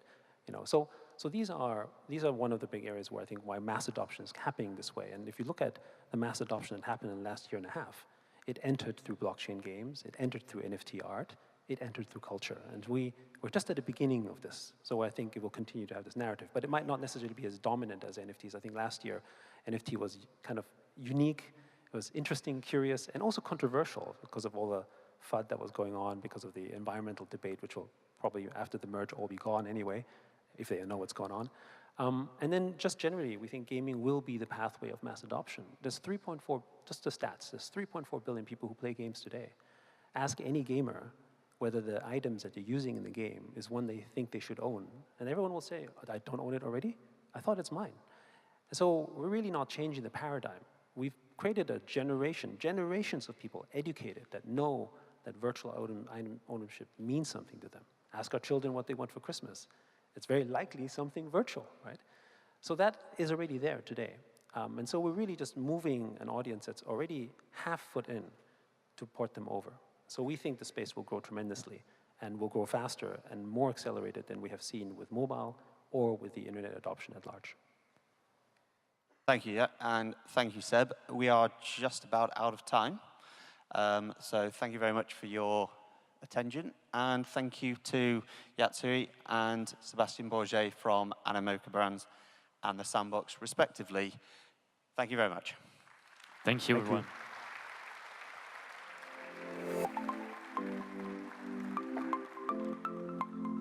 Thank you so much, Jamie, Sebastian, and of course, Sian, for testimonials there. I mean, it's great to hear stories of people that have really, lived through and are living through Web3. And there's so much potential in that. And of course, with stories straight from the source. Hopefully, of course, with Web3, we'll be hearing a lot more Web3 stories like those. So, Kayla, what's up next? Great question. We are now going to take a look at blockchain education's role in the development of Web3. It's something that people talked a lot about, that education is really the starting point, the seed that everything sprouts from. And so we're looking at how we can really put it at the heart of this technological trend. Moderating this panel is Helen Hai, Binance's Executive VP and Head of Binance Charity. So let's all welcome Helen and her panelists to the stage.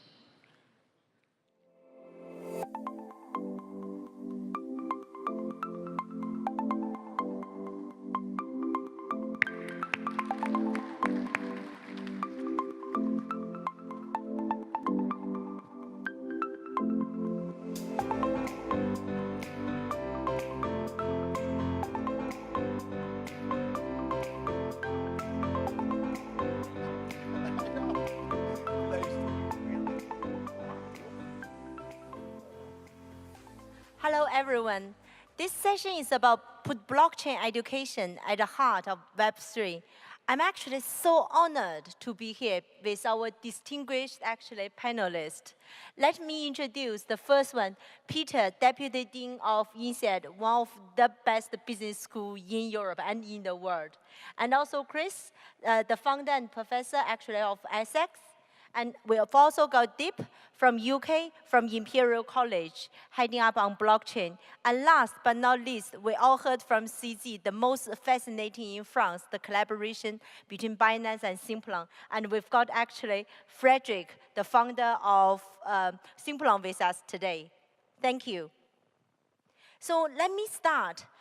Being professors sitting here talking about blockchain Web3, tell us what about your journey? How did you get into this industry? Why you are fascinated about blockchain and Web3? What do you see the future of this? Maybe I start with Peter. All right, thank you, Helen. So I come at it from two ways. One, I teach big online courses and other things at INSEAD, again, to a general management business audience and trying to get them to understand technology.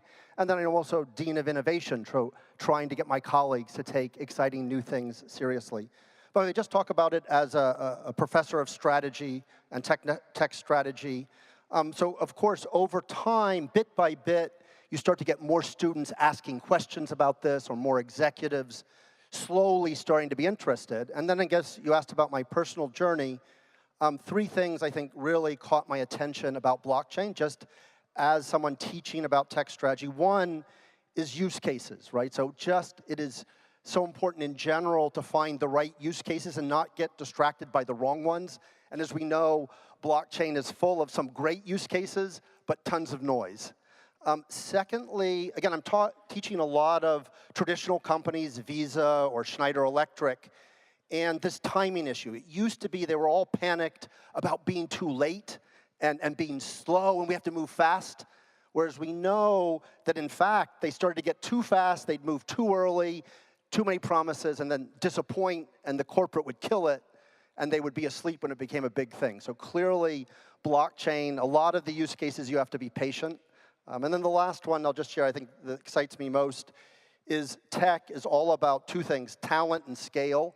It's just the level of, sometimes I almost feel like I'm talking to other professors when I talk to people in the industry. The creativity, the deep thinking in blockchain is unlike many other parts of tech. But the second thing was on scale. Some things scale, but again, if you think about the timing, often the scale's not there yet, and I think people don't always understand that. So a little bit about my journey as a professor. That's amazing. How about you, Chris? Well, in 2018, we organized the OECD Blockchain Forum at the OECD, and we thought there would be like a little people, and it was a huge success.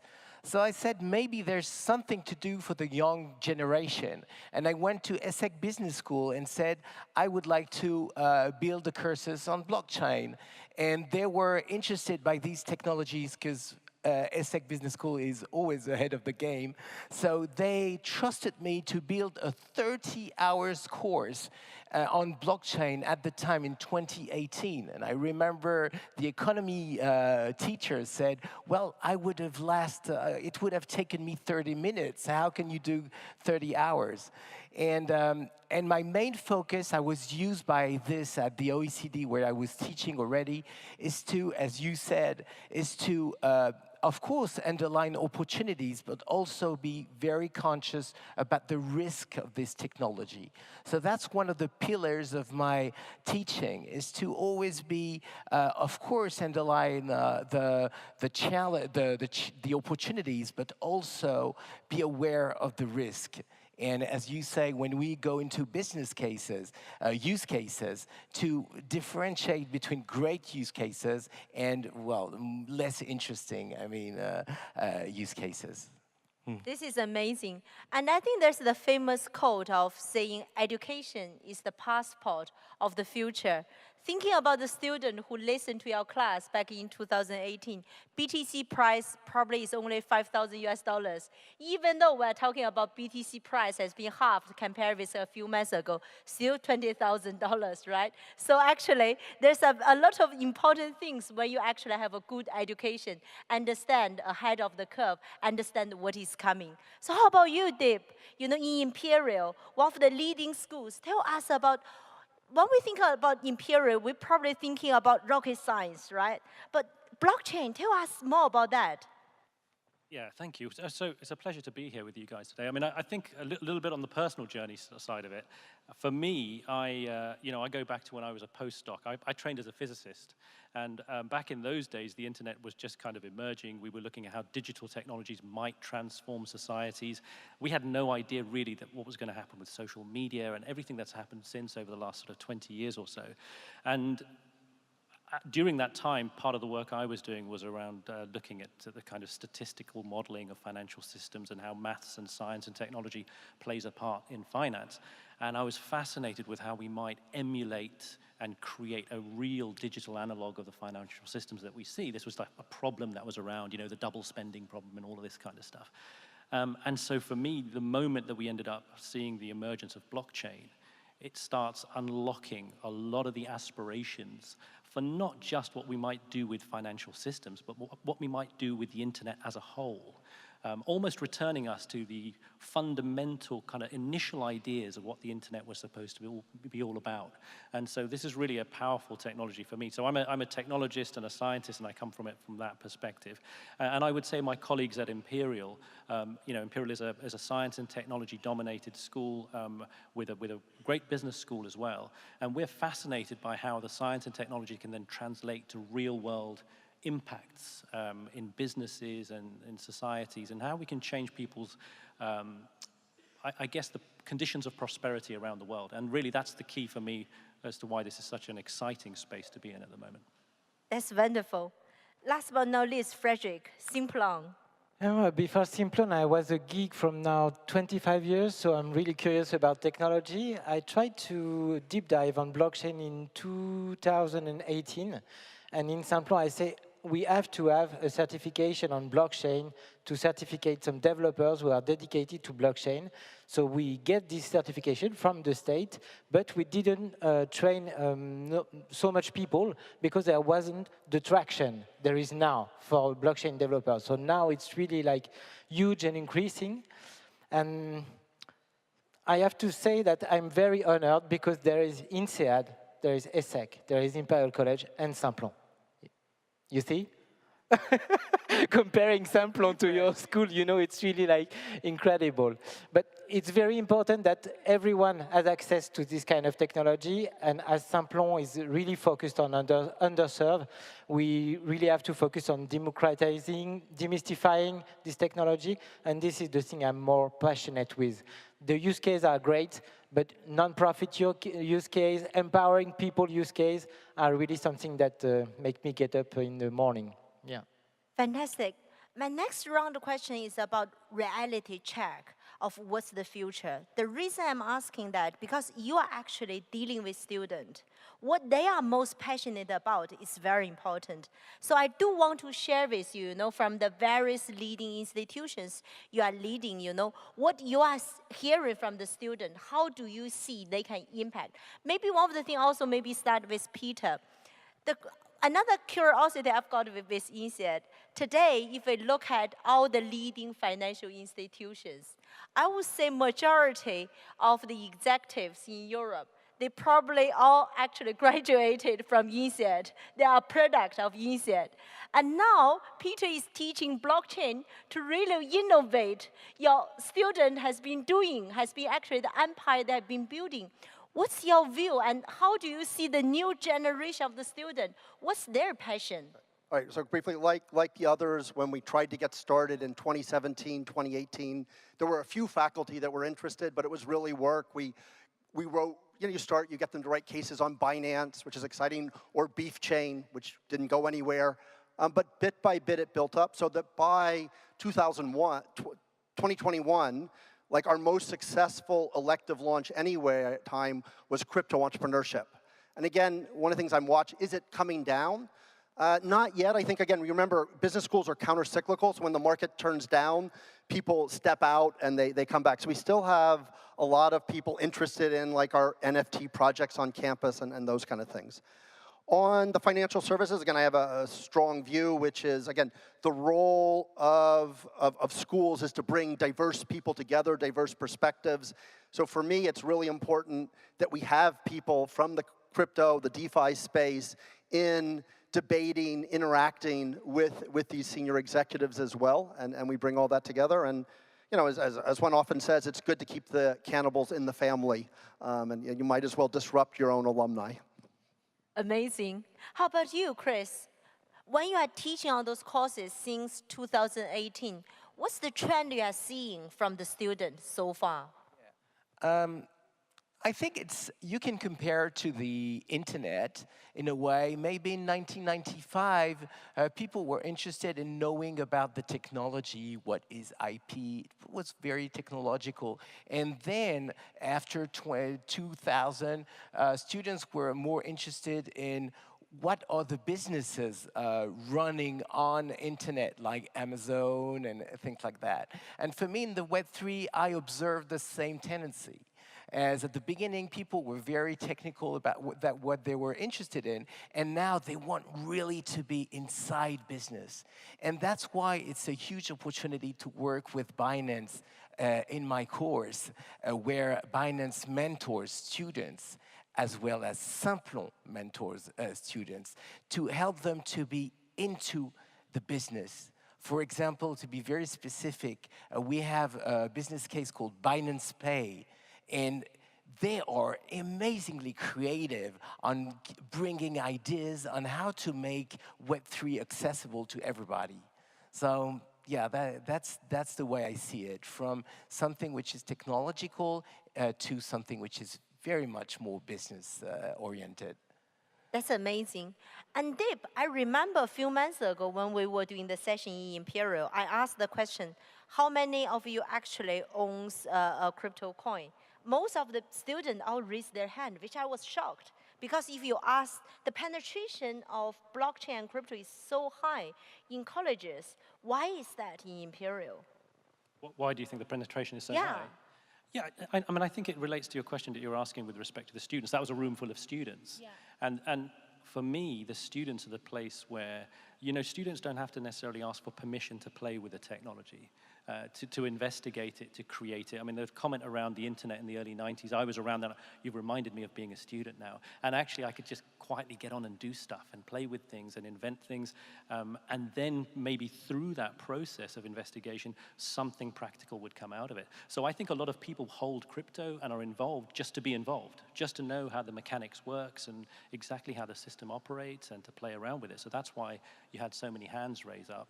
And really, I think what we're seeing is the power of kind of inventiveness, if you like, bubbling up from the students, making faculty and making the university stand up and take notice of this stuff and engage with it. And that's very exciting for me, because it also disrupts the way institutions like universities structure themselves, where they think knowledge and intellect comes from. And it should come from students. I mean, they should be an equal partner in developing the cutting edge. Fantastic. And how about you, Frederick? Our students are really different from the students we can have here, because they are unemployed people. They are coming from a very underserved backgrounds. They can be refugees or newcomers, disabled people, people who were doing other jobs and reskill in IT. And their financial background is really poor for the most of the time. So when you ask who has crypto in a room, no one raised their hand, or very few, because there is something that is really difficult for adoption in this time of social class. So we have to make the blockchain user more diverse. And this is the sense of the partnership we announced this morning, because the idea is to raise awareness, not around only crypto, but also Web3 and other use cases. It's really interesting. And we ran a workshop in Aulnay-sous-Bois in Seine-Saint-Denis a few days ago with people who are know a very low level of qualification, and we made them code on Solidity, and we made them code on Solidity and create their own blockchain test on Ethereum, and it was really, they were completely amazed about the possibilities. They never heard about something other than Bitcoin, and the empowerment effect is really huge. So we have to foster adoption to really spread the love of Web3 application. They were aware of Bitcoin, but there is so much things to discover and so much things. And in this room, there are many men, and we have to open also to women and to really different background, because you cannot make metaverse or crypto things without any competency. But there is nothing that will happen good things if there are no diverse people, if the Web3 application don't look like the population and the general public. So that's why we are going to spread the love of blockchain for SMEs, for unemployed people, and also some executives who are really not aware of anything, like zero. This is truly the beauty, the diversity, the decentralized, and the inclusion part of it. And then after all, I think the technology itself should create values to the society. A lot of great innovations that actually started at the school, at the student level. Is there any use case you are personally passionate about, or something you've already seen students you are doing, you like to share with this audience? Maybe something I start with Dave. I know you're very passionate about actually the bottom billion, the inclusive part. Do you want to talk about some use case along those sides? Yeah, thanks. Yeah, absolutely right. I mean, if you just look at financial services and financial inclusion around the world, we're not in a good shape, actually, if you really be very honest with it. We've not architected a system globally that empowers huge parts of the global population, and it doesn't look like anything much was going to change until something like blockchain and Web3 and all this sort of stuff has come along. So there's a really serious reason for why or there's a really serious kind of pathway that you can see for causing a very positive disruption globally to something which is really bred in a lot of inequity. So for me, looking at things like the Sustainable Development Goals as aspirations that we're trying to solve, technologies that can help us get towards solving those problems, this is one of those areas where we can really get after that stuff. And we should be brave enough to say that and to go after it. And I think the point you've made here on inclusivity and inclusion is so important, because whilst the technology can help us to get to those really big aims, it's down to us what we choose to do. And actually, the same technology can just multiply the current infrastructure and systems that we have.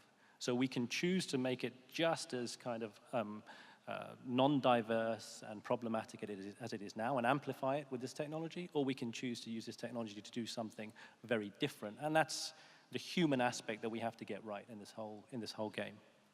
Fantastic. I guess maybe two things at INSEAD. Again, trying to broaden the impact. Again, the challenge of how you don't just reach out to elites is important. One thing we did launch a big MOOC specialization with Don Tapscott, again, trying to reach a wider audience. The other thing we did is we have a big competition across business schools on product management. So you get all these aspiring product managers in business schools. We give them a challenge. This year's challenge, we just decided with the student organizers, would be NFTs for good. So again, I don't know what they'll come up with, but you give them these challenges, you give them support, and you see what young people across schools come up with, and you bring them together to present and debate. So we try and facilitate that kind of exchange. Yeah, and I think when companies come with a real will to go into impact, I had the chance to work with Frédéric at Simplon, so I've been used to think this way, and it's a real pleasure to work, with Binance, because there is Binance Charity, which deals with bringing scholarship to people who can't afford go to schools, and thanks to the work we do with James and Taylor here at Binance, we have really something very tangible for the students to work with on impact cases. So I think that's a huge opportunity. That's amazing. Yeah, just to share a story, when we made this workshop at Aulnay-sous-Bois, most of the people were coming from African or North African origins.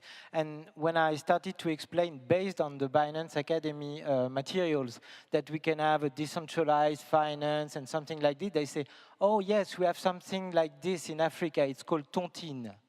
And we can borrow and lend some money, etc. We can do it on the blockchain now.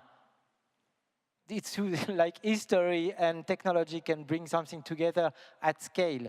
So they were really, really touching what can be done with the technology, and it was something huge for them. So that's amazing. And I think technology, after all, it is still a tool. There should be a purpose of the technology is to create values for the society, because people can use the tool to do something either good or evil. So this is why the school, the education is so powerful. I know INSEAD, there's a very clear call.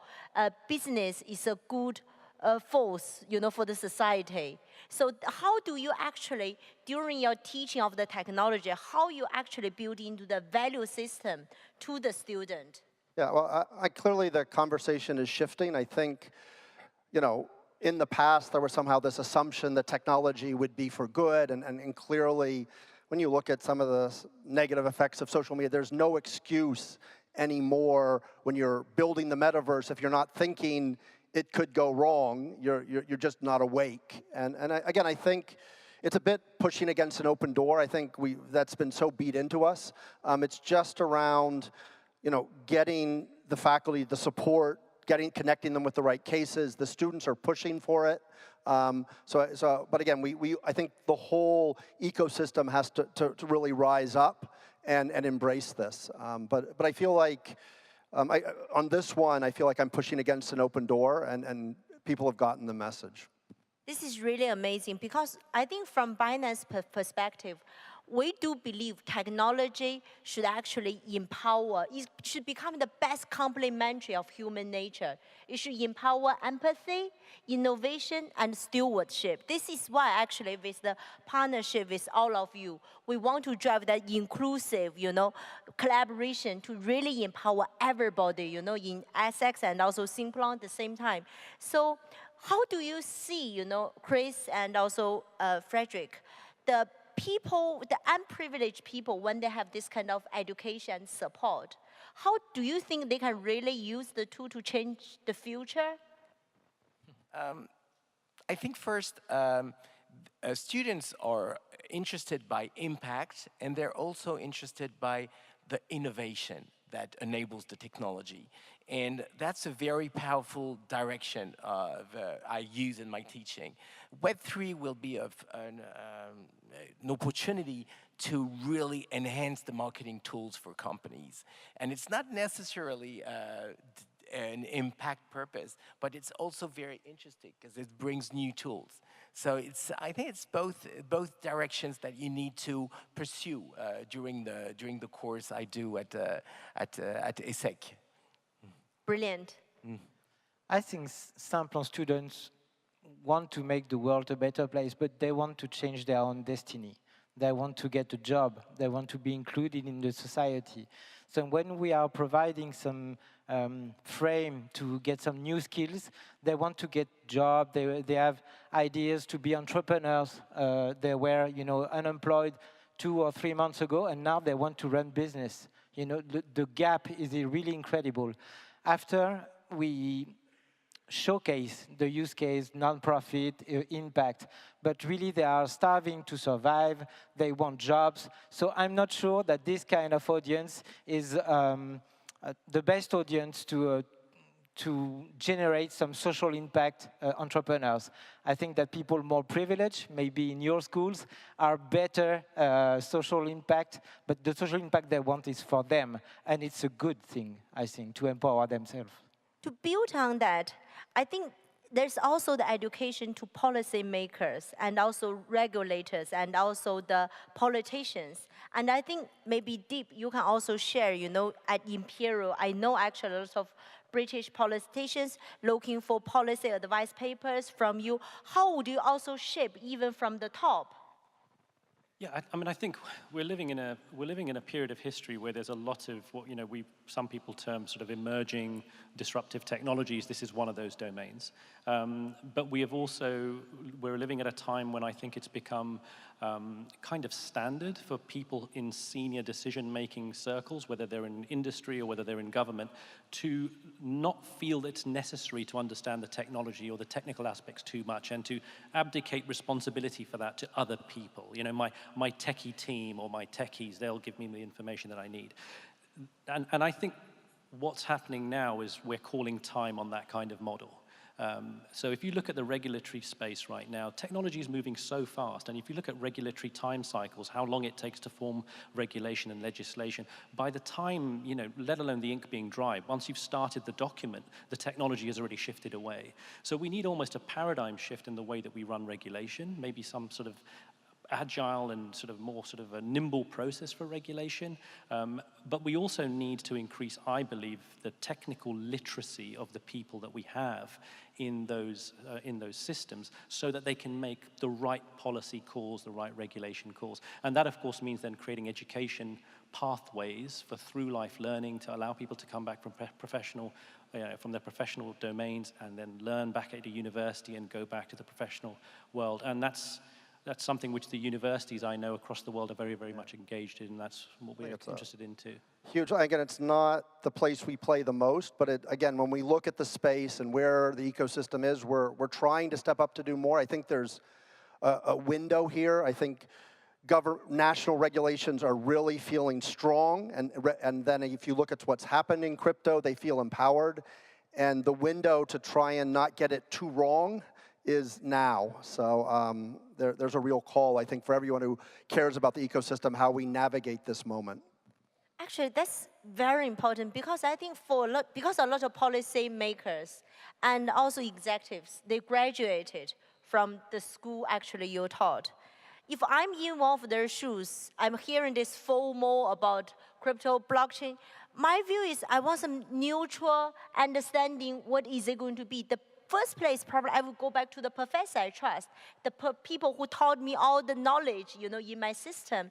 So now I guess you guys also getting this kind of questions. How actually, can you elaborate more? How actually do you respond when you have those kind of requests from policymakers and also executives? Again, you need to build dialogue. So again, you need, because again, academics bring a lot of perspective, but again, there's a lot of other complementary knowledge. How do things work in practice? You might have very good macroeconomists who understand a lot about fixed exchange rates and why stable coins in certain ways are very bad, but still to get them with people from the Bank of England, from Goldman Sachs, and get that dialogue so you get real solutions takes effort. So I don't think that just by bringing an academic in isolation that's enough. How about you, Chris? What's your view on this? Yeah, I think regulation is absolutely key in the Web3 environment because it protects consumers and investors.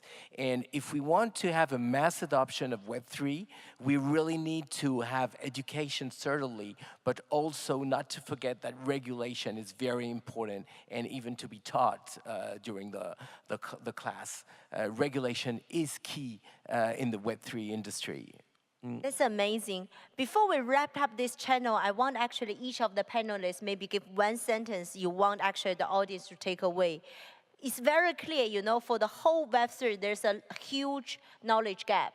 Education is going to play a vital role, 360 degrees, from policymakers, existing big conglomerate business decision makers, and also to the future, to the student, and also to the future generations, and also the inclusive part of, across, the globe. And you guys actually are shaping that. So what you want the audience to take away from each of you? All right, so again, put my hat on as a technology strategy professor. The value is going to come from a lot of the technical, deep knowledge you have here, combining it with real business understanding. How do you build business models and get this to happen? And you've got to build bridges. So you've got to bring people with that industry experience in, with people who are excited and passionate about the technology, and you've got to meet in the middle if you're going to create value. Amazing.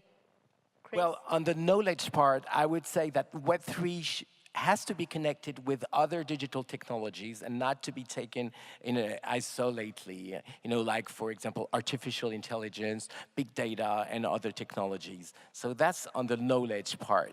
Then on the business part, I think there's a lot of jobs today in the Web3 industry. A few people still maybe sometimes believe if you work on blockchain, you'll be a developer, for example. There are so many jobs, and I think Binance is a great illustration on how many different jobs you can have in the Web3 industry. It could be legal, it can be marketing, it can be, well, just take the comparison with Web2, with the internet, where it has revolutionized every job, and it's becoming the case. And I can really see with my current promotion how people from very different backgrounds have taken this course, whether it's communication, it's legal, it's business, it's technological, because once again, there are plenty of jobs in Web3, and that's what seems to be fascinating to my point of view. Very encouraging. Deep? Yeah, I'll just be brief. I think I'm just going to echo something that was said a minute ago. I think get yourself involved in places where you have people coming from different disciplines with a different perspective. We always talk about the university being a convening center, somewhere that industry, government, and academia, the so-called triple helix, can come together. But wherever you find that forum, I think get yourself in that room, because it will give you a fresh perspective on your startup, on your research project, or whatever else you're doing in this space. Amazing. Frederick? Yeah, just to conclude, diversity is the key for adoption, but it's the key for resilience, it's the key for innovation. So really we have to invest on diversity, because it's the strong asset we have to make the Web3 thing that really is going to make the world a better place. That's amazing. Let me quote something to close, which is Nelson Mandela once said, education is the most powerful weapon to change the world. And actually, it's a great honor for Binance to partner with each of you, actually, to make a difference, for the future, for us, and also for the future generations. Thank you. Thank you. Thank you. Thank you.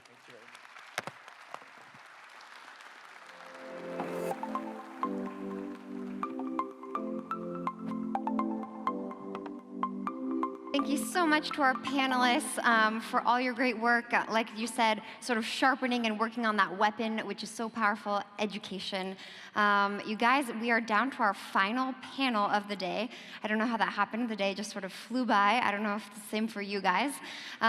So allow me to welcome journalist, presenter, and my co-host, Haley Edmonds, to the stage. She will be leading a discussion on building Web3 communities. Haley, over to you.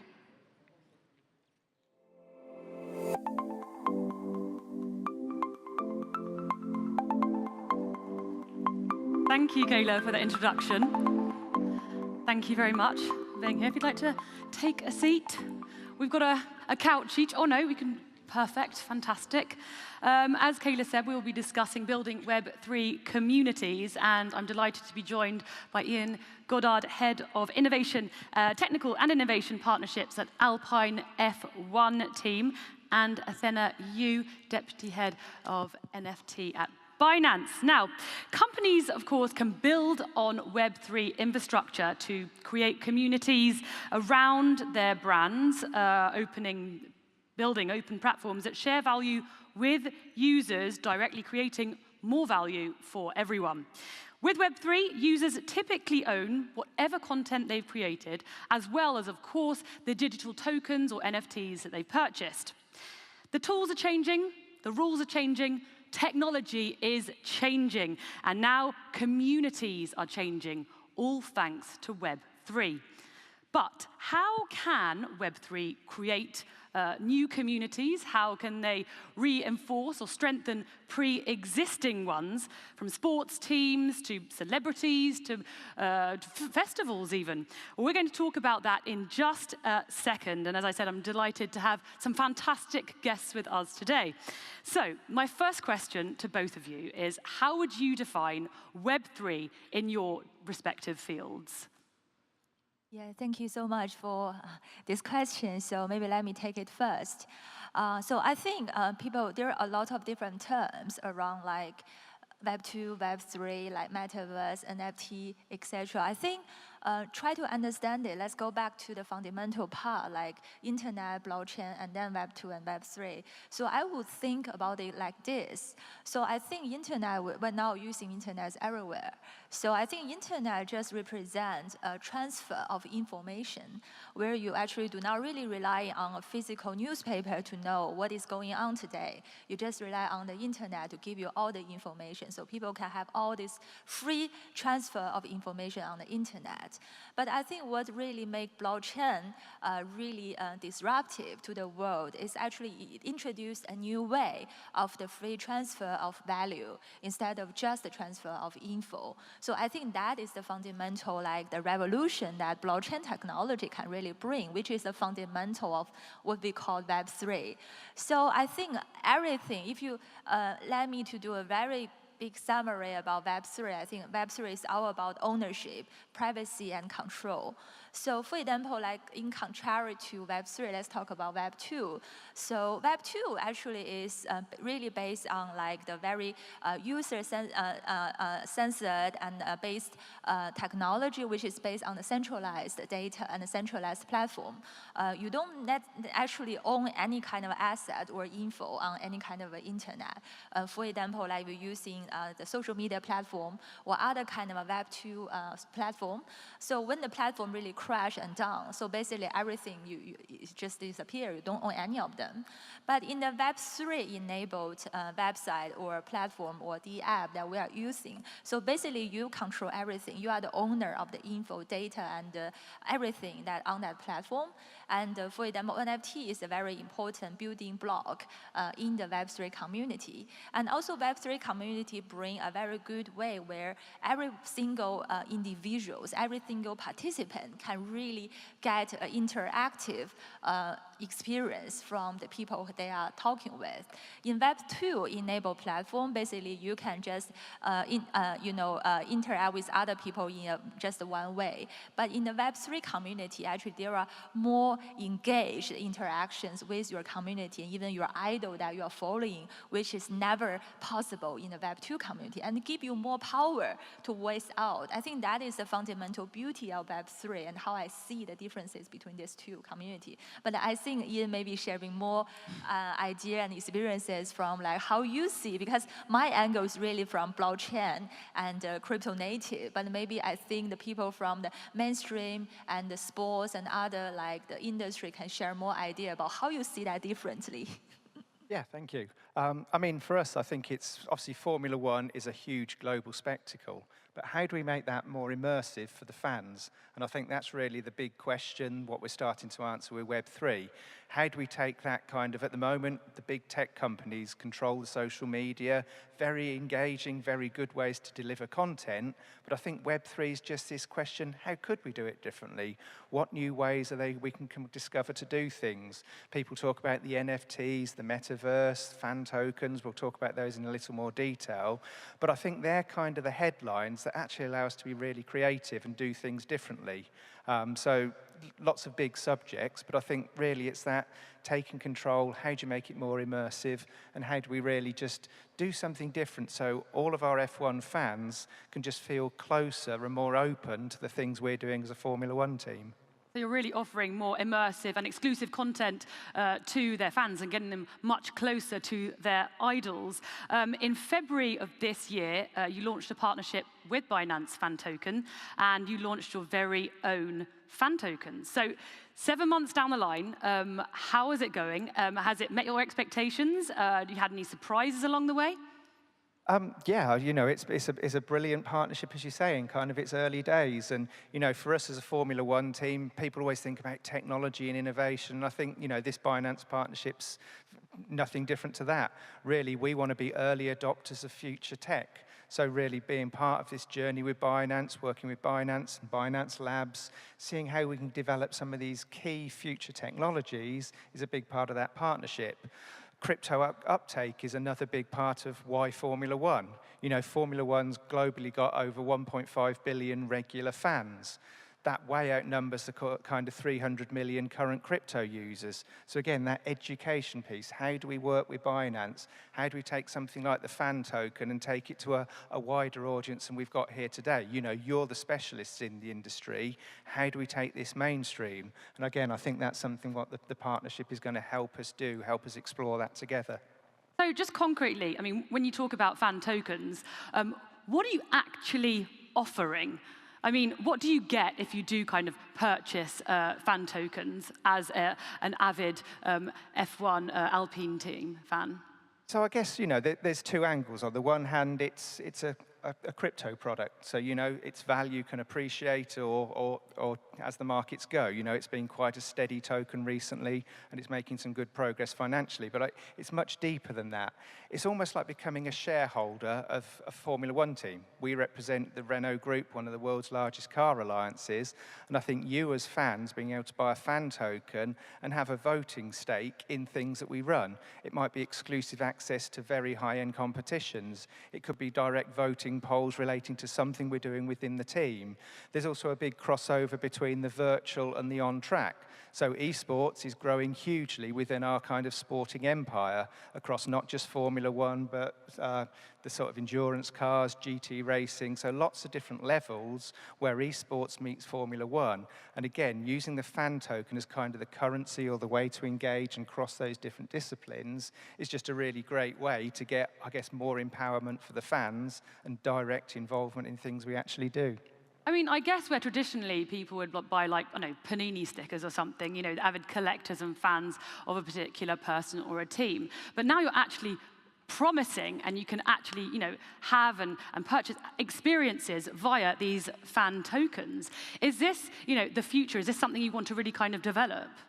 Yeah, again, I think that goes back to the immersive comment I made in the opening question. It's really, what can a fan get that's more than just a sticker, just a signature? Can that be somehow related to, you know, a real cool moment in time, a snapshot? And I think that's where NFTs cross over maybe more into interactivity, capturing a unique moment in history that you become the exclusive owner of. Maybe we can start a fabulous competition. We've done some recently where, again, by being a fan token holder, you get exclusive access to competitions that would never normally be available. We've had competition winners be mechanics for a day in our F1 team. We've even had a fan token competition winner drive an F1 car. Again, what we're we're really doing is taking this whole ownership and partnership with Binance to offer things. Yes, Web3 is kind of the package it's under, but Web3 and fan token really kind of pushing the barriers for what we do with our fans and how we kind of reward their loyalty and their, their support that they give us. And just one last question with regards to F1 and the fact it is such an innovative industry. Would you say that fans have embraced fan tokens more than maybe another sporting discipline? It's probably a strong part of it. Again, that's part of the learning and the education we're doing. We know the fan base is much bigger than the crypto base, but we're seeing that kind of rapid expansion. We're seeing fans genuinely come to us because of their interest in, across the technology as much as the racing. So I think that's kind of the big growth area for the future, where we can really mix those two. And again, more and more people become natural fan token holders. Athena, when you do launch into these kind of fan tokens or the equivalent, there are, of course, a lot of risks for a team such as F1 or for a celebrity. What would you say they are? I should say there are a lot of challenges in a way, so it's not as promising as most of people think about. Of course, I think the future is very promising and very bright, but during the way of adoption, I should also say that the whole purpose of why Binance or other big giants are launching NFT platform or launching the fan token is really about to push the mass adoption. As you said, the fan base of F1 or of other sports clubs or other big celebrities is bigger than the crypto space. So what Binance really want, what we envision is like we want to bring a bridge between those two worlds, but that is not easy at all. I should say there are several layers of challenges and risk. For example, the accessibility. Like people will feel like very difficult to get access to this new world because they don't really know that where they should go. And also I think the wallet system, the DeFi system, and all the NFT, how to buy it and how to sell it is extremely difficult for a lot of newbies to understand. This is number one. Number two, I think security is also a big challenge and risk.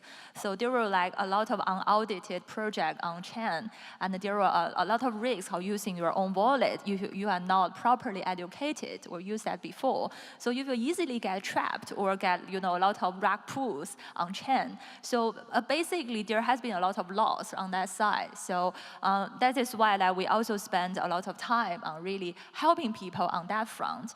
And I should say the third risk or challenges is really education, because people don't have a really proper understanding of what exactly fan token or NFT represent for.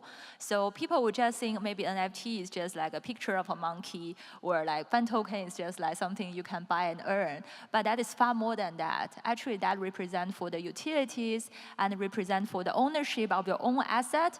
And you should also do the own research of really identifying what are the good ones out of the bad ones. So I think those are the fundamental hurdles that people need to go through before that they can properly know and get into this new world, which is truly exciting.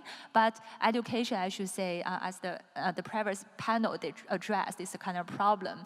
Education about understanding the whole world, understanding all the tools you should use, understanding all the security issue and risks, and to try to really mitigate them is the things that I should say the responsible player in the industry like F1 or Binance, we really need to play.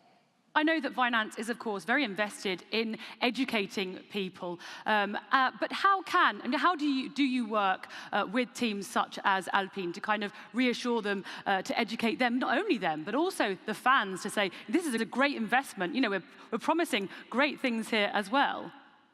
I think the best education is always come along with the practice, and which we need to really lower the barrier for people to understand. I think blockchain and NFT and DeFi token should be, it's like a black jungle. So there are plenty of risk. So if at the very beginning people feel like this is really very hard to get access, or very difficult to understand the terms, or very difficult to get the first engagement, and that they will never want to touch that that phase. So I think what we did together with like F1 or other fan token partners or NFT partners, like we make the whole process very easy to onboard. For example, like we have our account system which we can enable very easy onboard and also use fiat to buy the NFTs or buy fan token directly. And also we have a very fun and a rewarding mechanism, for example, mystery box, where people can easily, very understandable by the normal people. And also I think the most important thing is the utility. So for the majority of the people, they should be understanding what exactly the utility behind the NFT or token they hold. For example, like what Ian has been saying is about your exclusive right that you can hold on meeting some of the idol or meeting some exclusive experiences with the F1 team that you can never experience before. So those kind of utility really can build the true value of the NFT and token you are buying, so that be understandable to lower the risk of people getting involved in an investment project. So I think those are the things I should say should be very important before that what we are doing. So for example, we're also doing ticketing together with one of the partners that we're, because ticketing is a very easily understandable business model in the 99% of the world, of the people in the world, they understand what ticket represent for. So they can basically use the ticketing in the form of NFT, which is immutable and it should not be faked. And people can also use it as a commemorative ticket, NFTs afterwards, so they can remember those special moments they've been to the F1 match or other experiences. So those are the things that people can understand, so that they can gradually be, educated and be converted to the world in a very natural way. One user case that does come to mind, coming off what you just said, is a Primavera Sound Festival, in which you were implicated in several kind of areas. What can you tell us about that and the outcome of that, and how are you intending to follow that up next year? So that is one of the very many other trials we had this year with truly try the utility. Because in order to say that, like, we are not using those kind of experiences or this kind of a partnership as an advertisement or sponsorship. So that is far more than just a sponsorship. Rather than that, we are using that as a tool of engagement with our fans and also the new user acquisition. So we also work with other celebrities, like The Weeknd in the US, and also like we also have signed Cristiano Ronaldo. Obviously, a lot of people know about that breaking news. So musical festival is that we use the ticket, NFT as a ticket for people to enter that musical festival.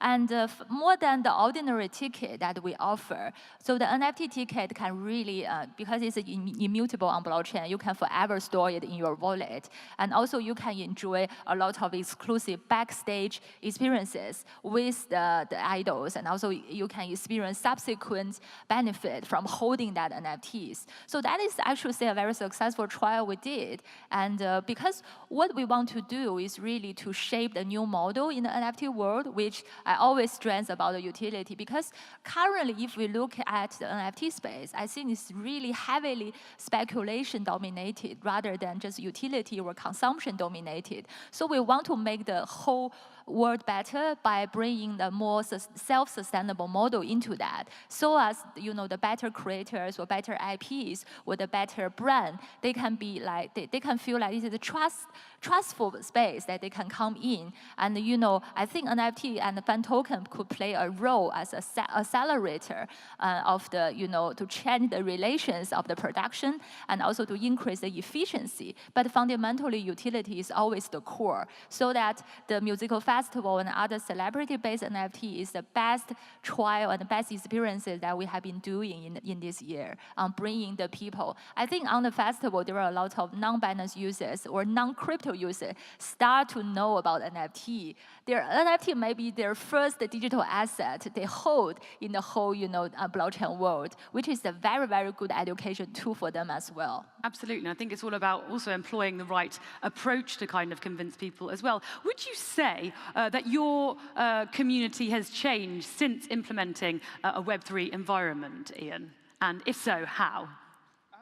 I think for us, it's that how can we do things differently? That, you know, there's always the core motorsport fans, but I think like what we've been doing to promote the fan token, maybe for people who are just unfamiliar, they don't understand the whole digital wallet, how you become a customer. I think in those cases, we've been doing some token drops. You know, enter this competition, get your first token kind of on us with Binance's backing. It's a way to just make it more accessible. It's an incentivizer to actually go and set up that account, go through the verification process, but with no overhead. So it's not like you've got to heavily invest in crypto. It's kind of a soft entry. Our social media channels guide kind of the process, the competitions, the reasons why people want to do it. So what we're finding is that's kind of upping the engagement of F1 fans and helping our fans transfer into this kind of crypto Web3 based world. So it's just different things we can do to, again, transfer the work we're doing between us.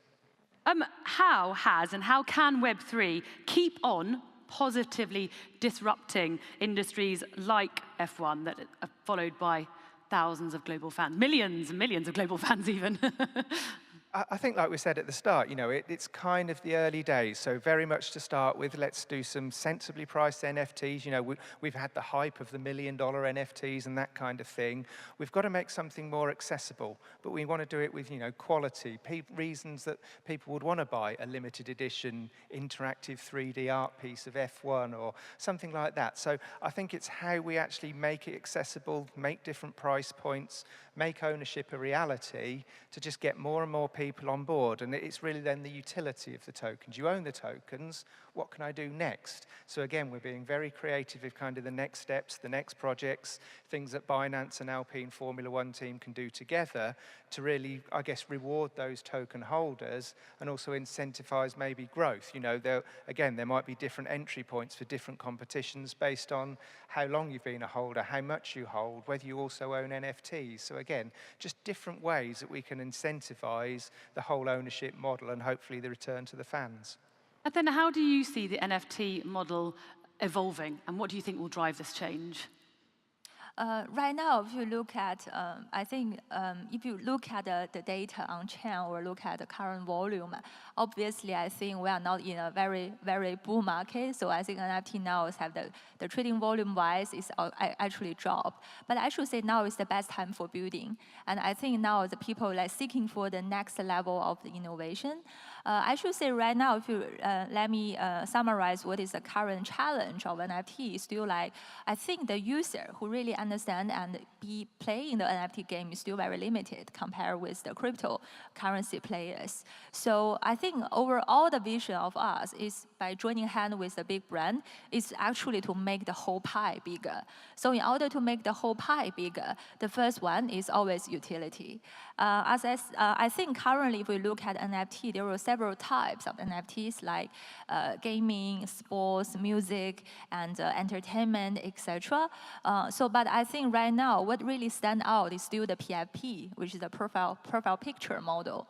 And I think in the near future, we will see if I will see a promising trend on gamify-related NFT. We could still drive some trend and momentum. But I think the problem of gamify is really about the token economy need to be more self-sustainable and healthy. So people come here for it's the play-to-earn model, but people coming here more to earn, but not for play. So we need to really introduce more high-quality project into the space. But I firmly believe that NFT and the token should be a self-sustainable and a united mechanism that we should work on. And if we have already built a very good utility-based NFT, and then I think NFT-Fi or NFT finance should be something that can be another trend that people can really discover. It's actually building a whole ecosystem based on the core essence of NFT. Yeah. So in just the one last question with regards to what financial and utility benefits you are seeing in the long term and what the potential is of this partnership with Binance. I think really, you know, utility is something we keep mentioning, and it's really how we actually make the crypto, the fan token, I guess, more accessible and usable for the fans in the physical world. So, you know, looking at things like Binance Pay to spend the tokens, maybe being able to shop with our merchandise, but with some kind of Binance products. So using Binance cards to effectively buy merchandise. I think that's kind of a natural thing. Also, where we go with, okay, what can you do with ownership of the tokens? We mentioned the metaverse very briefly at the start. Logical things for us are kind of taking racing into the metaverse. Another way that we could do something very different, very immersive, to again reward the fan token holders and kind of create this, you know, Web3 space as far removed as what we think of Web2 as we can. And again, that's the exciting investments with Binance into things like the metaverse, working with us to define exactly what that could look like. So I think there's some big steps to come, but again, you know, very early in planning those out, but excitement for the future, I think. Absolutely. Big things lie ahead. Thank you so much for sharing your experience and, of course, your insights with us, Athena and Ian. Thank you very much on participating in this talk on building Web3 communities. Thank you. Thank you. Thank you very much.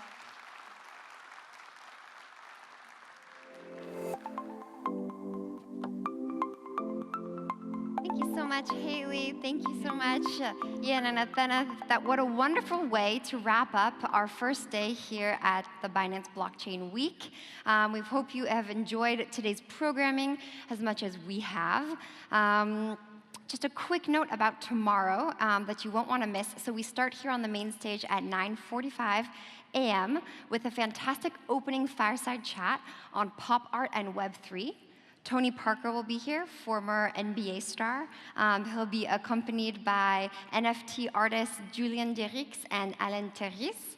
And James Rothwell will be moderating Binance's VP of Global Marketing. So again, that's at 9:45.